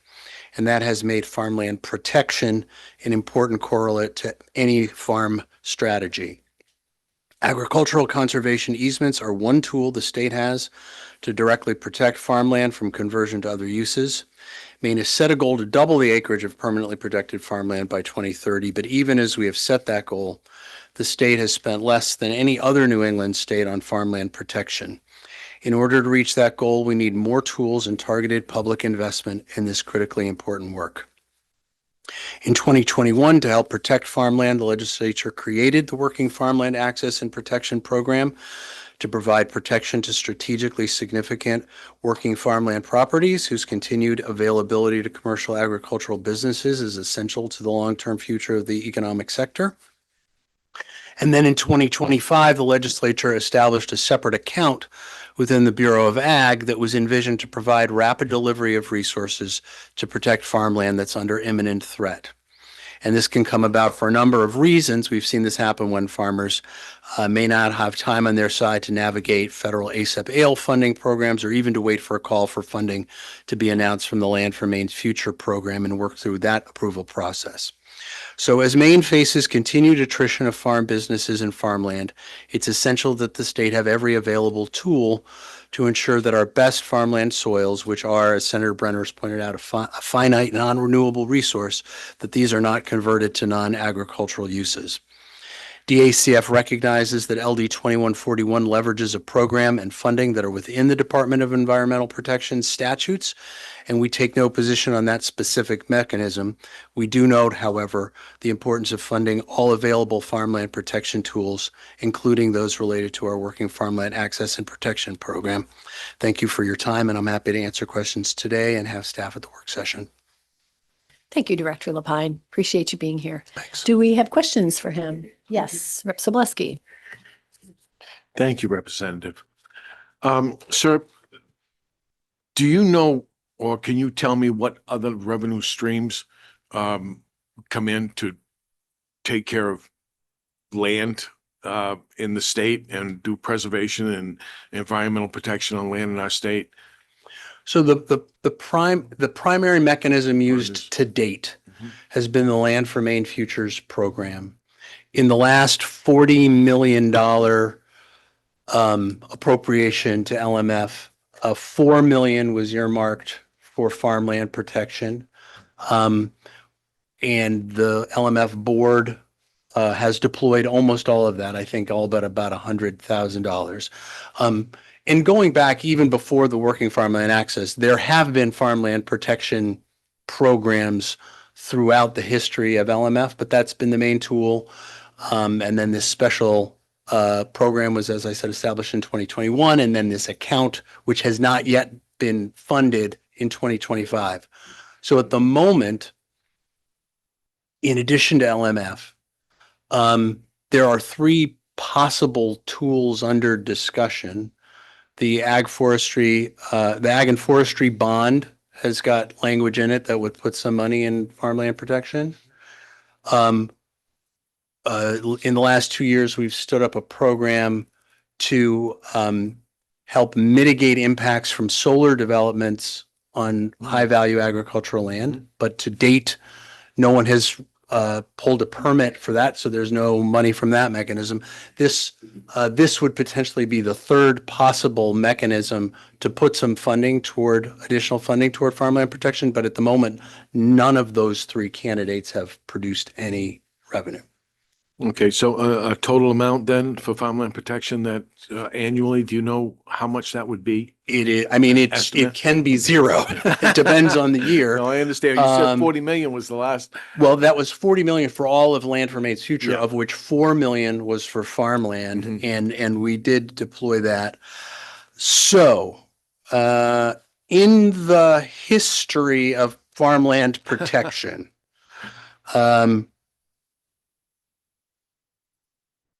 there's been $54 million invested in easements in those kinds of mechanisms in Maine, of which the state has contributed 12 million and outside entities have contributed 41. So this is for the history of farmland protection. We're talking about $12 million. And finally, was that matching grant money? Yeah, it's all at least in the grant. state's mechanisms, they all have a matching. Great. They're all used that way. Thank you, sir. Hey, Rep. Angeles, you have a question? Thank you so much, Madam Chair. Thank you for being here. So I guess what I'm hearing you say is that at this moment, you do not have a stable ongoing source of revenue for farmland protection. Is that what I'm hearing? That is correct. I mean, I don't want to characterize Land for Maine's Future as not stable and not ongoing, but the allotments there are not certain.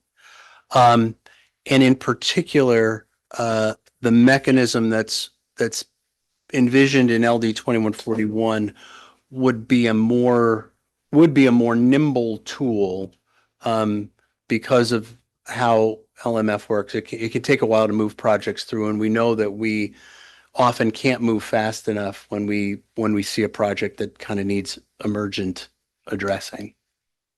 Thank you. Do we have any other questions for Mr. Lapine?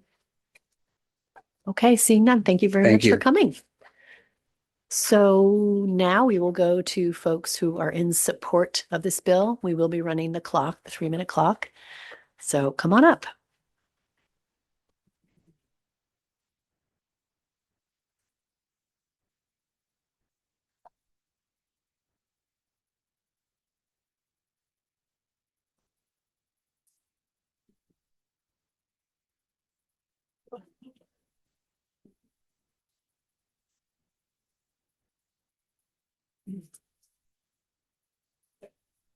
Good afternoon, Senator Tepler, Representative Dudera, and members of the ENR committee. My name is Luke Frankel, and I am the staff scientist at the Natural Resources Council of Maine, or NRCM, and I'm here today to testify in support of LD 2141. In Maine, lakes and farmland are core to our state's identity and well-being. Both play key roles in supporting the health of our communities, environment, and rural economies.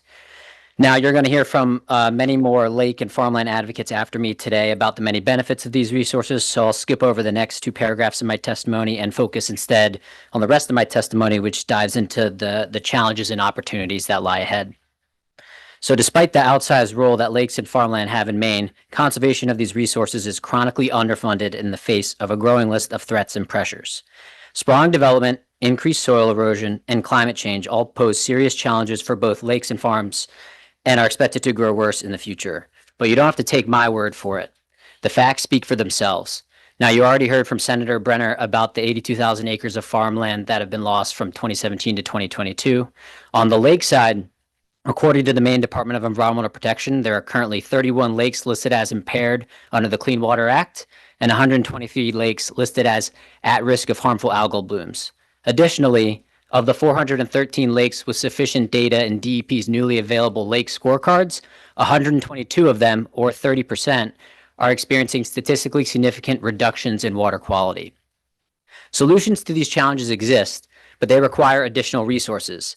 The $2 million in this bill for both lake restoration and farmland protection would be a game changer for these efforts.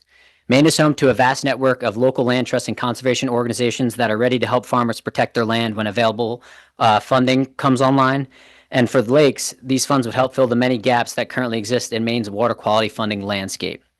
Some examples include bolstering DEP's modest lake monitoring budget so that I can collect more information on the many lakes with little to no data, financing septic system replacement projects that are currently ineligible for federal funding, and implementing best management practices, or BMPs, as an early intervention strategy for lakes that have degrading water quality but are not yet impaired. As you consider this legislation that would direct a portion of unclaimed bottle deposits paid by Mainers toward lake and farmland protection, I urge you to keep 3 things in mind. First, that Maine lakes are the envy of New England, with an overall water quality not seen elsewhere east of the Rockies. But the quality of these lakes is declining and will continue to do so absent increased efforts to address pollutants. Second, development pressures will continue to eat away farmland in Maine without further resources for conservation easements and other strategies to allow farmers to continue farming their land. And finally, the unclaimed deposits that are the revenue source for this bill are monies that have been paid by Maine people. Investing those funds in these 2 areas that are core to Maine's character, economy, and quality of life is not just a worthy investment and timely legislative action. Doing so will benefit generations to come. And so for these reasons, we strongly encourage the committee to vote ought to pass, and I'll gladly take any questions that you have. Thank you. Thank you very much, Mr. Frankel. We got some questions for him, committee? Anybody have a question? Okay, seeing none. Thank you very All right, much thank for your you. testimony. Who's next to speak in favor of this bill?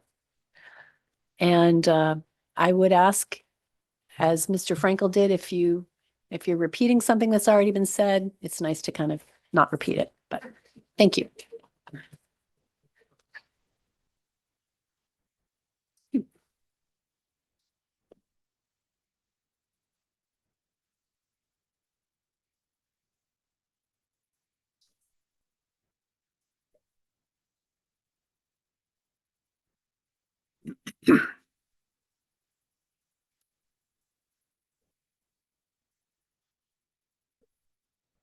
Well, first of all, listening to yet another hearing, I've been to a number of them. I'm continually impressed about how difficult governance is. And so thank you very much, all of you, for the work you do. And also the whole bottle bill details I knew nothing. And it's pretty amazing. I'm Steve Lewis. I'm the president of the Keyser Lake Watershed Association. It's in Lovell, Stoneham, Stowe. There's 9 set in here. There's about 900 people in our association. We've been doing it 54 years. I've had property on Horseshoe Pond in Stoneham for 33 years, and it's my residence for the last 13. And I've been a lake steward monitor for 30 years now. The thing that Luke said a lot. He was great. My observations have been that just like about 2 years ago, I went driving around and counted the houses that weren't there 30 years ago.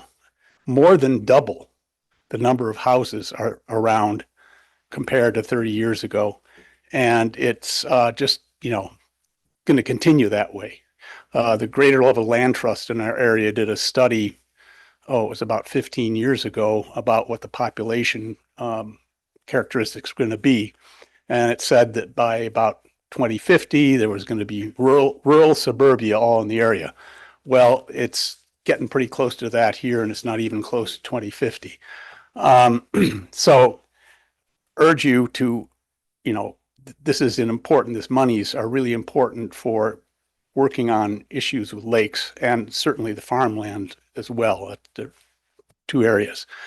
So I'd urge you to say ought to pass for this bill. And I'll make one side comment is if you take a 5% bottle deposit in what was it, 1978 was when it was passed, that would be 20 cents now. The deposit hasn't come close to keeping up with inflation. So when you're talking about that sort of stuff, that would be good to keep in mind. Thank you. Thank you, Oh, Mr. any Lewis. questions? Yes, Yeah. hang on. Let's see if we have any questions for you. Do we have any questions? Yes, Representative Campbell. Thank you, Representative. With this development, what are the new things that are required for stormwater? It's almost as though we have to build two septic system components to control the stormwater, which is apparently affecting the lake. Yeah, we've done with the town, we've done some surveys of culverts and roads and have implemented some improvements in terms of runoff and all, but it's a continuing maintenance task, which towns are somewhat reluctant to keep going given everything else they have. So that's one thing. The other thing we're doing is right now, Keys Lake Watershed Association is trying to work with the town on an ordinance for septic systems because over half the lake properties in the town don't have any permits. It's because of a lot of them are because of age and other things. And the ones that are from, let's say, the 70s and 80s, there are no requirements for any kind of pumping, inspection. The only time they get looked at is if somebody sells their property or it really overtly fails, which many septic systems will leak for years and years if it's a shoreline thing before there's any indication. So, yeah, these are problems. Well, what I'm facing and addressing is a separate stormwater for a particular home development. Well, are they including that? It's you have to establish something similar to construction of a septic system for stormwater alone. Excellent. Yeah, good. Propose it. I'd love it. No. Yeah, it's there's more and more people and all of a sudden things you didn't have to worry about that nature would just kind of take care of aren't happening anymore. Nature has said, I've got too much. We've got to take care of it. Well, the other thing that they're doing is they've stopped including wetlands as a filter. They're now demanding something more like a septic system for stormwater only. Yeah, well, the wetlands are disappearing and some of the recent stuff that's gone on federally says half the wetlands aren't real. That doesn't help that situation at all. We've got to take care of it if we want it to remain as it's been, which is, we've got a tremendous state here. Sorry for diverting from this. All right. Thank you, Rep. Campbell. Thank you very much, Mr. Lewis, right? Thank you. Thank you very much. Can we have the next person in favor? Come on right up.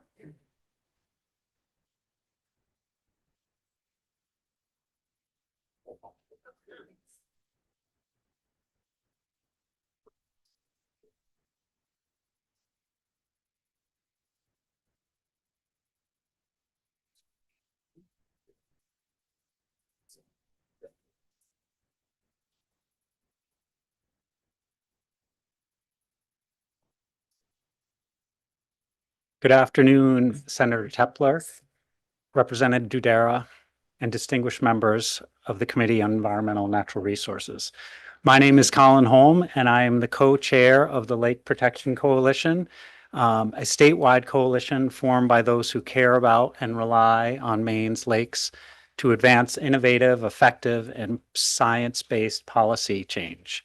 Today, I'd like to present to the committee a letter signed by over 1,200 individuals that's being passed out to you right now, urging you to pass LD 2141. If these 1,200 people were here testifying before you today, that would take around 60 hours, I think. So I will be much quicker. Needless to say, this is an important issue for people from York to Franklin to Aroostook counties. As you all know already, Maine's lakes are truly special and worth protecting. However, they are changing and more lakes are succumbing to algae blooms each year.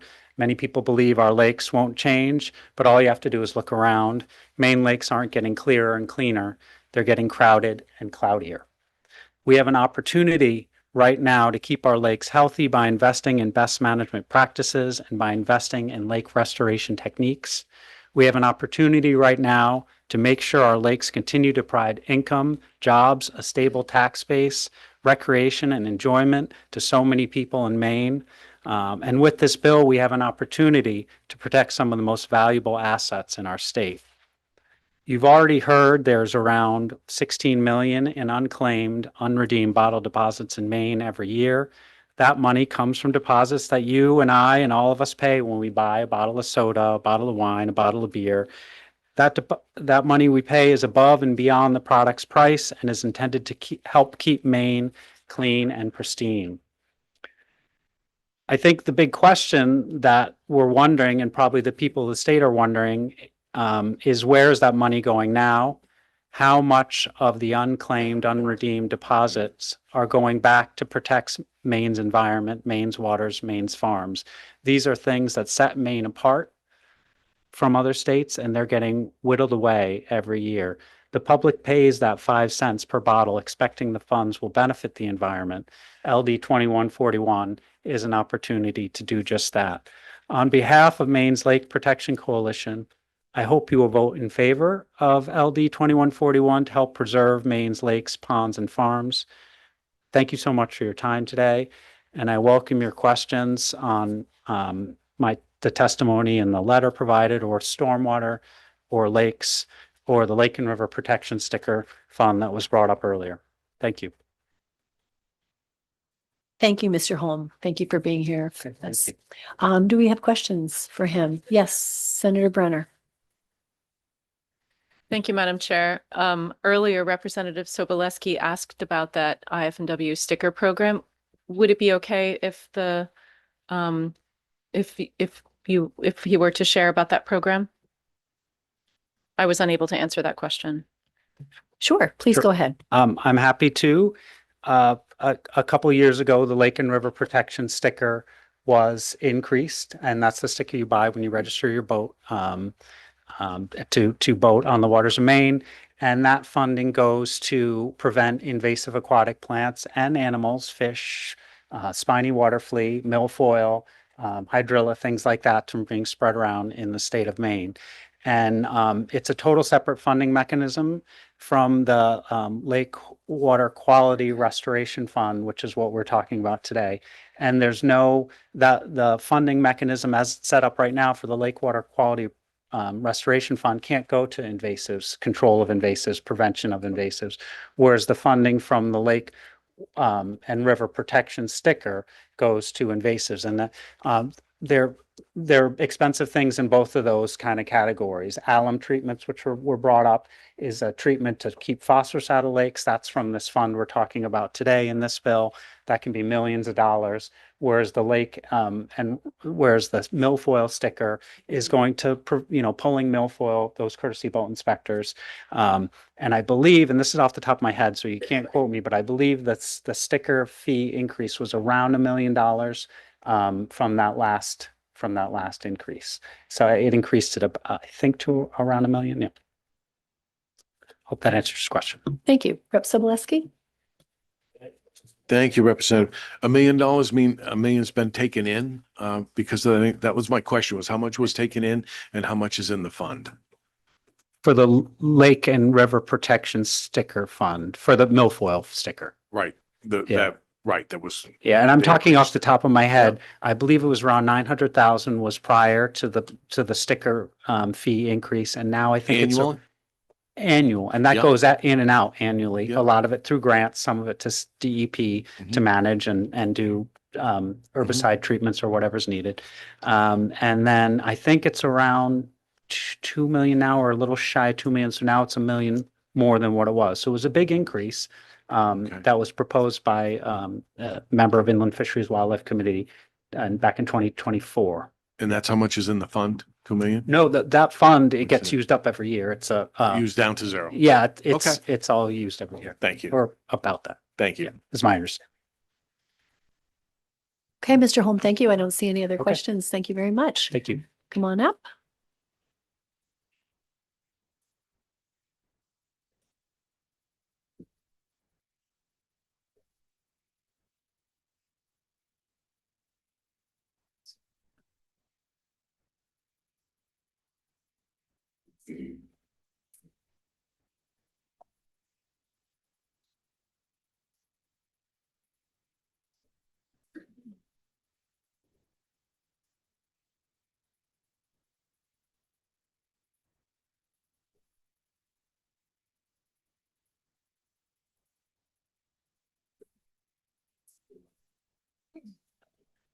Good afternoon, Chair Tepler and Chair Duder. I am Doug Kavanaugh from Orono. I rise to support LD 2141. I reside on the shore of Pushaw Lake, bordered by the towns of Orono, Old Town, Hudson, and Glenburn. I am a board member of Maine Lakes and of the Greater Pushaw Lake Association. I am the coordinator of the Lake Smart program as well as an evaluator. Lake Smart is the signature community action program of Maine Lakes. We are a neighbor-to-neighbor consulting service for shoreland owners. Our purpose is to identify erosion which carries detrimental phosphorus and nitrogen, as well as herbicides and pesticides into the lake. We recommend best management practices to slow, divert, and absorb runoff. Our most effective recommendation is to plant a 10 to 15 foot wide buffer containing 5 layers of varied plant material along the shore. Tall trees down to ground covers and mulch are used to cushion rain and absorb surface water. Effective buffers are the very last stand of protection for our lakes. Lake Smart is a growing program employing 2 coordinators on the state level and 127 volunteers. Last year, we completed 285 evaluations. Some lakes are able to support implementation using Youth Conservation Corps or other volunteer interested citizens. Unfortunately, many evaluations do not result in implementation. Many whose properties we evaluate are too old, too sick, or financially unable to afford the expense of implementing our recommendations. Funding from LD 2141 could hugely improve success in several ways. Raising awareness by publishing a pamphlet emphasizing how threatened our lakes are, by providing funds for lake associations to mail this to shoreland owners of their local lake association. This is expensive.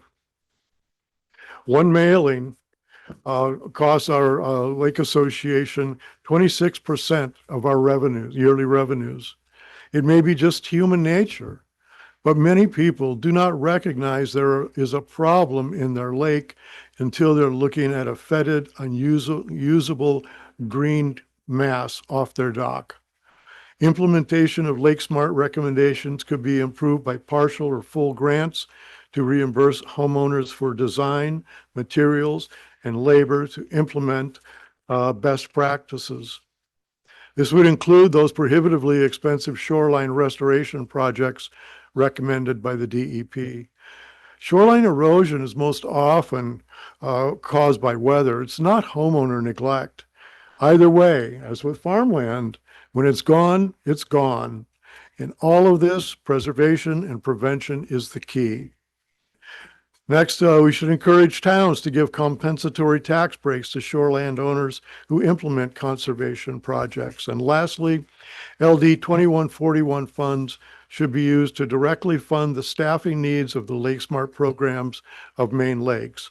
Using LD 2141 funds to support Lake Smart programs would greatly increase the effectiveness of interventions to protect the lakes of Maine. Thank you for considering my comments and any questions. Thank you. Thanks very much for being here. It sounds like you're a busy guy with all the hats you're wearing in your lake. Yeah, I'm supposed to be retired. So do we have any questions for Mr. Kavanaugh? Yes, sir. Yes, we do. Thank you, Representative. On page 1, you talk about this 10 to 15-foot buffer of layers of varied materials. Does that include stone base as well as organics?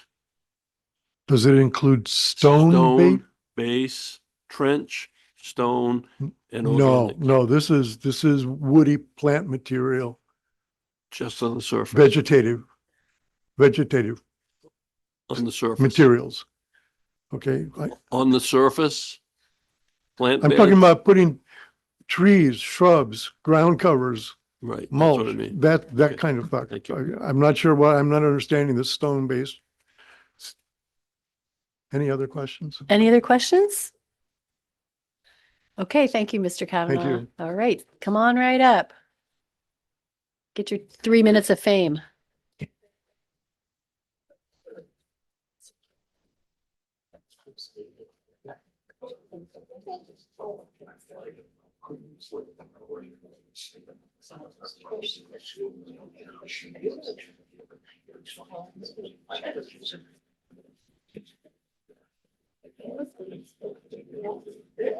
Ready?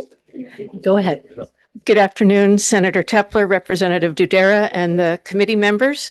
My name is Dr. Beth Trehue. I'm here to ask you to support 2141. I live in Vienna, Maine, in close proximity to Parker Pond and Minnehaha Lake, and my family owns a camp on Flying Pond, where I'm a member of the Flying Pond Improvement Association and the Lake Smart team. I'm also the representative from Vienna to the 30 Mile River Watershed Association. But I'm here today as a Vienna taxpayer. Last year, I submitted written testimony in support of LD 296, which would have appropriated $4 million over 2 years to the Lake Water Quality and Restoration and Protection Fund. At that time, I thought that was insufficient, knowing how much threat our lakes are under. Unfortunately, only $100,000 was appropriated over 2 years. This year, I'm here in person to ask you to support LD 2141 with a new common sense funding solution with no cost to Mainers. Waterfront property constitutes a major percentage of the tax base in my area, and the health of our lakes is essential to the quality of life and the fiscal health of our towns.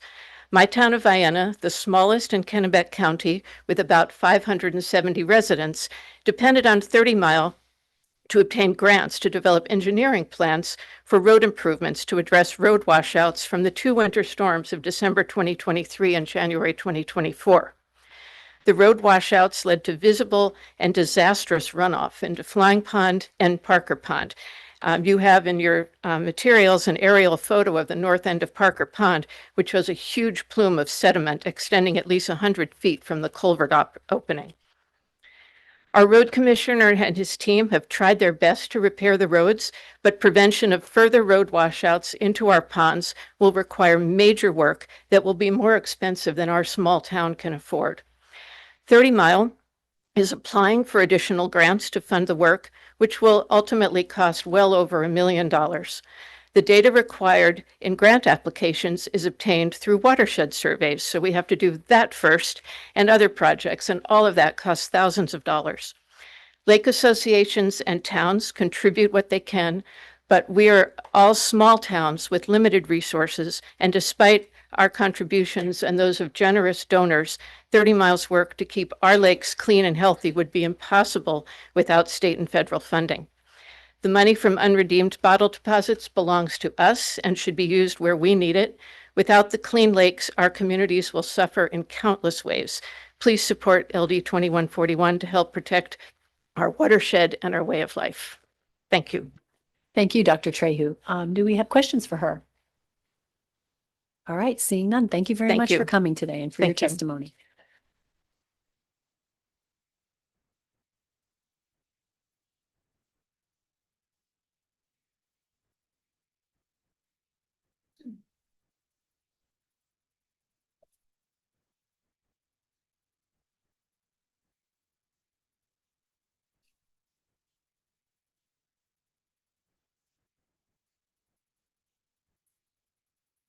Welcome. You can start as soon as you sign in.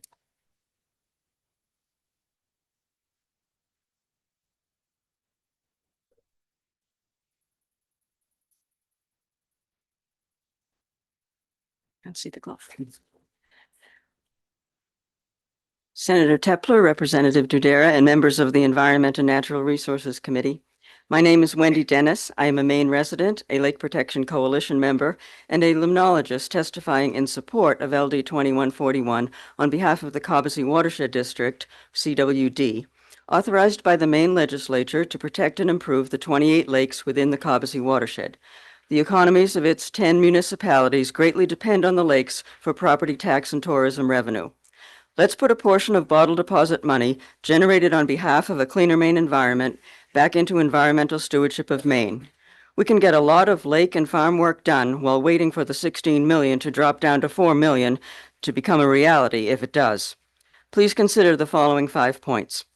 1. Some Maine lakes are in trouble and we can expect this to get worse. For example, in the CWD, 5 of the lakes have poor or declining water quality, and DEP has identified 22 of the 28 lakes as at risk from runoff pollution. 2. Funding for Maine lakes is severely limited. For perspective, there was only $50,000 in the State Lakes Water Quality Restoration and Protection Fund last year. That is how much CWD spent last year on lake pollution control measures on one road in one lake watershed. To save Maine lakes, we need funding commensurate with the actual problems our valuable lakes are facing, including the staggering workload of environmental law enforcement. $2 million a year would be a meaningful but not excessive response to those challenges. 3. Lake attributes are wide-ranging and publicly beneficial in multiple ways. For example, within the Cobbessy watershed, there are beautiful clear water lakes with cold water fisheries, which we have a responsibility to preserve. There's a public drinking water supply lake. There are lakes with severe algal blooms where people want to fish and swim, and wildlife should thrive, and those should be restored.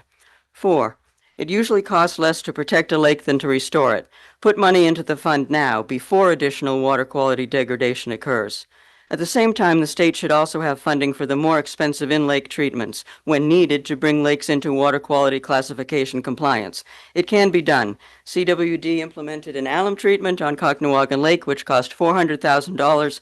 Water quality improvements were immediate, property values and local economic development increased. Number 5, with sufficient funding, we can implement effective solutions.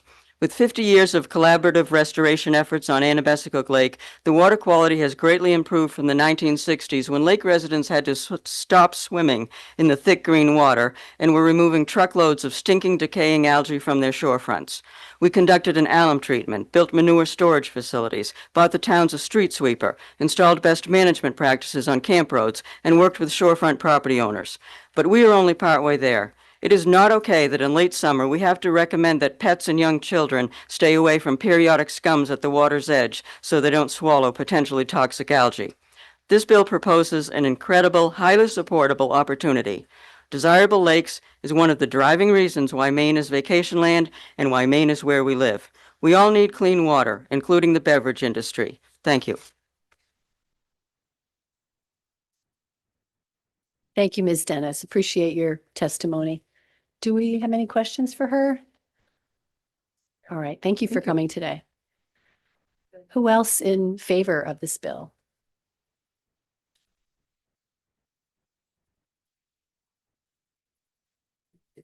There you go. And you can start just as soon as you sign in.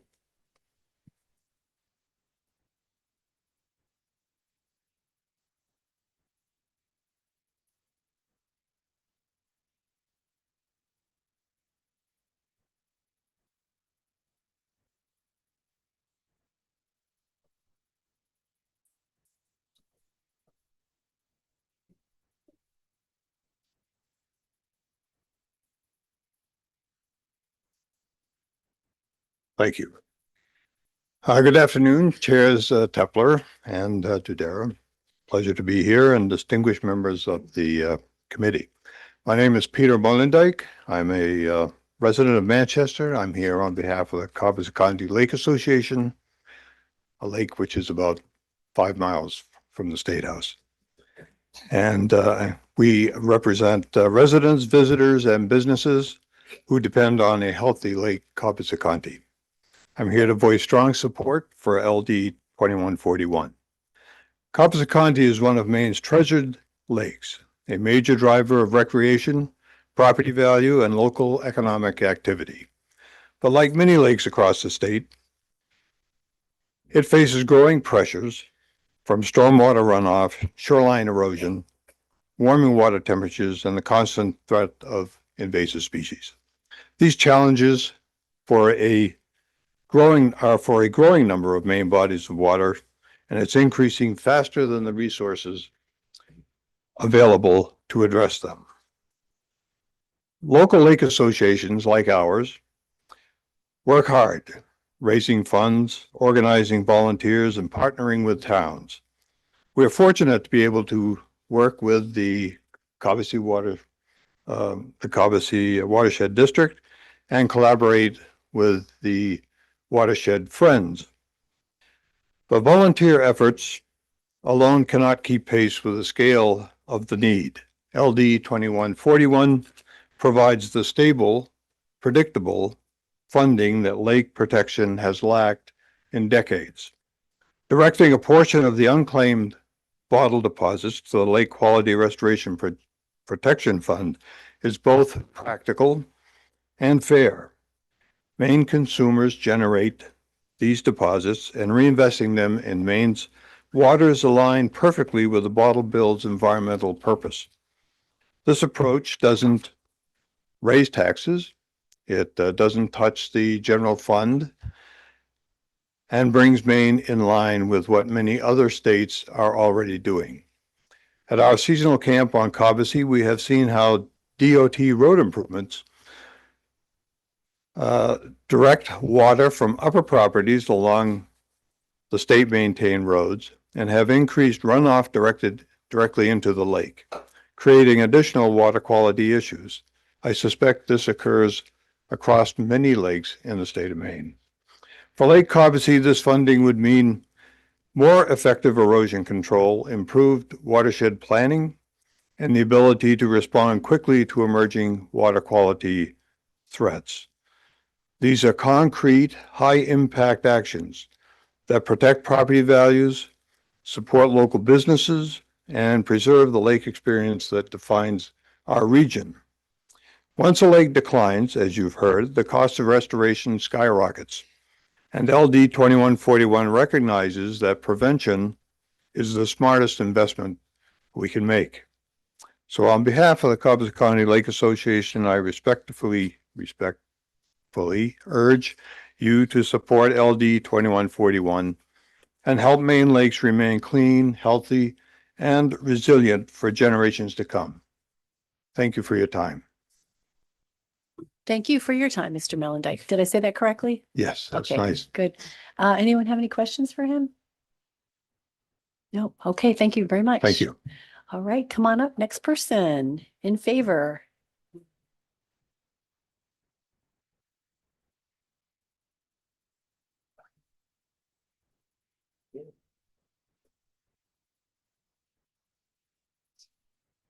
Pen? Oh, here, you get one? Okay.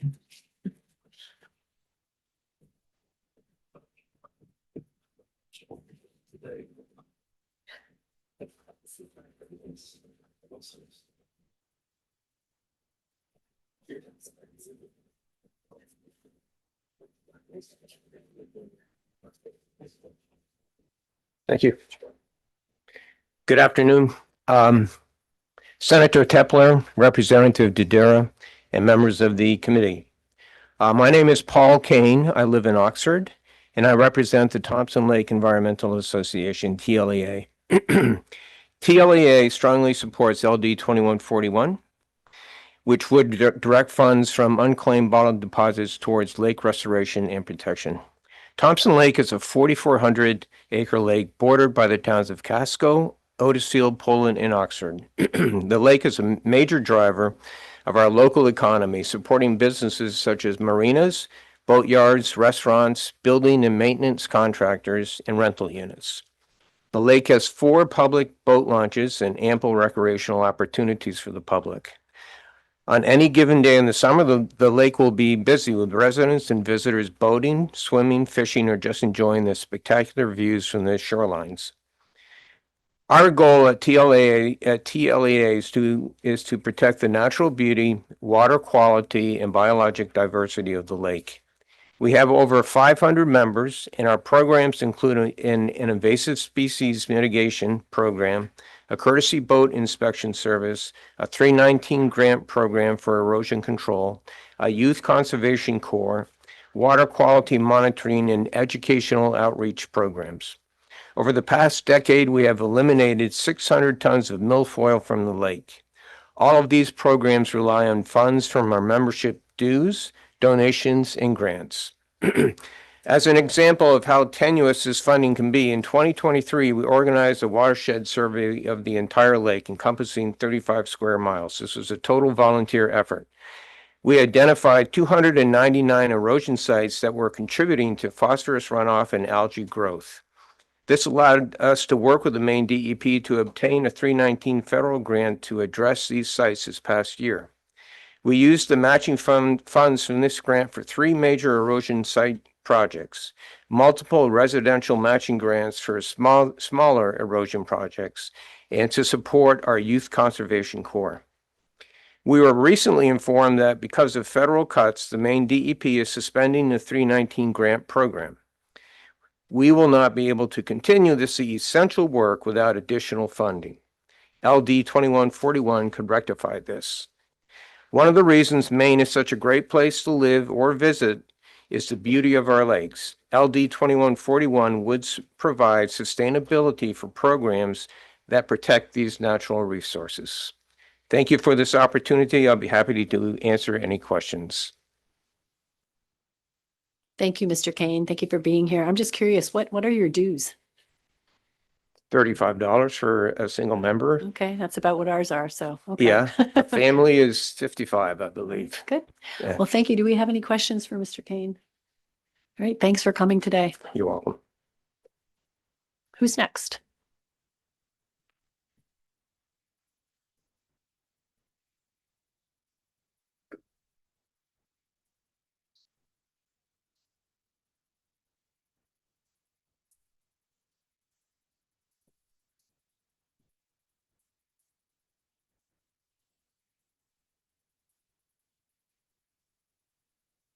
Good afternoon, Senator Tepler, Representative Dudera, and members of the Joint Standing Committee on Environment and Natural Resources. My name is Shelley McGuire, and I'm the Policy and Research Director at Maine Farmland Trust, or MFT.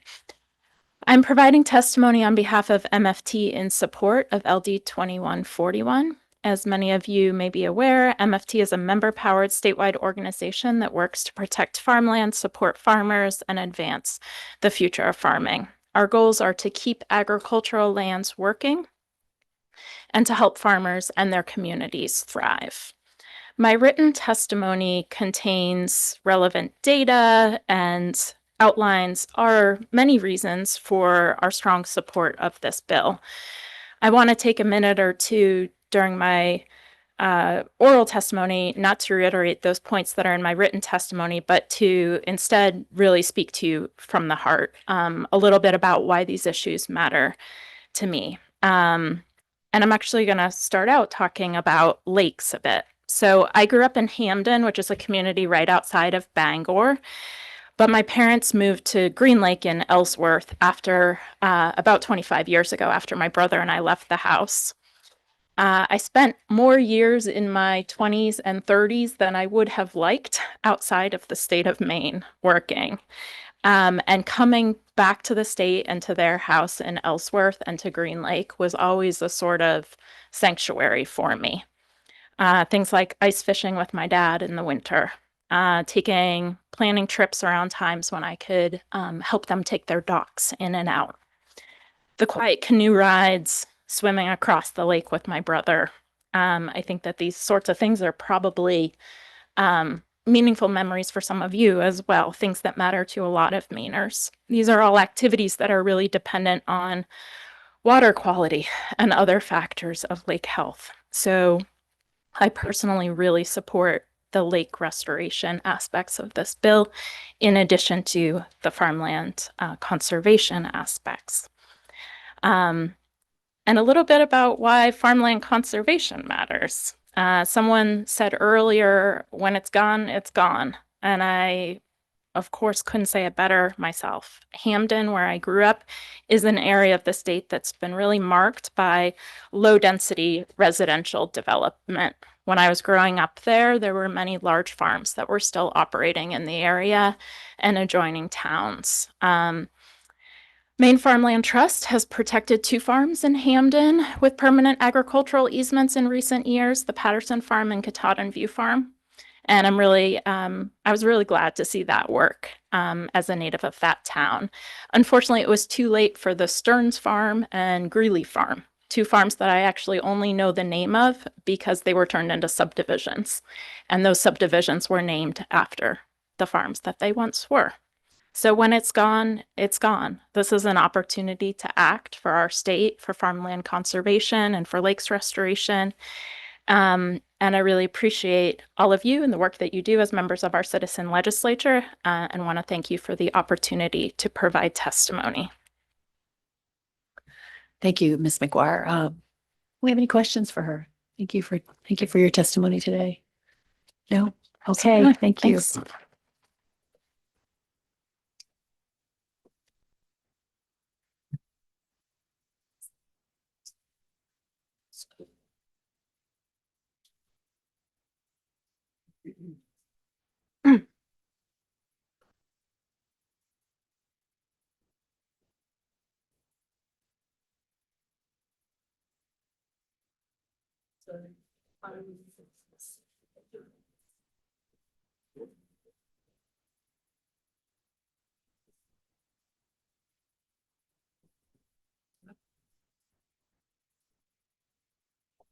Thank you.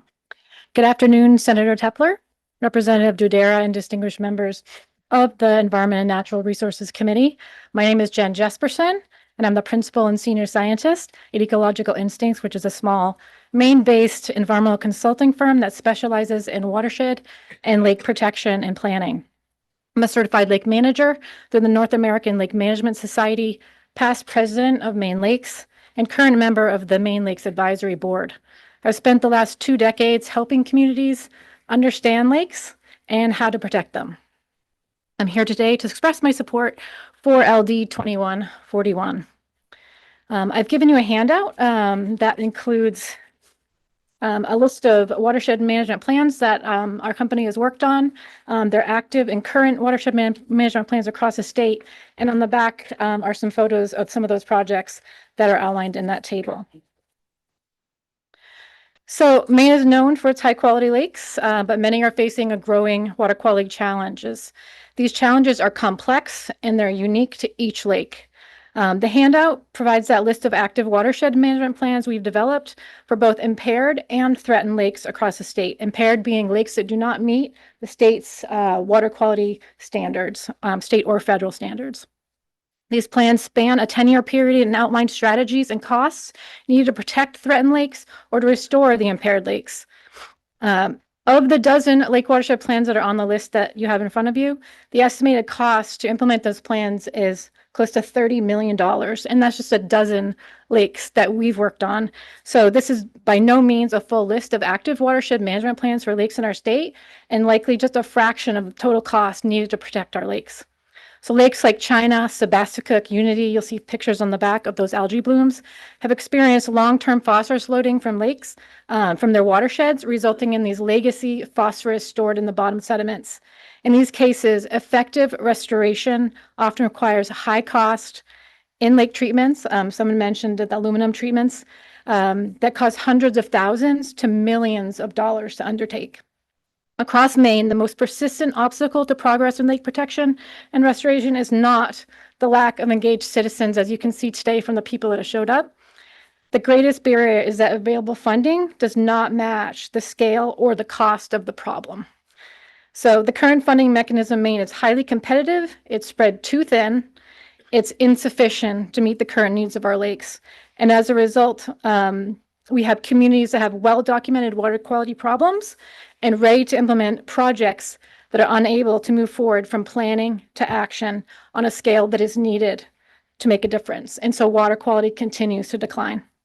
The responsibility of stewarding Maine's lakes rests with us, and LD 2141 will help us move from a reactive funding approach to a proactive approach by providing a stable source of funding dedicated to long-term protection and restoration of our valued shared public resources. Thank you. Thank you, Ms. Jesperson. It looks like Senator Tepler has a question for you. Yes.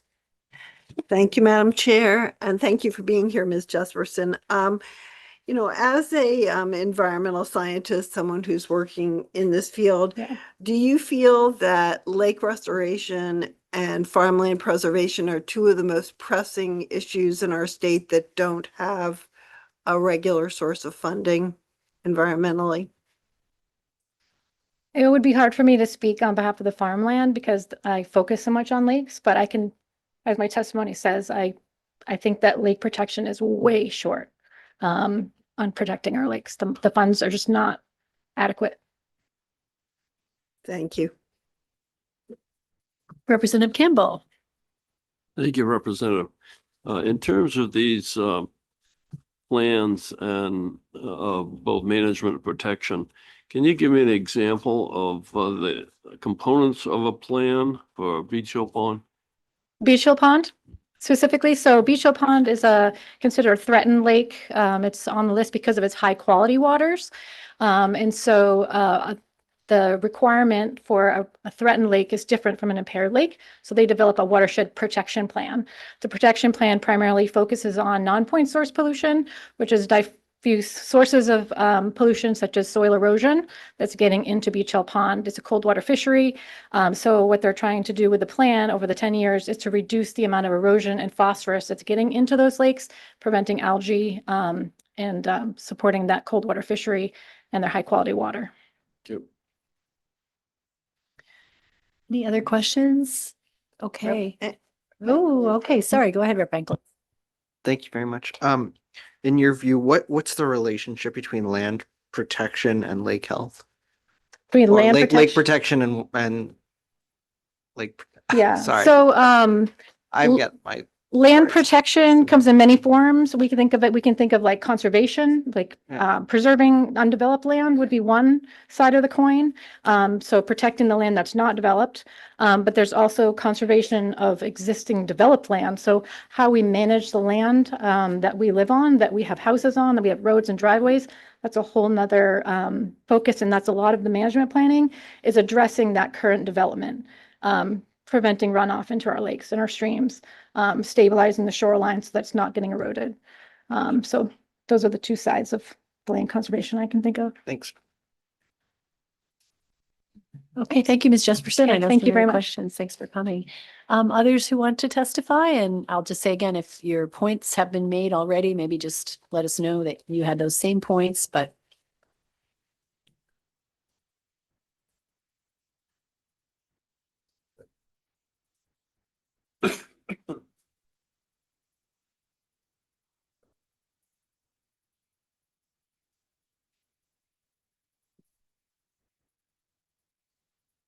Good afternoon, Madam Chair. My name is Matt Scott. I'm from the town of Belgrade.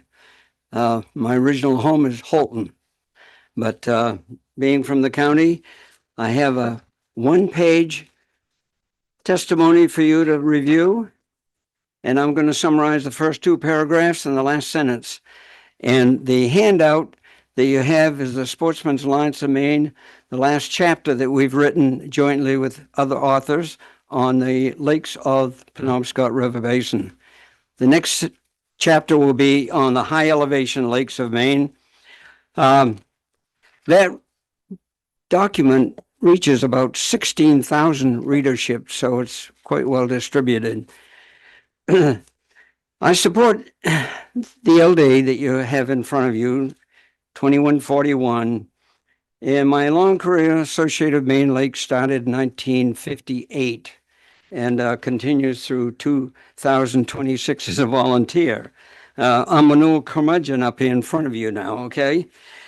So I've visited, I've fished, and I've sampled and evaluated, and even aerial work with helicopters and float planes on 2,200 Maine lakes in my career.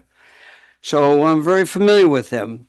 That's the whole idea in my support of LD 2141, because it is a source of funding for the future of Maine lakes. I consider them to be the crown jewels of the state of Maine. The golden eggs of our landscape. There's no more, only so many. And the ones that I've been on are over 10 acres or more that I've visited, which are anything 10 acres or more under the Great Ponds Act is property of the state of Maine. So we recently had an economic evaluation done by several scientists in the University of Maine, and Maine Lakes was involved in that project, Susan Gallo in particular. That project came out with a total annual economic value of $14 billion annually. $14 billion. Seems to me that we could spend a couple of million in the Lakes Protection Fund for the DEP. So Maine's new economic engine are our lakes. And in my lifetime of work, I've seen the change, and we're going to continue to see change. And so I stand before you in support of that LD, and at an old age of 91 and having fun. Thank you very much. Oh, the one committee member that I know well is Bill Bridgio. Representative Bridgio and I worked on Togus Pond way back, it must have been 8 or 10 years ago with Sandy Mason. And eventually we got an alum treatment.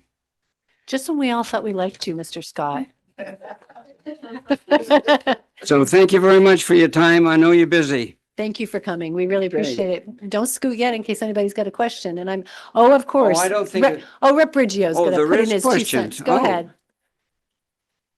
I am a co-sponsor of this legislation, so I have purposely been not asking questions and respecting that tradition, but I can't pass up the opportunity to thank the witness for being here today and demonstrating to all of us that there's still gas in the tank to put up with 4 hours of testimony to get up and say a few words. So it's appreciated very much.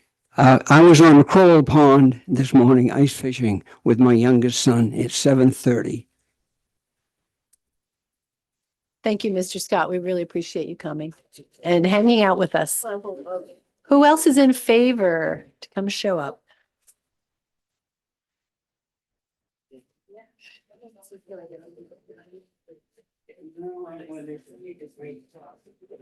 And you can start just as soon as you sign in. All right. Keep this show moving.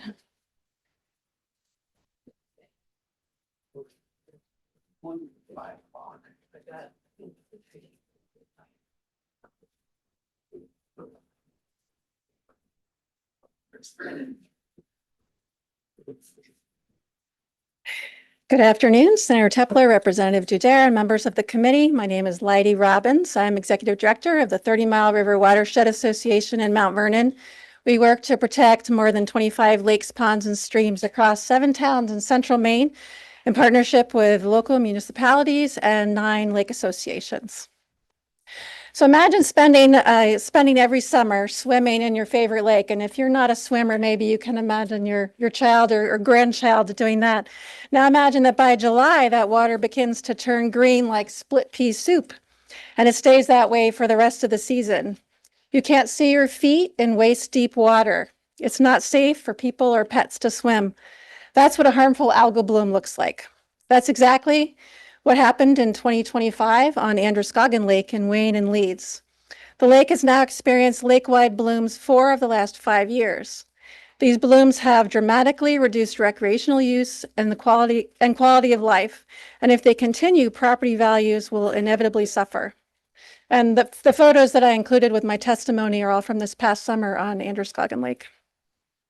In Wayne alone, shorefront property on Androscoggin Lake is assessed at about $87 million and generates more than $1 million annually in property taxes, about 27% of the town's entire tax base from a single lake. Lakefront property across all lakes in Wayne accounts for 71% of the town's property tax revenue. When lakes decline, municipal budgets are at risk. Restoring a lake after recurring algal blooms is extremely expensive, and you've been hearing a little bit about that today. On Androscoggin Lake, we're still in the data collection, analysis, and planning phase to identify solutions. That work alone will cost more than $100,000 over the next 2 years before any on-the-ground restoration begins. Those efforts can cost millions. LD 2141 is critical because it supports both prevention and restoration. Preventing algal blooms by addressing erosion and polluted runoff is far more cost-effective than trying to fix a lake once it's impaired. As you keep hearing, I'll say it another time to make sure this point gets across, current state funding is simply not sufficient to meet the scale of this problem. LD 2141 is a smart investment in protecting Maine's lakes while safeguarding municipal tax bases, public health, and local economies.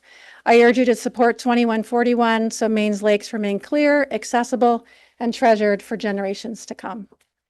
And thank you for listening to all of us today. Yes, thank you, Ms. Robbins. Thank you for coming. Appreciate it. Do we have questions for her? Nope. Okay, seeing none. Thank you very much. Okay, hop right up so we can keep this rolling along.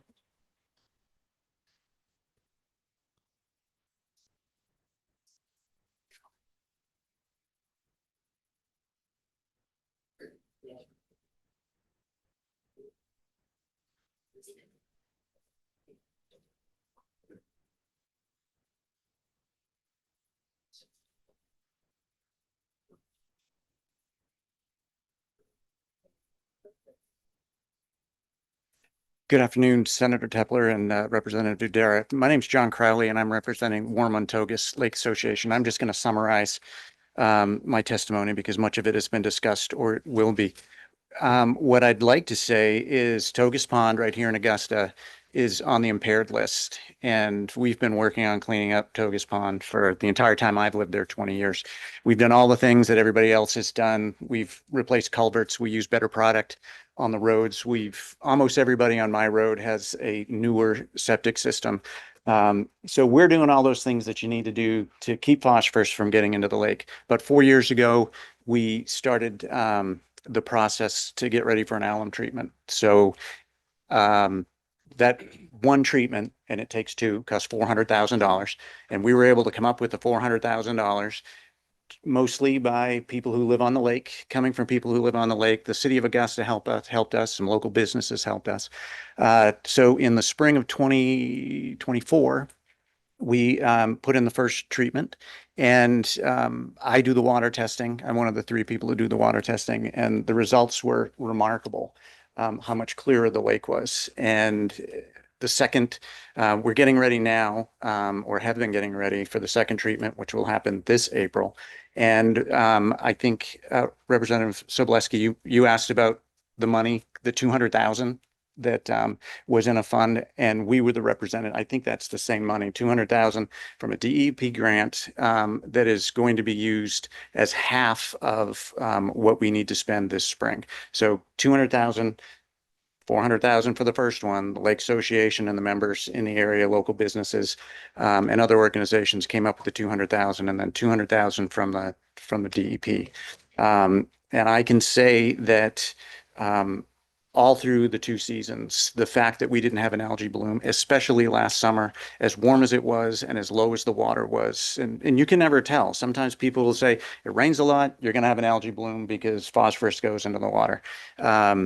Or it's a drought and the water's low, and every lake's a little bit different. But I would like to say thank you to DEP for allowing us to get that money, because I'm not sure, it was a lot of work over a 4-year period to come up with that money, and that $200,000 was very helpful.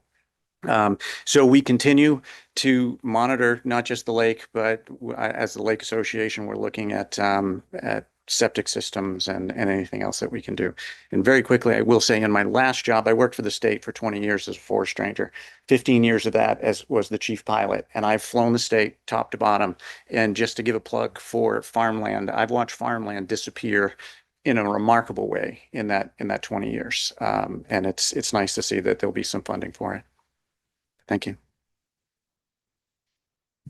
Thank you. Thank you very much, Mr. Crowley, for being here today. It's interesting to hear the different hats that you wear. Does anybody have any questions for him?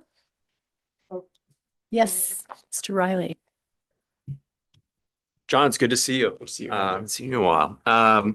Yeah, how many people use Togus Pond, like year round or seasonally? It's a 660 acre lake on the portion that's been treated. And then there's about 4 miles of it that runs from 105 all the way down to Route 17.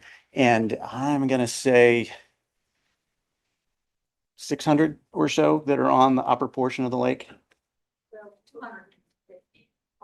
250 properties. Yeah. So, and then about 4 or 5 years ago, IF&W put in a public boat launch, which there was a lot of trepidation about. Initially, they were just going to dump it there and say, you guys take care of it. And over the years, they really came around and did a great job. They limited the number of boats for trailers. It's like seven trucks and trailers can get in there. There's a hand launch. There's also access down to Lower Togus. So we've worked very closely with IF&W on that. As far as numbers wise, I can just tell you the number of people who live on it. But it's busy, and it's getting busier now that boat launch is there. And how many dogs are out on the pond? Because I know that you have a bunch of Bernese Mountain Dogs. Yeah. I've seen those photos. They're everywhere. And honestly, there have been times where we do not let before we did the treatment, there were times where the dogs weren't allowed to go anywhere near the water. Okay, I don't see any other questions for Great. you. Thank you for coming Thank you. and for hanging out. Hello, how are you?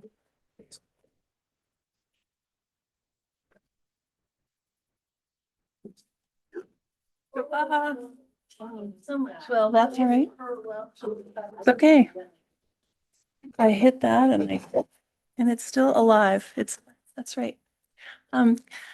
Good afternoons, Representative Dudera, Senator Tepler, and members of the committee. I'm Heather Spalding, Deputy Director of Maine Organic Farmers and Gardeners Association, MOFGA.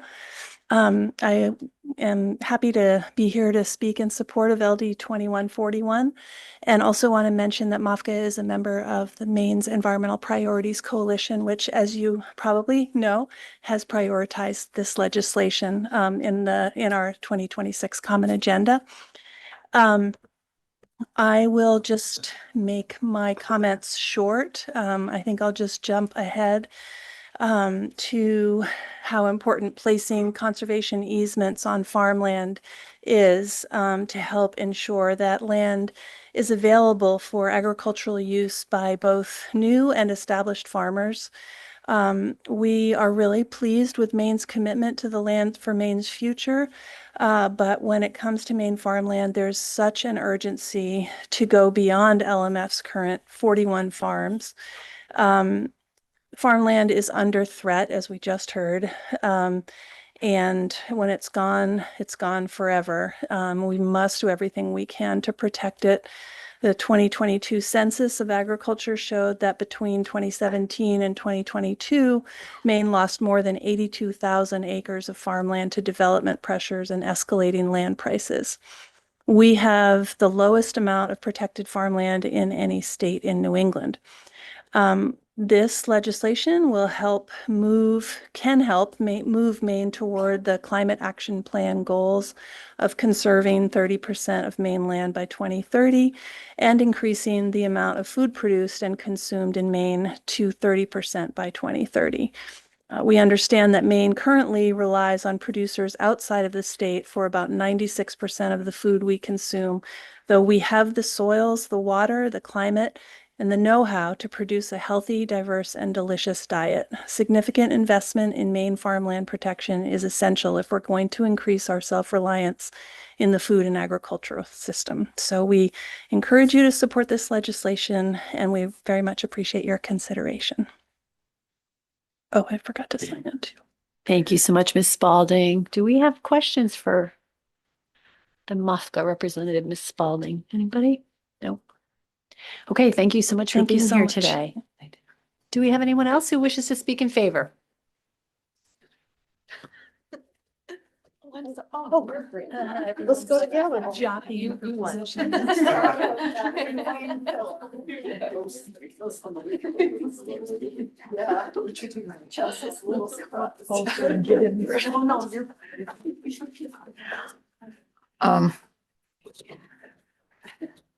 Senator Tepler and Representative Dudera and members of this ENR committee.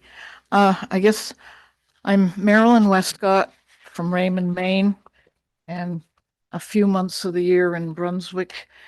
But I'm going to go a little off script, I think, because of everything I've heard today. First of all, I just don't know how you can stay on all these hours listening to all these testimonies. You can read them later, and I don't know if I could ever get through it.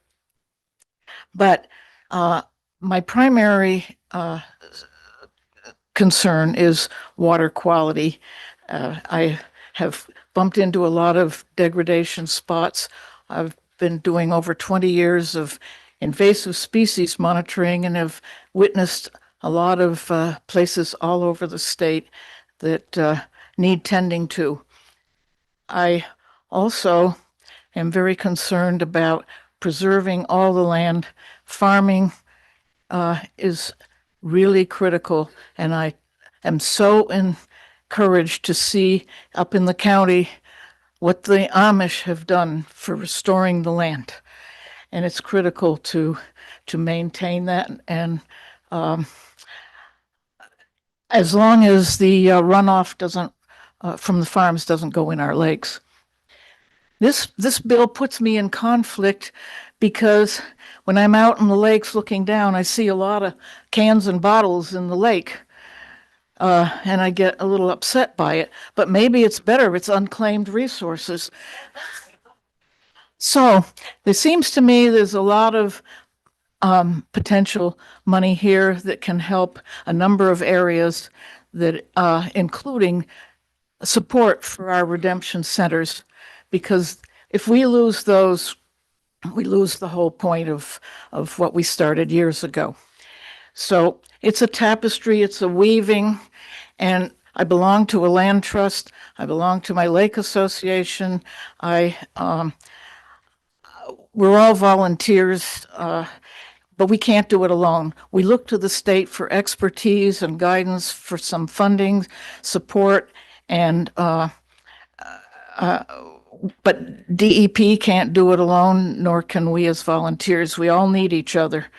And I guess I can't think of what I really was going to originally say anymore, but I think everything in this bill could be found to have some excellent support, because 3 years ago, I was here with my husband asking for a one-shot deal for the Lake Protection Fund.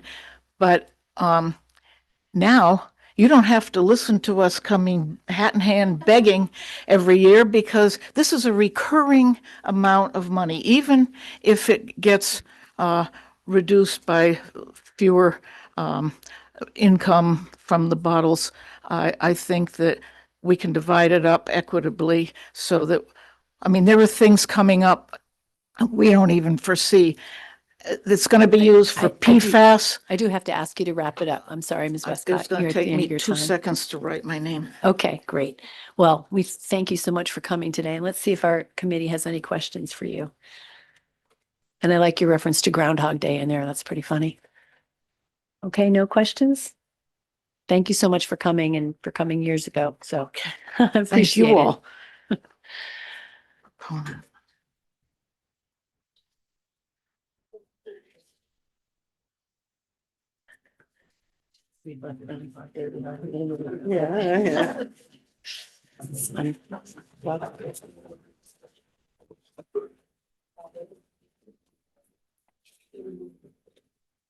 Thank you, Representative Dudera, Senator Tepler, members of the ENR committee. My name's Chess Gundrum, and I'm Maine Audubon's Advocacy Director.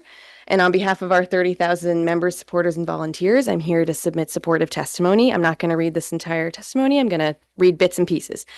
So it's our understanding that an estimated several $1 million in bottled deposits go unclaimed in Maine each year. As you've already heard, those funds have great potential to support several important environmental and working lands initiatives.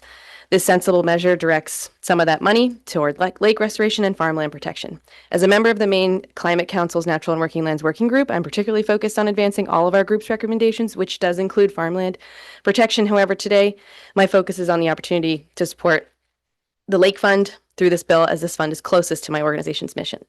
Healthy lakes and ponds are essential to Maine wildlife and Maine's economy, and for common loons in particular, that clean, clear water is critical. They're visual predators. They rely on clear waters to see and pursue fish. And for more than 40 years, Maine Audubon has worked to assess the status and safeguard the future of Maine's loon population. Through the Maine Loon Project, we work with residents and partners statewide to promote healthy lakes, clean water, and quality habitat for loons and understand trends in their population over time. And across Maine, there are more than 2,000 loon conservation volunteers that dedicate incredible time and energy to observing and protecting common loons. Mainers care really deeply about this iconic species and are eager to support initiatives like this one to help protect common loons and habitat and their health. Unfortunately, as you've heard, the cost of keeping our lakes and ponds clean and healthy is growing each year, outpacing existing funding sources. So this bill would infuse the fund with that needed support strategies in order to support strategies to protect this unparalleled resource. That next paragraph are some of those strategies.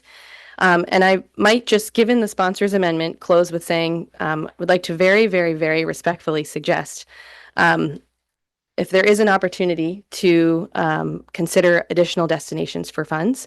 I've listed out a few funds that are important environmental funds, many of which are either at zero or dwindling and not keeping pace, and making it really impossible for our natural resource agencies to address their needs.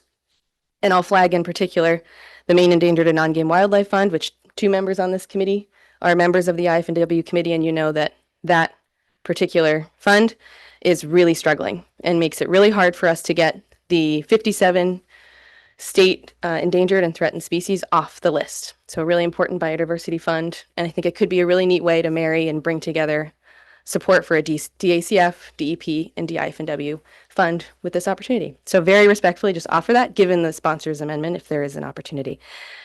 Strongly suggest you support this bill. Thank you for your time. Thank you very much, Ms. Gundrum. Do we have questions for her? Are you raising your hand? Thank you all. Thank you. Do we have anyone else who wishes to speak in favor? Okay.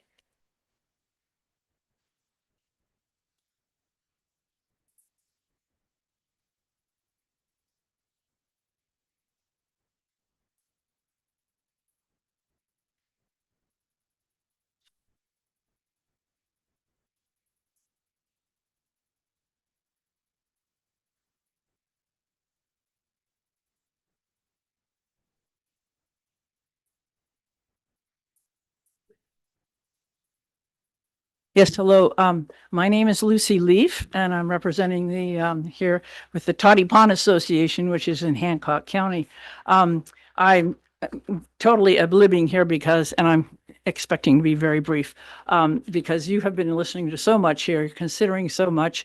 And what I want to say is that I'm so pleased that with these deposits that you're even considering, you could put this towards anything that you're even considering, lake protection and restoration.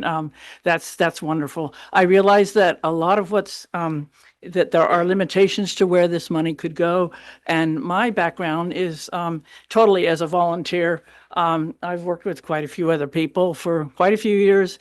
And our lake, I'm very pleased to say, is basically still high quality water, which is because for the last 25 years, I am quite sure we have been involved with probably at least 4 programs that have been initiated by the state and other supported organizations. And we're very busy landing in Hancock County. And we have to spend a lot of money ourselves to implement some of these programs. So I just want to say that restoration and mitigation, I mean, how far is $2 million going to go? You know, one project can be $500,000. So it's a huge problem. But what I want to do is stress also prevention. That may not be quite part of this. I'm involved mostly with the invasive species, which is funded in other ways I know. But in the future and now, anything we can do, prevention is so important. And I just want to say that in the prevention part of this, I understand there's thousands of volunteers involved all over the state, and every lake that has a lake organization, that's mostly volunteer. When you're utilizing volunteers, you're really getting a bang for your buck because, you know, maybe the state is doing a little bit, especially in the prevention area. But then those volunteers fan out and do so much work, and that is just goes such a long way. So do the best you can. I know it's a real challenge, and I really appreciate you listening to us. And I need to get home before dark. So thank you. I think I have a long ways to go. Okay. Thank you, Ms. Leaf. We appreciate it very much. Did we have a question for her, or are we going to let her get home? Okay, no questions. Anyone else in favor of this bill?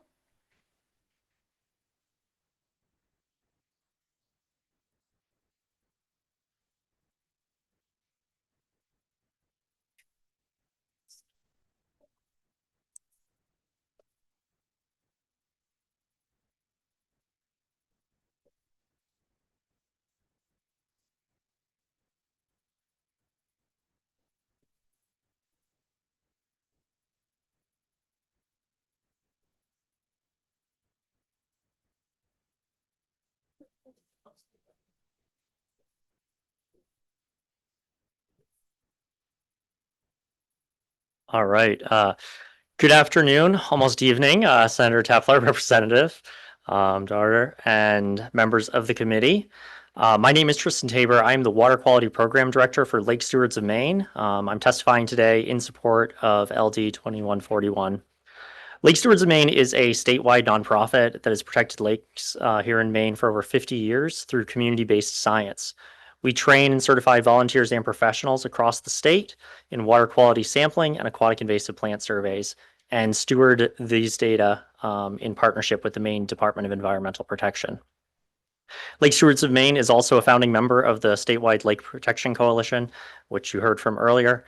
Today, you've heard a lot of different things about alum treatments and restoration costs, algae blooms. I want to talk a little bit about the hard work of the volunteers across the state as a representative of them here. We have over 1,200 volunteers across the state that are collecting water quality data and aquatic invasive species data. The long-term water quality data is critical to identify problems, detecting them early, prioritize limited resources, and prevent costly degradation. This has been a volunteer effort, so it's been put on the backs of the communities, many individuals who care a lot about their lake and want to support the efforts. The activities of Secchi disc monitoring, lowering a disc down into the water to monitor clarity, is one of the most effective ways with low costs to monitor these lakes. These are careful, standardized measurements that volunteers take a lot of pride in and put a lot of effort into. They're deliberate, methodical efforts, not casual observations. Allison ensures the volunteers are trained and certified, and we produce the data that's reliable for DEP to then work with, ensuring protection of lakes that need it and restoration when things start to become problematic. These many small, consistent efforts in monitoring save the state lots of money.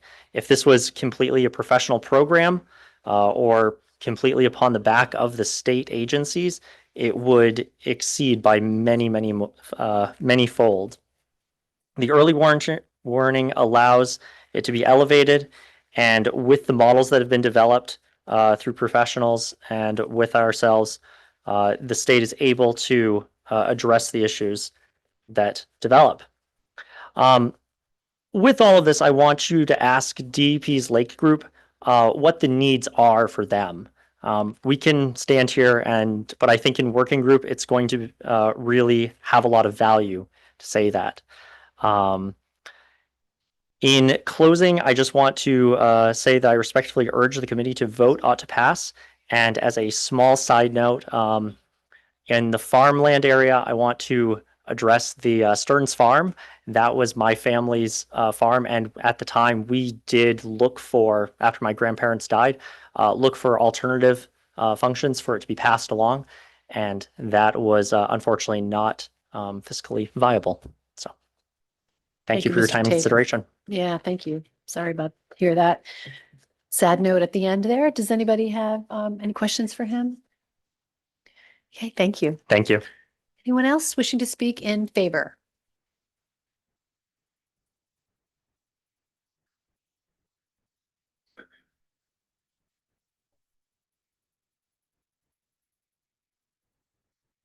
This list is getting long.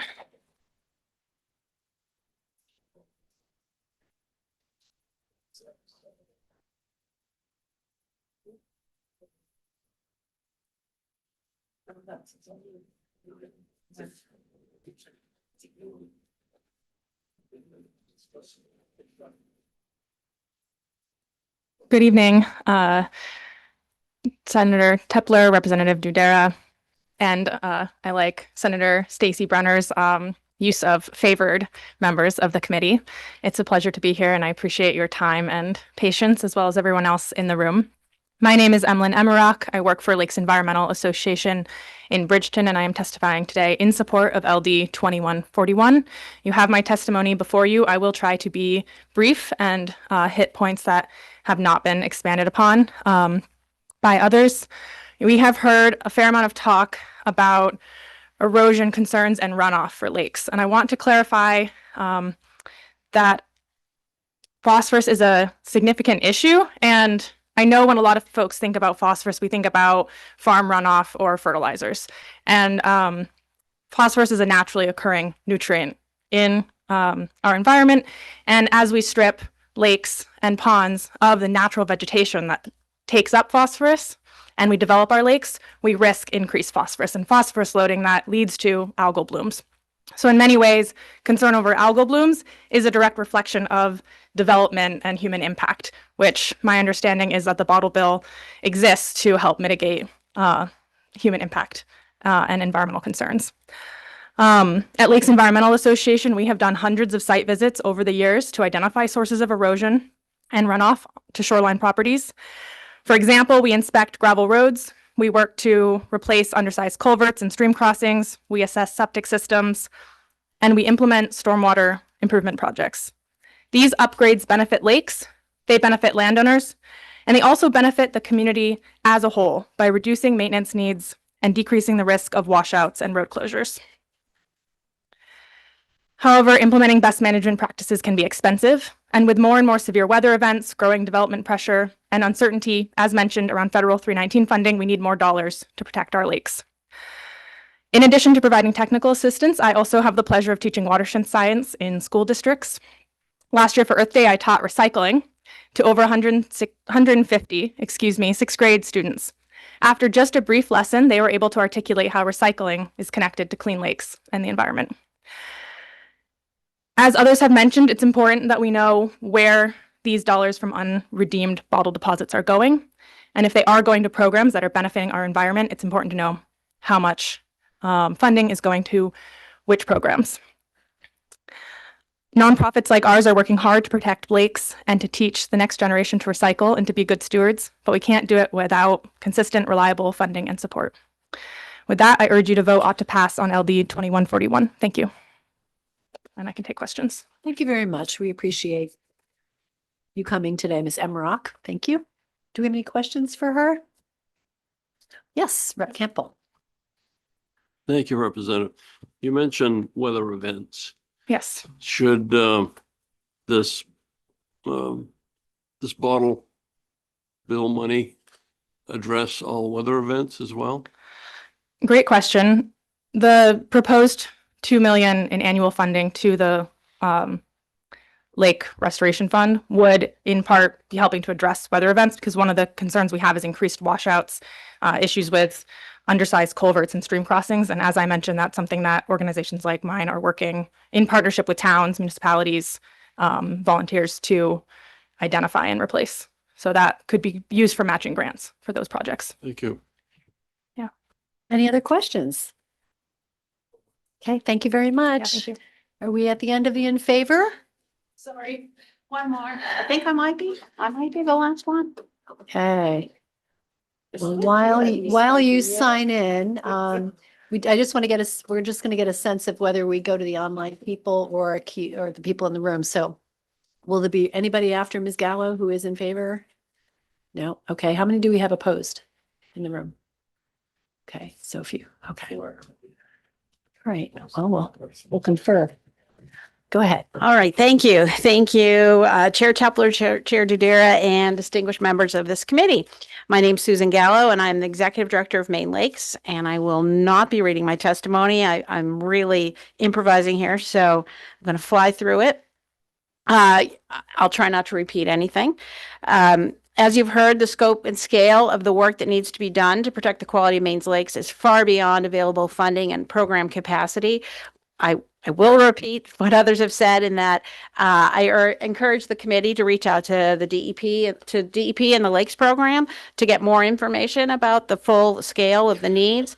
One thing I can add is that, as Doug and Amlin and others have mentioned, there is a lot of work being done around the state to identify best management practices that should be installed. I included in my handout a Lake Smart brochure. Our Lake Smart program identifies those BMPs all around the state. In 2025, I put a table in there. We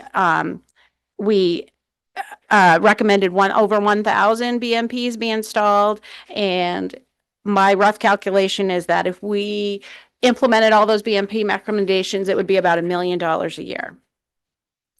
But that $1 million a year is a great investment. Matt Scott mentioned the study that was recently done at the University of Maine.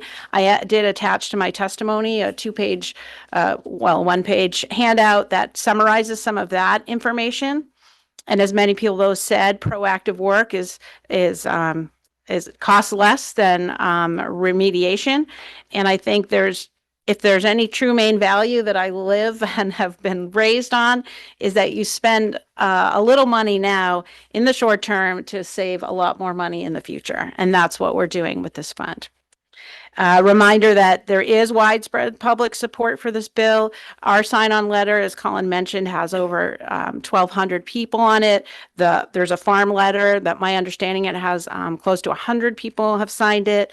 And then I urge you to look at the online testimony. As of this morning, there were 80 pieces of testimony that have been submitted online in support of this bill. So this bill is supported by Mainers and everyday Mainers who work hard to protect lakes and who value lakes and farms. One thing that has not been mentioned is sort of the process and framework for the Lake Fund. There is a process and framework already in place for the Ag Fund. We encourage the committee to talk to DEP about what if we could create a similar structure for dispersing funds from the Lake Fund. I want to remind people that the Lake Fund is restricted to lakes with public access, so it is a public benefit. And I just want to address a couple people have brought up how much money is in this fund. Even with the highest recycling rates in Maine, we generate $60 million each year in unredeemed funds, even though we have the highest recycling in Maine. And I just want to remind people that many people put their cans and bottles into their municipal recycling bins, so they do get recycled, but they don't get the money back. And I know that because I am not too proud to pick them out of my neighbor's bins when I'm going for a walk on Wednesday mornings in Cumberland. So thank you. We appreciate it. You're a little bit over time. Yes, sorry. Thank you very much. Nope, not a Thank problem you at all. very Thank much you. for your testimony. Does anybody have any questions of Ms. Gallo? No. Okay. Thank you. Thanks for hanging out and waiting. So do we have anybody else here in the room to testify in support?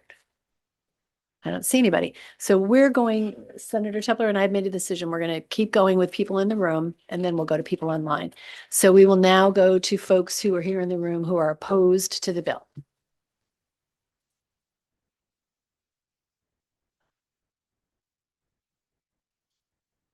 Members of the committee, Newell Auger, again, on behalf of the Maine Beverage Association. When we were in the throes of the negotiations around this bill 2.5 years ago, the single most important piece for the distributors amongst all of the other competing issues that environmental advocates, the legislature, the department, the one thing that was most important for the distributors was that we would continue to be able to invest the funds from the unclaimed deposit into the costs of the bottle bill. And just to confirm, there is no slush fund, there's no excess. There's about 11.9 or 8 million by our calculation, but it may be a little higher than that. That fact, in fact, probably underscores the need for sales data, but I won't go there. That money is more than spent by the costs of the bottle bill. And I just had the discussion with Mr. Kavanaugh by the men's room, who didn't understand that there was a 6-cent handling fee on top of the 5-cent container deposit. So that handling fee is, as you all know, amounts to $50 million a year. That's more than almost 5 times the amount of the unclaimed. That's not even considering the $20 million in pickup and processing costs, because we're sending trucks to the 300 redemption centers in the state, and we're bringing it back, and then we're bailing it, and then and all of the manpower that goes into that. Just to answer a couple quick questions that were asked by others. Representative Osher, I think New York and Massachusetts keep their unclaimed. Connecticut used to, is giving some of it back. But I would point out that most of your deposit systems that are successful, that have a good rate, that unclaimed is invested back into the system. It's not parsed out to other purposes. And Representative Sobolewski, I think you had a colloquy with Mr. Benesky earlier, and my fault for giving a 45% number of initiators that aren't reporting. I think I'll go with his number, 35, but the 45 number I think was probably 2 years old. Again, pointing out that there is a large number of initiators who are not giving that data. Finally, this is uncomfortable testimony for me because I also, as you know, represent the Maine youth camps, and I know just how important the preservation of Maine lakes are. I know from firsthand experience, having gone to a Maine camp and having seen that in action. I don't dispute anything they've said or the need, but we respectfully do not suggest that you use unclaimed deposits to fund those very worthwhile endeavors. So thank you. Thank you very much, Mr. Auger. Do we have questions for him? Yes, Rep. Sobolewski. Thank you, Representative. I'm glad you came back up again. I had some questions I need to get cleared up. We have 6 co- Would you just make me a representative? I don't think so. Many times I've talked to you over the years here. All right. All right. We have 6 commingling groups. How many distributors are in each group? Okay. Currently, there are in the MBA Commingling Group LLC, which is the one I'm legal counsel for, there are 2. There is the Polar Primo Group. That's 2. There is Bablo, because Bablo is its own commingling group. And the state is effectively because we're a control state, there are a lot of other folks that sell their liquor, but the state is the initiator for that commingling group. That's 3. Then the Maine Beer and Wine Wholesalers Association or commingling group, which has 7, because there are 7 different beer and wine distributors in the state. Those are the four that have existed pretty much for the last 20 years. And by the way, for those 20 years, they have been able to use their unclaimed as an offset against their broader bottle bill costs. The two new special commingling groups, one is Maine Recycling, and that has, I believe, 4, maybe 5 initiators in it. I can get back to you with a specific answer. Okay. And then the other special commingling group, which is administered by Tom, Mike Noel, who probably will be speaking later. I think that number is in excess of 350 initiators or somewhere in that. So his commingling group is doing a lot of the heavy lifting. And when we talk about the reduction in sorts that has already happened, a lot of that, if not the bulk of it, is due to the work that Tom has done to get those folks together into one group. 370 distributors It's a big number. in that range. Yeah. Do we have any distributor here, individual distributor? Okay. Not from Tom's group necessarily, but other distributors here who are Follow up. Yep. What I want to get at is how much a sheets a distributor collects in a year. okay. I So don't understand that's based on sales, yes, but about what are we looking at? I can. So it's 11. So when we paid the DEP's bill, for this first year, we actually had to come up with that, and we had to bring out a rubric, a chart for each of the 6 groups, and we can send that to the committee. We're Please. happy to do that. That identified each commingling group's unclaimed deposit total. I know for our group, it was somewhere in the neighborhood of 2.8 million, 2.7 million. We sell in 2024, these aren't 25 numbers. In 2024, we sold about 277 million containers in the state of Maine, and I believe we redeemed about 221. I'm hoping the math comes out right to 2.8 million, but that's about where we were. I wouldn't want to speak to the other commingling groups, but we've got that number, and we can share that with you, so you will see each of the 6 commingling groups and each of their totals. Thank you, Senator. If we could have that information for the work session. Okay, he can. Oh, I'm sorry, Representative. If we could have that, I would appreciate it. So you'll be getting up to testify, please. And I would just add, Sure, sorry. we'll work on that. Okay, thank you. Leave it at that. Other questions for Mr. Auger? I saw Representative Angeles first, and then you can go, Senator. Thank you, Madam Chair. Thank you, Mr. Auger, for being here. Thank Can you. you, I'm looking at the list that you brought us of the different operating costs. Yes. Can you tell me a little bit about how the sale of the materials, the recycled materials, balances against this list? Yes, that's a fair point. And the cost, when we sell that plastic or aluminum, there is obviously a benefit back to the individual distributor. That obviously tends to go right back into the product, because we have I'm pointing at you, Representative Dare, I'm sorry, a minimum recycled content law, which is now in effect for 2026 for all distributors of any plastic bottles in Maine. So that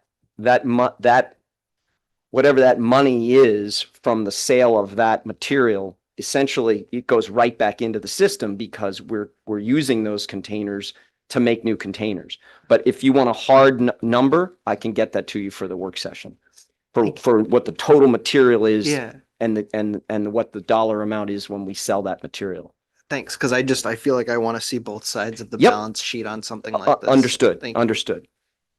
Senator Tepler, and then we're going to go to Rep. Riley. Thanks very much, Chair Dudera. Names are just appearing at this time of night.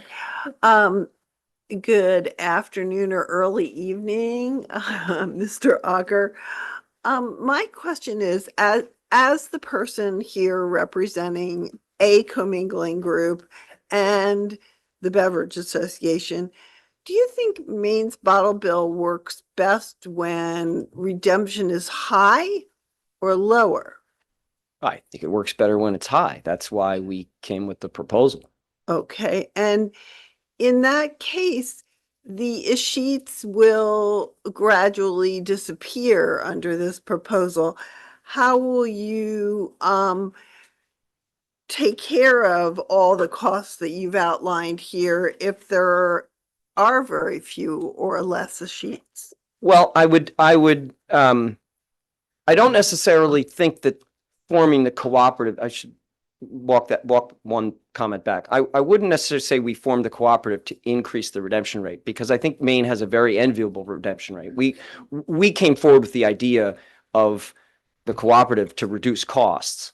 It just so happens that I think long-term, it's also going to benefit a lot of other folks, not the least of which would be the redemption centers and the strength of the program itself. If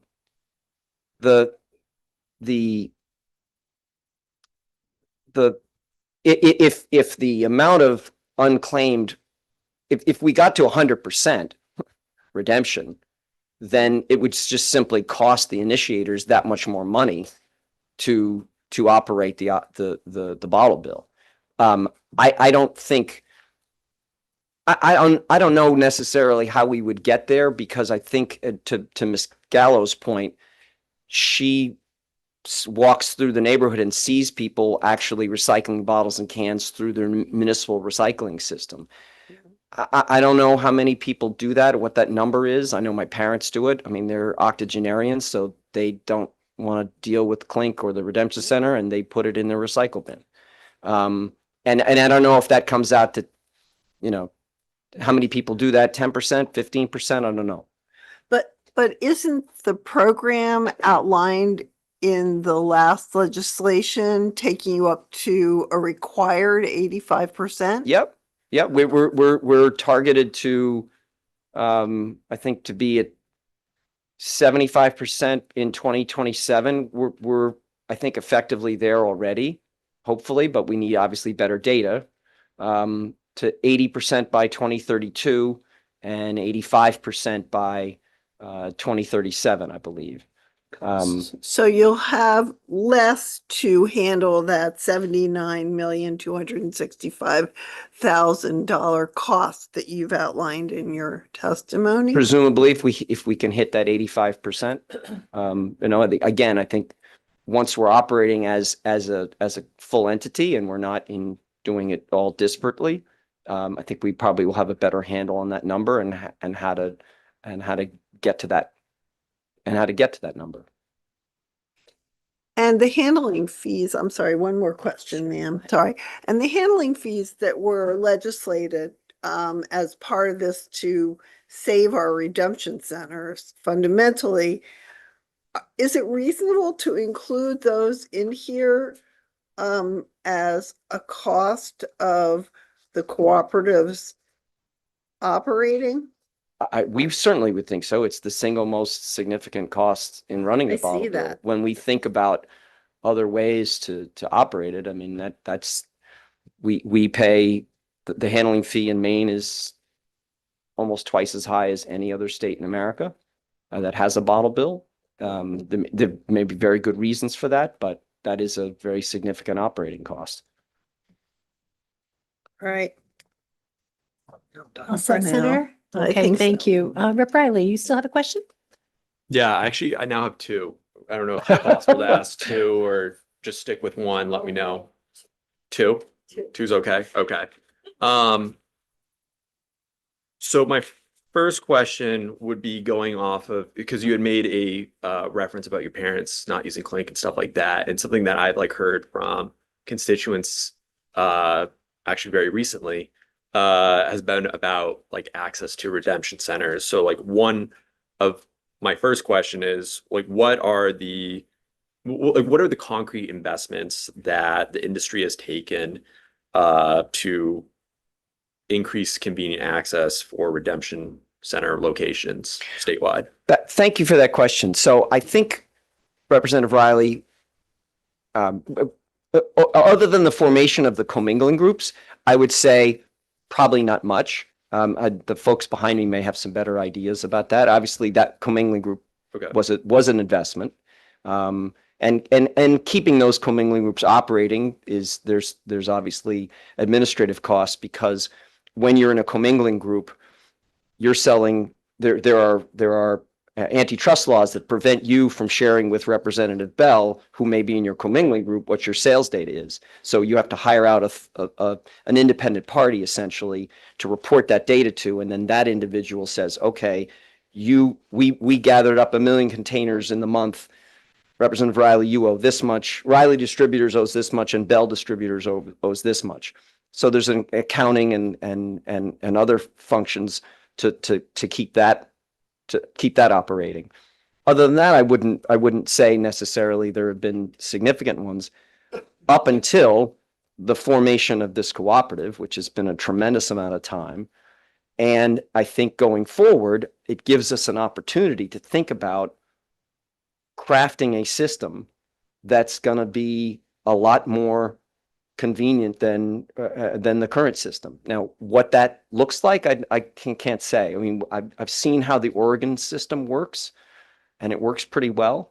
And Oregon, by the way, all of the unclaimed deposits go back into the Oregon system for point of reference. So we don't know, we're not going to duplicate what Oregon does, but I think that's what we're trying to think about. And as we get to a full group and we're operating as one, I think that would be. Are these active conversations that are happening now about how to?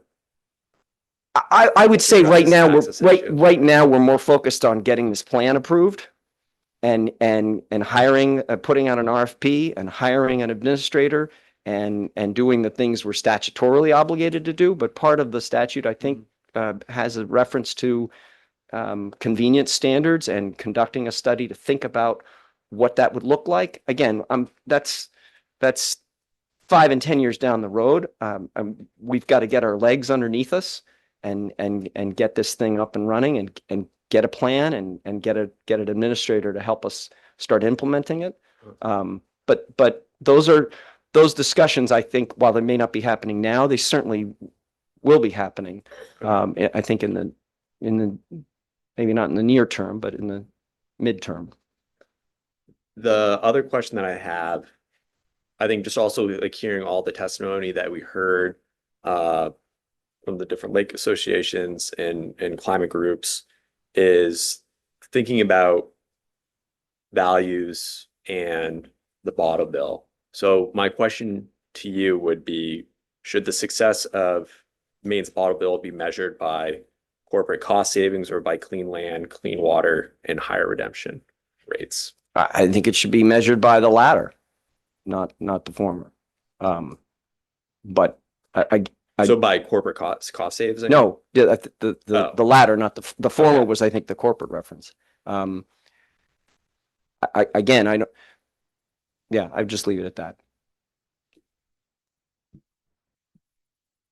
Okay, do we have any other questions for Mr. Augury? Sure, Rep. Sobolewski. Thank you, Representative. I've asked a number of times trying to get to the bottom of what's the net amount out of that 16 million. And if you take that number and you divide that by 370, I mean, that's quite a figure, $43,000 a piece. That's it. I'm sure some are larger, some are smaller. So that number varies by quite a bit. But it's the net amount that I've been extremely concerned to get my head wrapped around. After we're done with the operating costs, with the incentivizing recycling, with the bags and all of that, how do I find that net amount that's there, and how much does each distributor get to keep? The total, the net, the total. I the understand net expenditure. The 16 million is a monster number, and it's like we got to have some of that. But I want to find out what the bottom line is on it. Well, again, it's fungible in the sense that if it costs you $1 million as an initiator to pay your obligations under the bottle bill, and you get an unclaimed of $50,000, your net cost, instead of being $1 million will be $950,000. That's ultimately what it looks like, to use that example. Thank you. Okay, I think that question's all set. Anybody else have any questions for Mr. Auger? Okay, thank you. Thank you. Who else do we have opposed to the bill?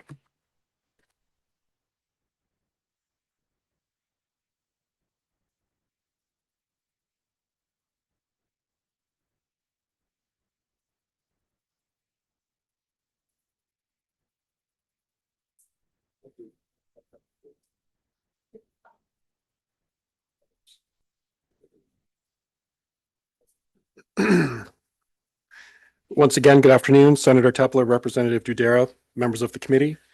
My name is Mike Barrio, the president of Central Distributors in Lewiston, and we also operate a smaller distributorship up in Presque Isle, Maine that goes by Aristic Beverage Company. Again, we're an independent Maine-owned beverage distributor operated by my family since 1934. My sister, my cousin, and I represent the fourth generation of our family to continue the legacy of our company, delivering beverages to Maine retailers throughout the state. We're a good company with good jobs and benefits for approximately 180 Maine people. For decades, our distributorships have successfully operated the bottle bill since the inception in the 1970s. Our drivers deliver full beverages to Maine retailers to pick up empty beverage containers on our way home. Instead of, I'll kind of ditto Newell's remarks, but what I would seek to offer is, and we've done this before with committees, to invite folks into our facilities if you're so wanting to do, to see our facilities, see our trucks, see our drivers, see our warehouse, and understand the work that we do to support the bottle bill, because it's quite a lot. And in doing so, what you'll see is trucks coming back from the marketplace. We deliver beverages, we pick up redemption centers, which can oftentimes be a difficult effort in the snow and in the rain, empty bottles and cans with sticky liquids on them, returning to the warehouse to drag bags across the warehouse floor, using forklifts and manual labor to put into trailers. And I hope that in meeting our employees, you'll understand, and hopefully maybe you could ask them directly that, I don't think they consider us the evil, greedy corporate empire. We like to think we're a small family business, and we like to think that our employees, especially those who have been with us for 10, 20, 30, 40 years, appreciate the jobs that they have at Central Distributors. We want to make it very clear to you today that unclaimed deposits are an integral part of the economics of what helped make the bottle bill work. We've been before this committee on several occasions to try to demonstrate that our costs to operate the bottle bill far exceed any benefit from unclaimed deposits. If I were to try to put that in reference to our company, we're relatively small amongst our other members in our association, but if I'm throwing out a pretty rough number here, I think for nickel deposits, we probably collect close to $1 million of nickel deposits. And so at a 75-80% return rate, that's probably a $100,000 to $200,000 amount of money. But we can very easily show and justify with our costs for drivers and trucks and forklifts and reimbursement of bags and handling fees, and the list goes on, and people after me will continue to demonstrate and illustrate those specific costs for us, that money is gone. And a net unredeemed for us, it might be something in the ballpark of 40, 50, 60,000, which to us is a significant number as a company. That's a job, that's supporting benefits, that's paying for paid family leave, all the things that we're tasked with affording as an employer. I see my time is up, and so I thank you for the opportunity and am open for questions. Thank you, Mr. Barrio. Do we have any questions for him? Sure, Reps Sobolewski. Okay, we'll let Senator Tepler go first, and then you can go. Thank you very much for still being here, Mr. Barrio. I guess I'm trying to get my head around what is a cost of business that is your responsibility to balance against your profits, and what is a cost of business that we've imposed upon you by insisting that we recycle our bottles and cans in the state of Maine to keep our state clean. And it's unclear to me from your testimony what that is. I don't have any data to support that, or any clear idea about what that is? Sure. And I think it hits on nuances to pricing, which I think Newell maybe started down that path a little bit. What happens when that unredeemed money that we're saying now we're using to offset costs, and we can very easily show and reconcile and justify that our costs exceed our unclaimed. But if our retention rate goes up and that pool of money shrinks, then what do you do? Because we still have those costs to cover. In fact, we probably have more costs to cover because now there are more handling fees. There are more beverages being recycled and processing costs and pickup costs. So then what do you do? And it's essentially pricing. And so I draw a direct line from that to, these monies proposed today to go towards lakes and farmland, which are great, which are very great programs, and they're certainly well-intentioned. But to remove any amount of money from that unclaimed that's currently going to offset our costs will likely reflect in price increases of beverages. And I know it's not a direct, someone maybe made the comment of there's no beverage tax here that's being imposed, but I would argue essentially it is. Because if those monies disappear to allow us to offset the costs that we undertake, and we still need to pay our trucks and our people and gas and all those things, then prices of beverages will likely go up, and that I would consider that somewhat of a tax.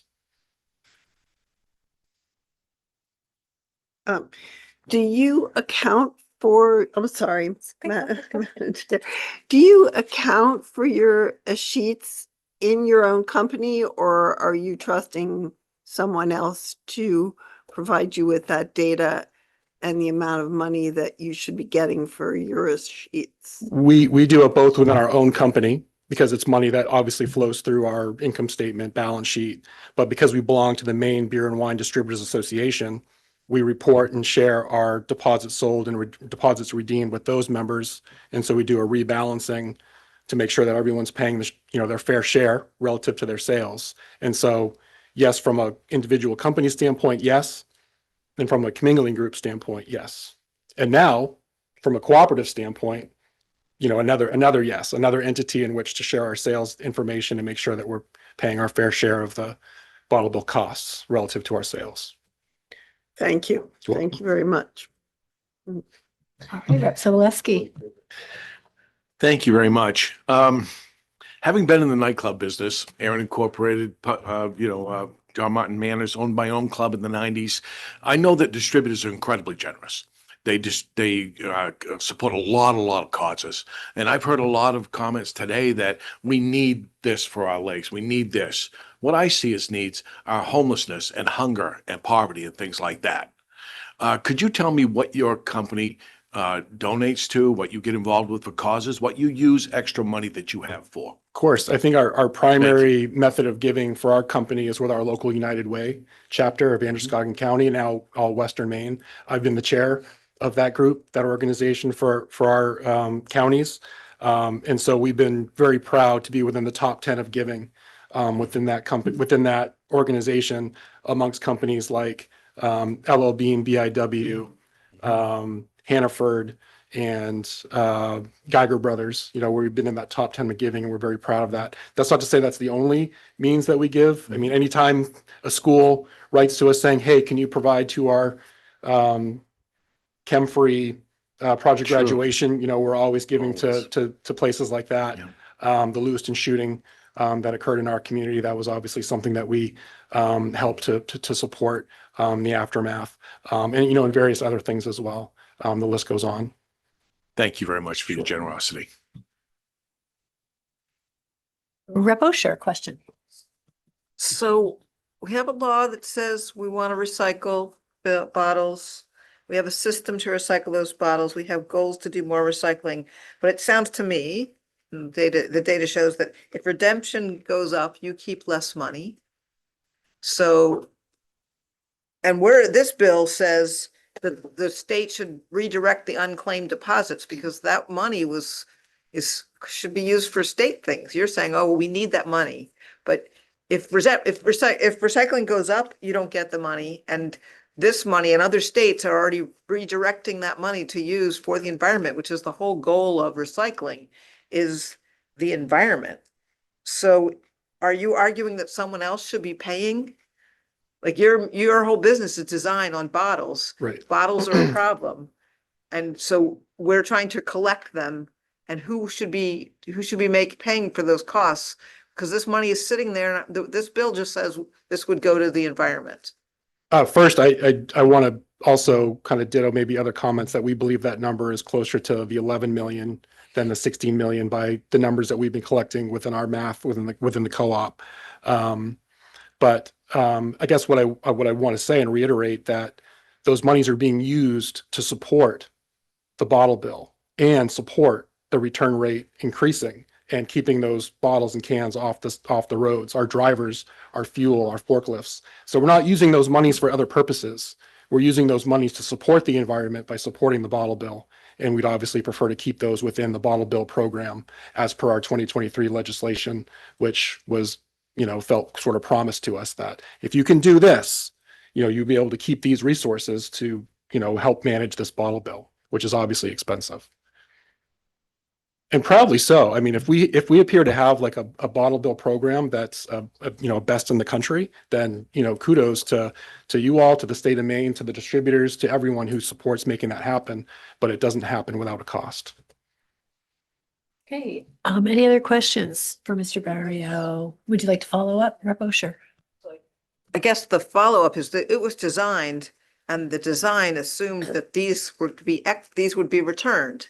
Therefore, the design wasn't for that to be used for you to manage your costs of the program.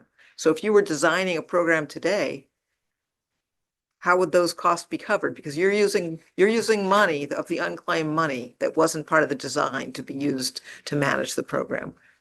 Well, I might argue that it might have been designed back in the 70s. I mean, our forefathers were there for the creation of the bottle bill. And at that time, we also kept unclaimed monies. So perhaps it was also understood at that time that those monies would be used to help fund the program. I do think there were also some times in the bottle bill program, my dad were here, he'd speak to it, where we were actually upside down, where there was a period of time where I think monies were escheated to the state, and then suddenly they found themselves in a place where we were over-redeemed. And so I think the manufacturers or the distributors then looked to the state saying, okay, we got to get a refund now. And so I think that maybe reversed whatever programs were there at the time. But I would argue that it was potentially part of the design from the very beginning, because we kept those unclaimed from the very beginning. We've had costs from the very beginning. I'm not an expert on this, but my my understanding was that it was 2003, that from 78 to 2003, you didn't keep them. It's only been since 2003. I believe we did. Prior to 2003, we did. In 2003, when the first level of commingling was enacted, it was used as a kind of a leverage tool for us to say, okay, guys, get together and commingle, or else we'll take your unclaimed. And of course, our businesses as well, to form a commingling group and manage things and have less sorts for redemption centers. And we've managed our commingling group quite successfully for the last 20 years.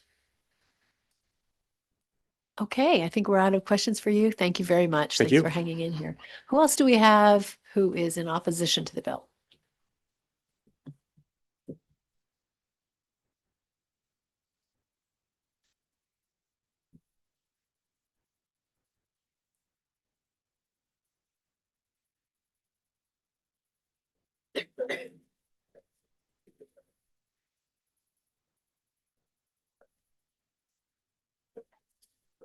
Good evening. Thank you for your patience and for an exceptionally long day. I am exhausted, but hope to add a little bit of value. My name is Jasper Walsh. I'm one of the owners of Maine Distributors with locations in Bangor, Maine and Mapleton, Maine. We are a very small family-owned business. We are a beverage distributor, an initiator of deposit, a Maine Beer and Wine Commingling Group member, a pickup agent, and a member of the newly formed cooperative. And it's hard sometimes to talk about everything that's happening in the bottle bill and all those programs if you're not familiar with all 5 of those pieces of it are.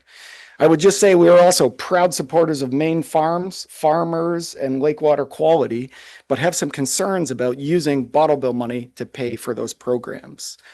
Our teams, admin, delivery, and ownership groups are dedicated to working in tandem with our redemption centers, DEP, and our suppliers to both ensure compliance, increase opportunity for effective pickups and payments, as well as paying our redemption center customers well ahead of the statutory requirements.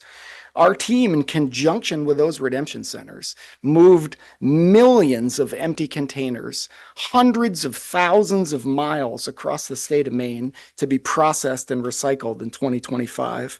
Most of these containers are loaded and unloaded into our trucks and warehouses by hand. We have worked with other members of the cooperative to find more efficient ways to do this as our costs continue to go up. We implemented bulk bins, thanks to Maine Recycling, to reduce our carbon footprint and the impact that we make even further. We are now reimbursing the cost of redemption center bags, as well as paying the DEP's fees. Our industry is the one that proposed a version of the final modernization of the bottle bill and have worked for months with DEP and DEP staff to add value and offer real life experience from people that do this every day. And all of these efforts have been at our own expense. I would just love to address the fact that corporate greed or this mysterious pot of unclaimed deposits, this pot of gold that are sitting out there. I am an owner of this business and work very hard as well, along with all of our team members. We're not keeping this money. We're using it to offset unbelievable costs. My business partner and I's team covers redemption centers from Madawaska to Newport, from Lubec to Greenville, and the cost to run trucks and human beings and insurance and fuel far more exceeds that of unclaimed deposits. I'm going to skip a lot of my testimony to just say we did an analysis and have included that in our testimony when we believe that conservatively this program with the cooperative will operate with a net $23 million annual operating deficit every year. I would share with you, although it's private information, my company, small company, my business partner is here. Our unclaimed deposits are less than $300,000 a year. The cost to run this program, additional people, trucks, fuel, insurance, coverage is about $3 million a year. So Okay, we I are, have to be fair and stop you. Certainly. Thank you, because you are out of time. Thank you for your time. I'd be But, happy to answer questions. Maybe someone has a question for you. Yes, go ahead. And just Would you please finish that statement so that we could have a fuller understanding of what you're talking about? It's very confusing. Thank you very much for the question, and I will be super fast. We don't have accurate data. I can tell you that our data, all of our sales, all of our redemption is exceptionally accurate. If we were not responsible for picking up bottles and cans, would lay off a few of our team members, would sell a few of our trucks. The cost for us to operate that is $3 million a year. What we receive in unclaimed deposits back is less than $300,000 a year. We are not pocketing that money. We are not using that money for our corporate greed. We are simply trying to cover the costs of that program. Thank you. that was very succinct. I appreciate that. Any other questions? Yes, go ahead. I'm wondering if you could like help me like understand this. It's not like I'm not attacking your small business or anything, but I mean these deposits were paid by Maine consumers for an environmental purpose. So my question to you would be, I mean, because they were paid for that purpose, like shouldn't they go to support environmental protection?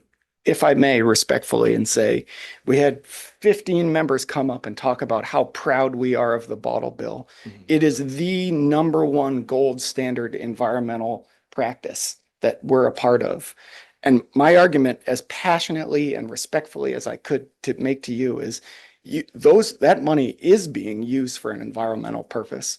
We recycled 1.1 billion containers, moved them from all over the state of Maine, brought them from redemption centers to processing. That is the definition of an environmental project or program, not to downplay lake water or ocean water or hardwoods or farmlands. But that money that you see is being used for the gold standard environmental program in our state, the bottle bill, which we're super proud of, and our people are too. We work really, really, really hard to do that.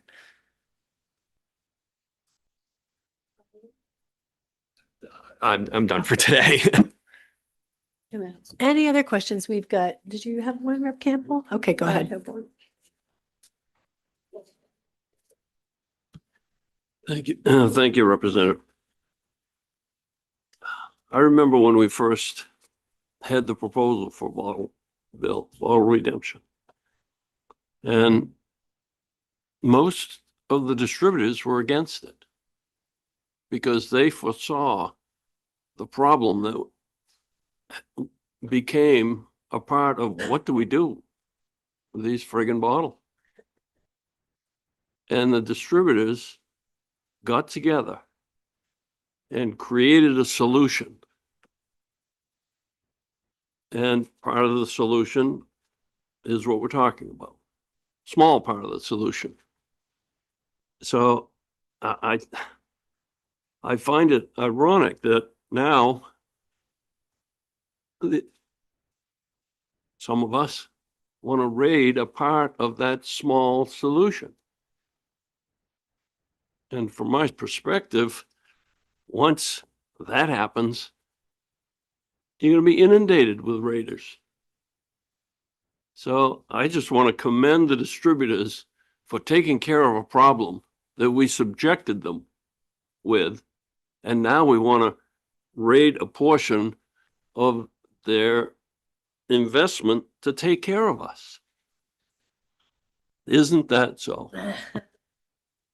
Senator Tepler, you have a question, I believe, right? Well, I think, was there a question that should No. be answered there? No? I would answer with a thank you very much for your time. Yeah, Thank we you. certainly appreciate Senator it. Tepler, go ahead. Thank you, Madam Chair. So how long have you been in business? I, Jasper Walsh, have worked for my company for 18 years. Main Distributors, the business that I am a part of, has been around since 1964. Okay. And the bottle bill in a different form than it is currently has been around since, I believe, 1994? Yeah, 1978. So we say 78, effectively okay. 40 years. 78. Our team members, many of them are still employed by our company and working today, were around when the initial bottle bill rolled out. And Yeah. Okay, Sorry. but were you able at that time to keep the sheets from the 1978 version? I'm on the record and I'm gonna speak and echo Mike Barrio's comments because he was much more involved then. I hadn't been born yet. It is my historical understanding that early on, the SGs were understood as part of the expense of operating the program. Distributors were able to keep those. Again, I'll defer, but it was up until 2003 when the legislature at that time said, you need to come up with something else or we're going to take these away from you. And that was the motivation for businesses like mine to reach across the aisle and start a commingling group with their competitor so that we could make it easier for redemption centers to put your Coke can and your Pepsi can in the same bag. And this modernization is no different than that. We're very supportive of this plan and are moving in the right direction.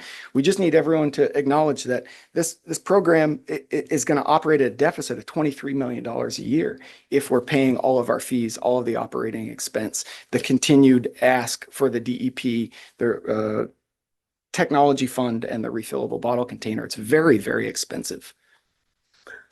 Okay, can I follow up? Sure. Yeah, my one question that I'm trying to gather data, please understand that, is the difference between the estimation that DEP has given us and the estimation that Mr. Auger has given us of the sheets. And that puzzles me and makes me worried. That's $5 million difference. That's a lot of money. And it's unclear to me.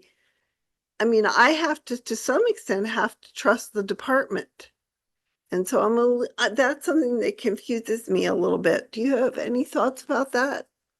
I would answer that question by saying I have the utmost amount of respect for the DEP and the DEP staff, as well as Mr. Auger as a professional, and admit that I am not an accountant.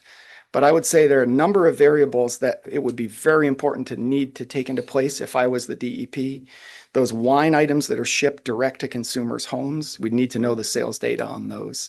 Illegal containers that are shipped in from the state through Amazon or other compliance warehouse suppliers that are not reporting their sales data now. We put an emphasis on sales data because brick and mortar businesses like distributors, I can tell you where every single case of beer that we've brought in and sold in Aroostook County for the last 9 months because we have that data.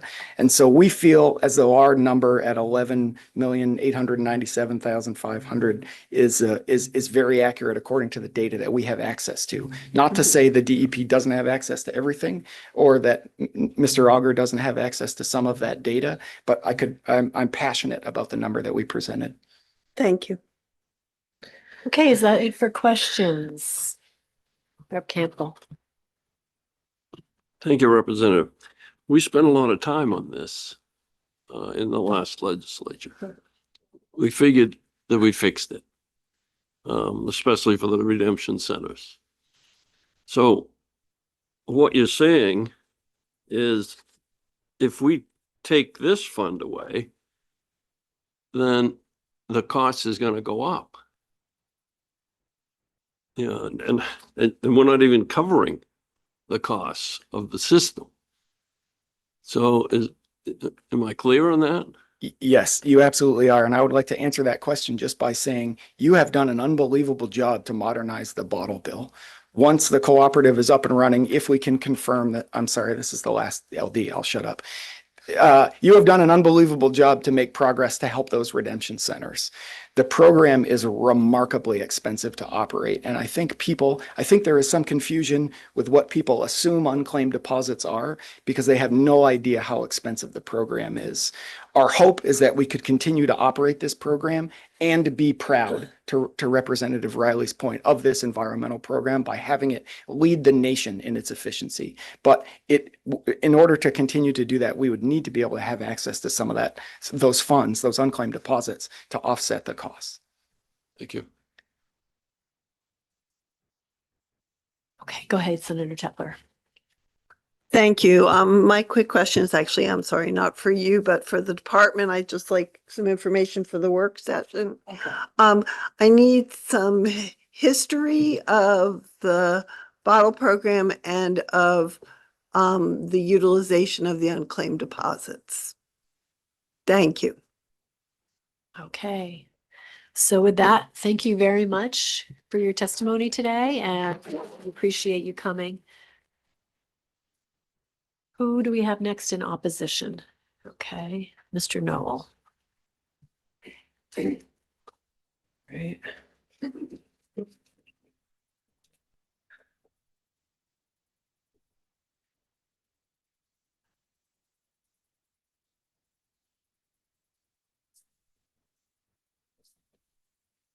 All right.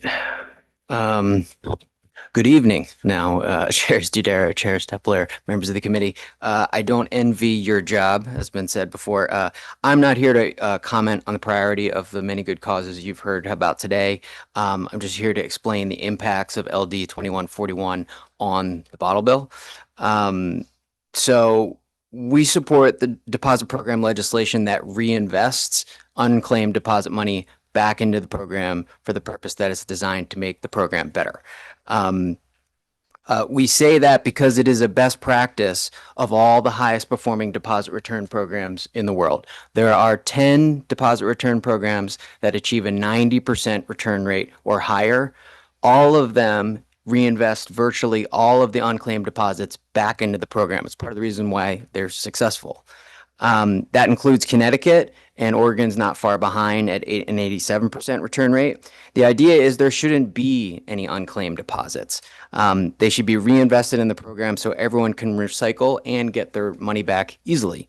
Part of our concern is that it creates a perverse incentive to make sure containers are not redeemed. You have this situation in Michigan and Vermont, which do devote some of the unclaimed deposits towards environmental cleanup and other efforts.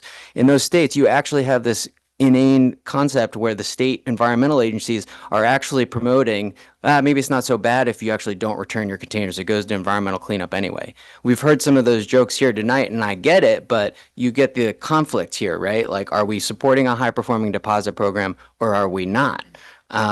And it really starts to get conflicting. To be fair, there is a perverse incentive in the program today for the beverage industry, as I think some of us have highlighted. And that's because there are redemption rates in the 2023 law that go up to 85% or so, but they're not enforceable.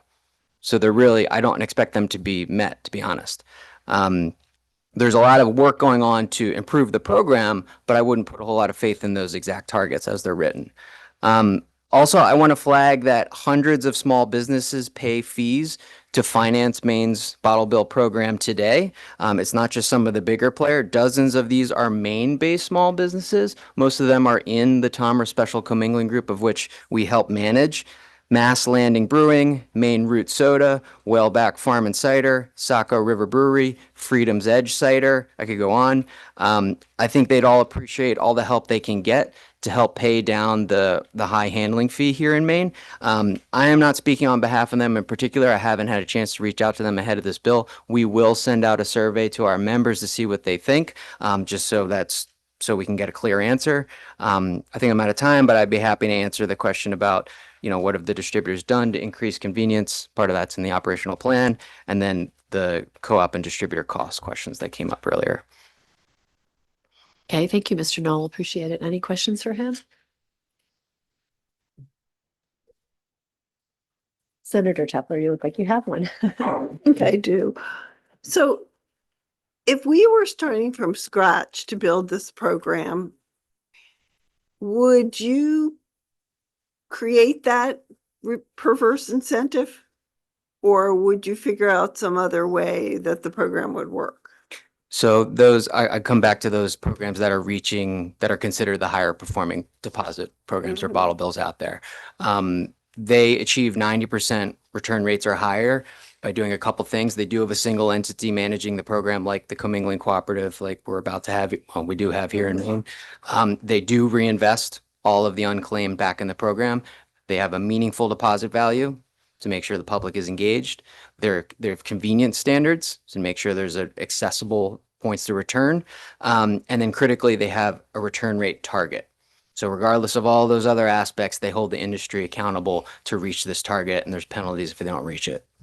Okay, so you're suggesting that the only way we're going to maybe get to 85% is if we have penalties if we don't get there. That's one thing I'm hearing. The other thing is the differences between our program and those programs. Do those programs include alcohol? Yes. They do. They include alcoholic beverages. Yes. Okay. So what I hear you saying is for a more successful program, we need to have, to get to a 90% return rate, perhaps we need some penalties for not getting there. And we need to put all the money back into the program itself. But it's unclear what you mean to me by that. Can you be more clear about how that goes back into the program in the more successful states? So I would say it's jurisdictions around the world. So it's not just US states. It can be, like, I'm also referring to Canadian provinces and European countries. But those high performing programs, they do have an enforceable return rate target. So it's held to make sure they reach that target. You could also reach it through just a meaningful deposit value.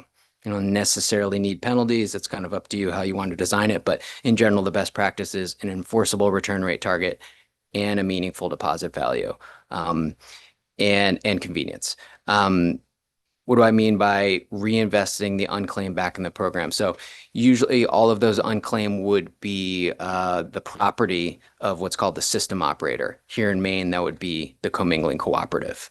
And that entity is responsible for paying handling fees. I'm talking about in these high performing programs. Mhm. That entity is responsible for paying handling fees towards redemption centers. It's the same way that the co-op operates here. They have to pay handling fees to redemption centers. In this case, the co-op is also able to reinvest those unclaimed to make the total cost of the system lower. So the cost of the program to individual members of the cooperative, how is that figure into what you're saying? So typically a company would pay in based off of their sales. They would pay in the difference between the unclaimed deposits, any revenue they're receiving from commodity, from the recycled aluminum or recycled plastic that comes through the program, because that still has a value, versus the handling fee costs, the pickup costs they have, any additional costs that the state is putting on them to say meet a convenience standard, pay for DEP's oversight. So what is the difference between those two things? Total system costs minus commodity revenue and unclaimed deposits. They pay the net of those two things. This is what's called an EPR fee. So we have no idea what the commodity return is to the beverage companies here. Sure. So that's problematic. Okay, don't think I have any other questions. Thank you. Okay. Yes, go ahead, Senator. I would like to know if it would be okay if we had Mike and Jasper and Mr. Barry will come back for a work session. I think that I'm about 3/4 of the way through and understanding what they have, but I don't completely understand the whole thing. I think it would be very, very helpful if they came back. Work session is a question of whether they speak. Thank you. That's all I want. Sure, can definitely do that. Thank you. Anybody else who has a question for Mr. Noel? All right, thank you for being here. Thank you. All right. Anyone else, or are we ready to go online? Okay, Ms. Timberlake, and if you would make sure that your points have not been made before, that would be very appreciated. Thank you. I think I have to turn the sheet. Now we have. Well, we know we're. Oh, okay. Yep. Okay. And then we have a whole bunch of people online in favor if they're still there. Three years still. It's going to be ready as soon as. Okay. Senator Tapler, Representative Doolin, and members of the committee, I am still Cheryl Timberlake, a resident of Mount Vernon, but a resident of Echo Lake. And I do want to reinforce that as we discuss this proposal. I stand here in opposition to LD 2141 in my capacity as the Vice President for the Maine Beverage Distributors Association and the Maine Beer Wine Commingling Group. You've heard a lot of data. What I want to draw your attention to and reinforce are the costs associated, and continue to invite each and every one of you to visit a beverage distributorship to see what they do, who they operate, and how they function. And then go with them to their neighborhood redemption center and see the partnership and the execution. So with that being said, I will flip you to the second part of my testimony, page 2. You've heard enough about all of the conversation. Legislative findings and intent. Chapter 38-3101, the purpose. And this hasn't changed since the beginning when we had a referendum that was enacted. In subsection 2, it is the intent of the legislature to create incentives for manufacturers, distributors, dealers, and consumers of beverage containers to reuse recycled beverage containers, thereby removing the blight on the landscape caused by the disposal of these containers on the highways and lands of the state, reducing the increasing cost of litter collection and municipal solid waste disposal. That has not changed to this day. But what I want you to please notice, incentives for distributors. The distributors don't have a handling fee. We believe, and I have been with them for over 40+ years, they use their unclaimed deposits. It's their first step in assisting them to offset the cost of all of the infrastructure and the logistics of this program. The unclaimed deposits in the new modernization, the ink is barely dry. We are just starting this new program. It's in its infancy. There are new costs in that legislative mandate. Over 1.6 million in new fees and annual cost, 50 million in handling fees, as you've heard, the highest in the country. We're unclear at the end of the day if we're upside down or even close to breaking even. It's still a new program. So we stand here and recognize and totally appreciate the other environmental priorities that we have and the funding needs in the state, whether they be environmental or hunger and homelessness. But our focus as a participant is to ensure the success of a brand new modernization program. And we believe that the legislative intent, as I've just read to you, allows incentives for distributors to use the unclaimed deposits to help them fund their cost. And then attached to my sheet is a one-pager that itemizes those lists. So I would be happy to answer any questions. I would be happy to meet with all of you at individual distributors or to host a tour, because I really think at some point it's valuable. And with that, I'll take any questions because it's late. Thank you, Ms. Timberlake. Thank you. Thank you. Questions for her? Okay, Thank you. thank you. And with that, are we done with everyone in the room who is opposed to the bill? Is there anybody here who's neither for nor against in the room? All right, then, Ms. Malsbury, we will turn to online folks who are in support of the bill. Laura Deemer, Nancy Smith, and Sarah Woodbury. I bet Sarah's still there. Who have you got for us, you know? I've noted all of them. Okay. They have to accept. Okay, Ms. Deemer, would you like to begin? And we are going to do the time clock. And if you've been listening and you've heard points that have already been made, maybe you could condense your testimony. So She's not, she's not there? No, I mean, Okay. none of them She probably have can hear us. accepted yet because they're not showing not up. there. No, true. Laura and Nancy are both just joined. Oh, good. There we go. There you are. Okay, Ms. Deemer, are you there? Yes. Why don't you start right off? And if you've have testimony we've already heard and you were listening, maybe you could kind of condense a little bit. Go ahead. I will try. Yes, good evening, Senator Tepler, Representative Dudera, and members of the committee. Thank you for the opportunity to speak today in support of LD 2141. I do value everyone's time, and I'll try and make this as quick as possible. Because we're just coming off of the opposition, I can't speak to the plight of the bottle distributors and whether this impacts their business or not, or whether the way this program was set up is fair and sustainable. But I can speak to how a sustainable fund, such as proposed to this bill, should be spent on important environmental issues in our state. My name is Laura Deemer. I'm a senior project manager at FB Environmental Associates. We're a mission-based environmental consulting firm specializing in environmental planning work for New England water bodies and their communities, largely in Maine and New Hampshire. The company was founded 25 years ago by Forrest Bell, a Maine native. Our primary office is located in Portland, Maine. I myself grew up in Scarborough, Maine, and I currently live in Lebanon, Maine with my husband and 2 children. I have worked as a limnologist for over 15 years on several dozen projects related to water quality monitoring and watershed management planning. I'm also a certified lake manager. And under that designation, I do provide expertise in in-lake treatment planning and permitting, especially for those lakes suffering from cyanobacteria blooms. As a limnologist, I have witnessed profound and accelerating changes in our lakes in recent years, which others have already pointed out. And I just wanted to emphasize more of which it can be found in my written testimony. But I just want to say that many lakes have reached their tipping points and suffer from water quality challenges. We are seeing the effects of these water quality challenges on recreation and the economy. So maintaining the status quo with our lakes is really no longer sustainable. So that said, knowing our lakes are under threat, the demand for lake protection and restoration efforts will only continue to grow, along with the need for funding. Lake funding options in Maine are critically limited, which has crippled our ability to effectively address water quality challenges and has left our communities more vulnerable to health crises and recreational and economic loss.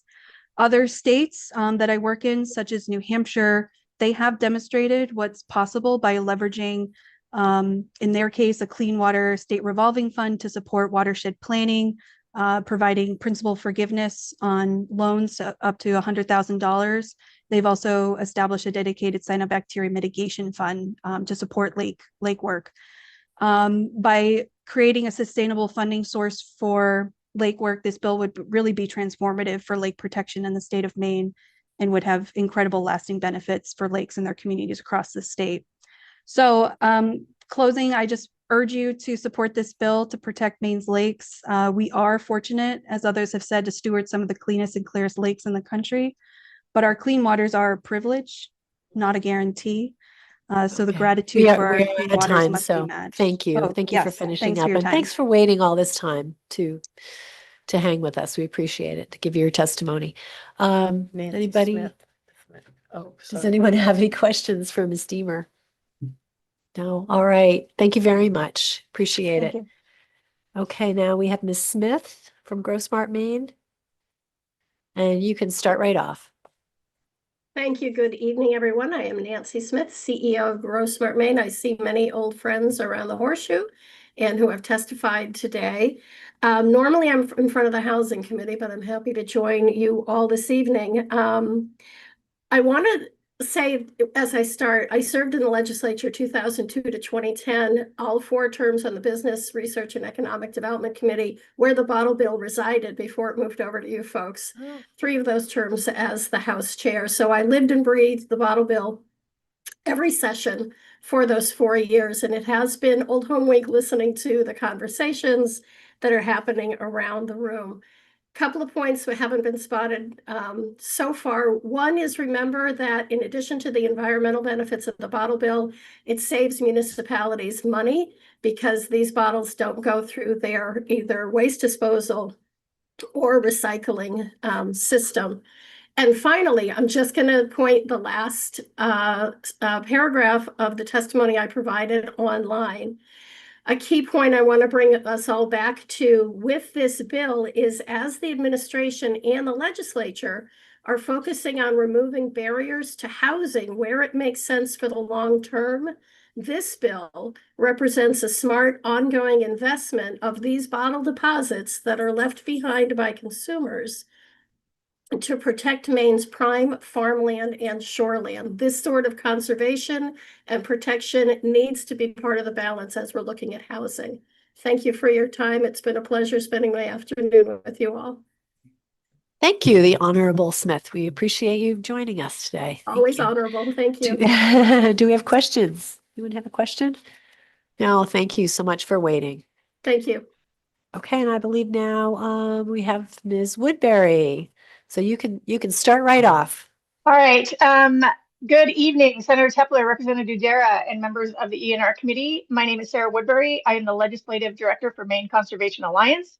I'm here today to testify on behalf of the Environmental Priorities Coalition in support of 2141.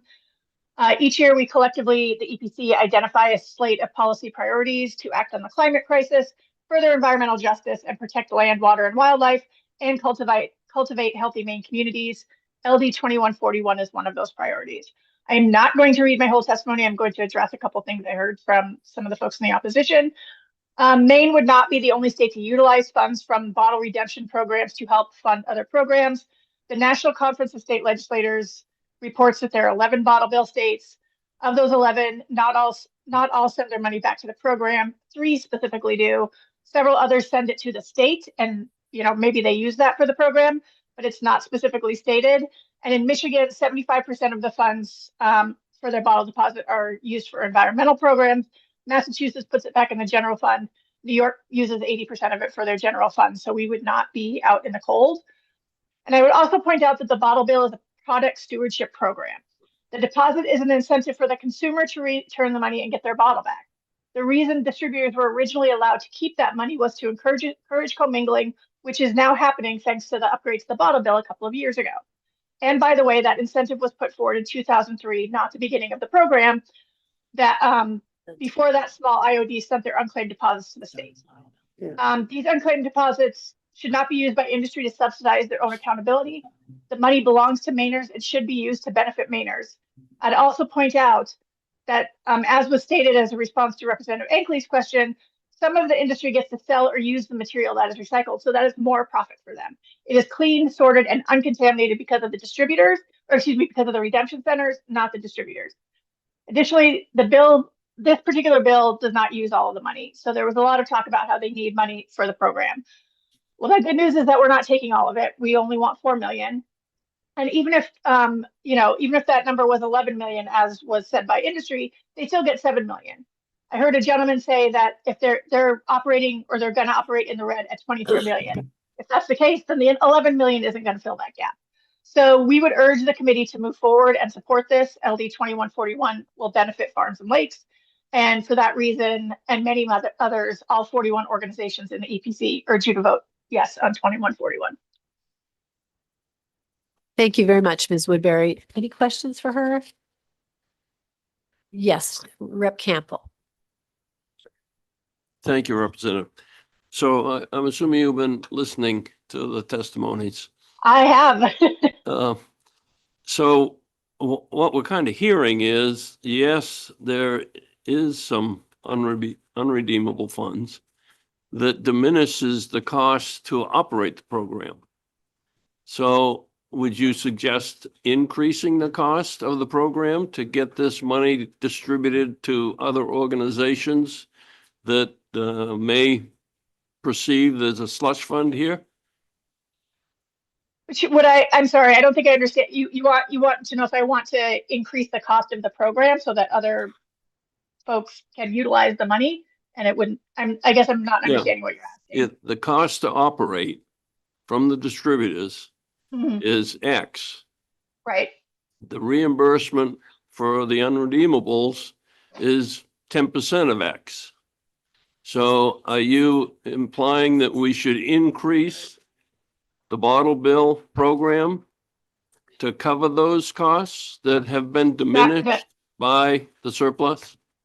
No, that's not what I'm suggesting. That's not what I'm arguing. I'm arguing that for the most part, this money is a product stewardship. It is supposed to go back to Maynard, and the industry should not be relying on this money, because at the end of the day, we want that to go back to Maynard. If it's not going back to Maynard, it should be going back to programs like this farmland program, like the lakes program, that can benefit the environment of Maynard. And I've heard the argument about the bottle bill being an environmental program, and it is. I'm not discounting that. It 100% is. It's a great program. We're huge fans. But at the end of the day, that money should be going to help other environmental programs. The way that this bill is written, they will still get to keep most of that. This is a small portion of that funding. So we're funding 3 environmental programs instead of just 1 by splitting it up through this bill. So that money that won't be going to the cost of performing the function of the bottle bill is going to come from where? The money that they're losing, you're saying, from not having the unclaimed deposits? Right.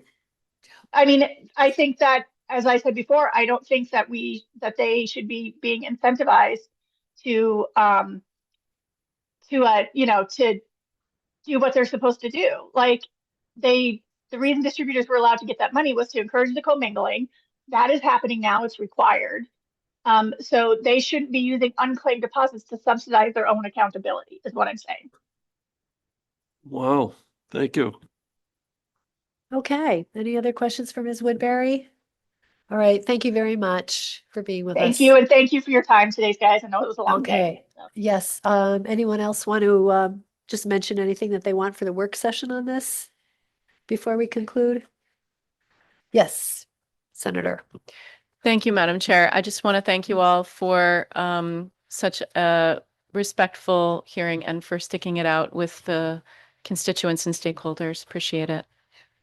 It's been hard keeping my muzzle on, but did my best.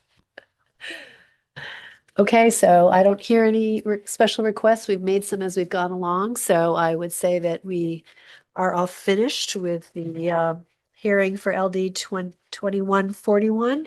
And this concludes the public hearing. Like that noise. I did it for you. Make it again. I Make did it again. totally Do it again. Didn't Dan want to have, Dan's not going to do that now. oh, okay. That's my feeling anyway. Dan will have to do that another time. We're out of here. I had to call the person who watched my dog to say, can you go back over? I think she's probably in total darkness. What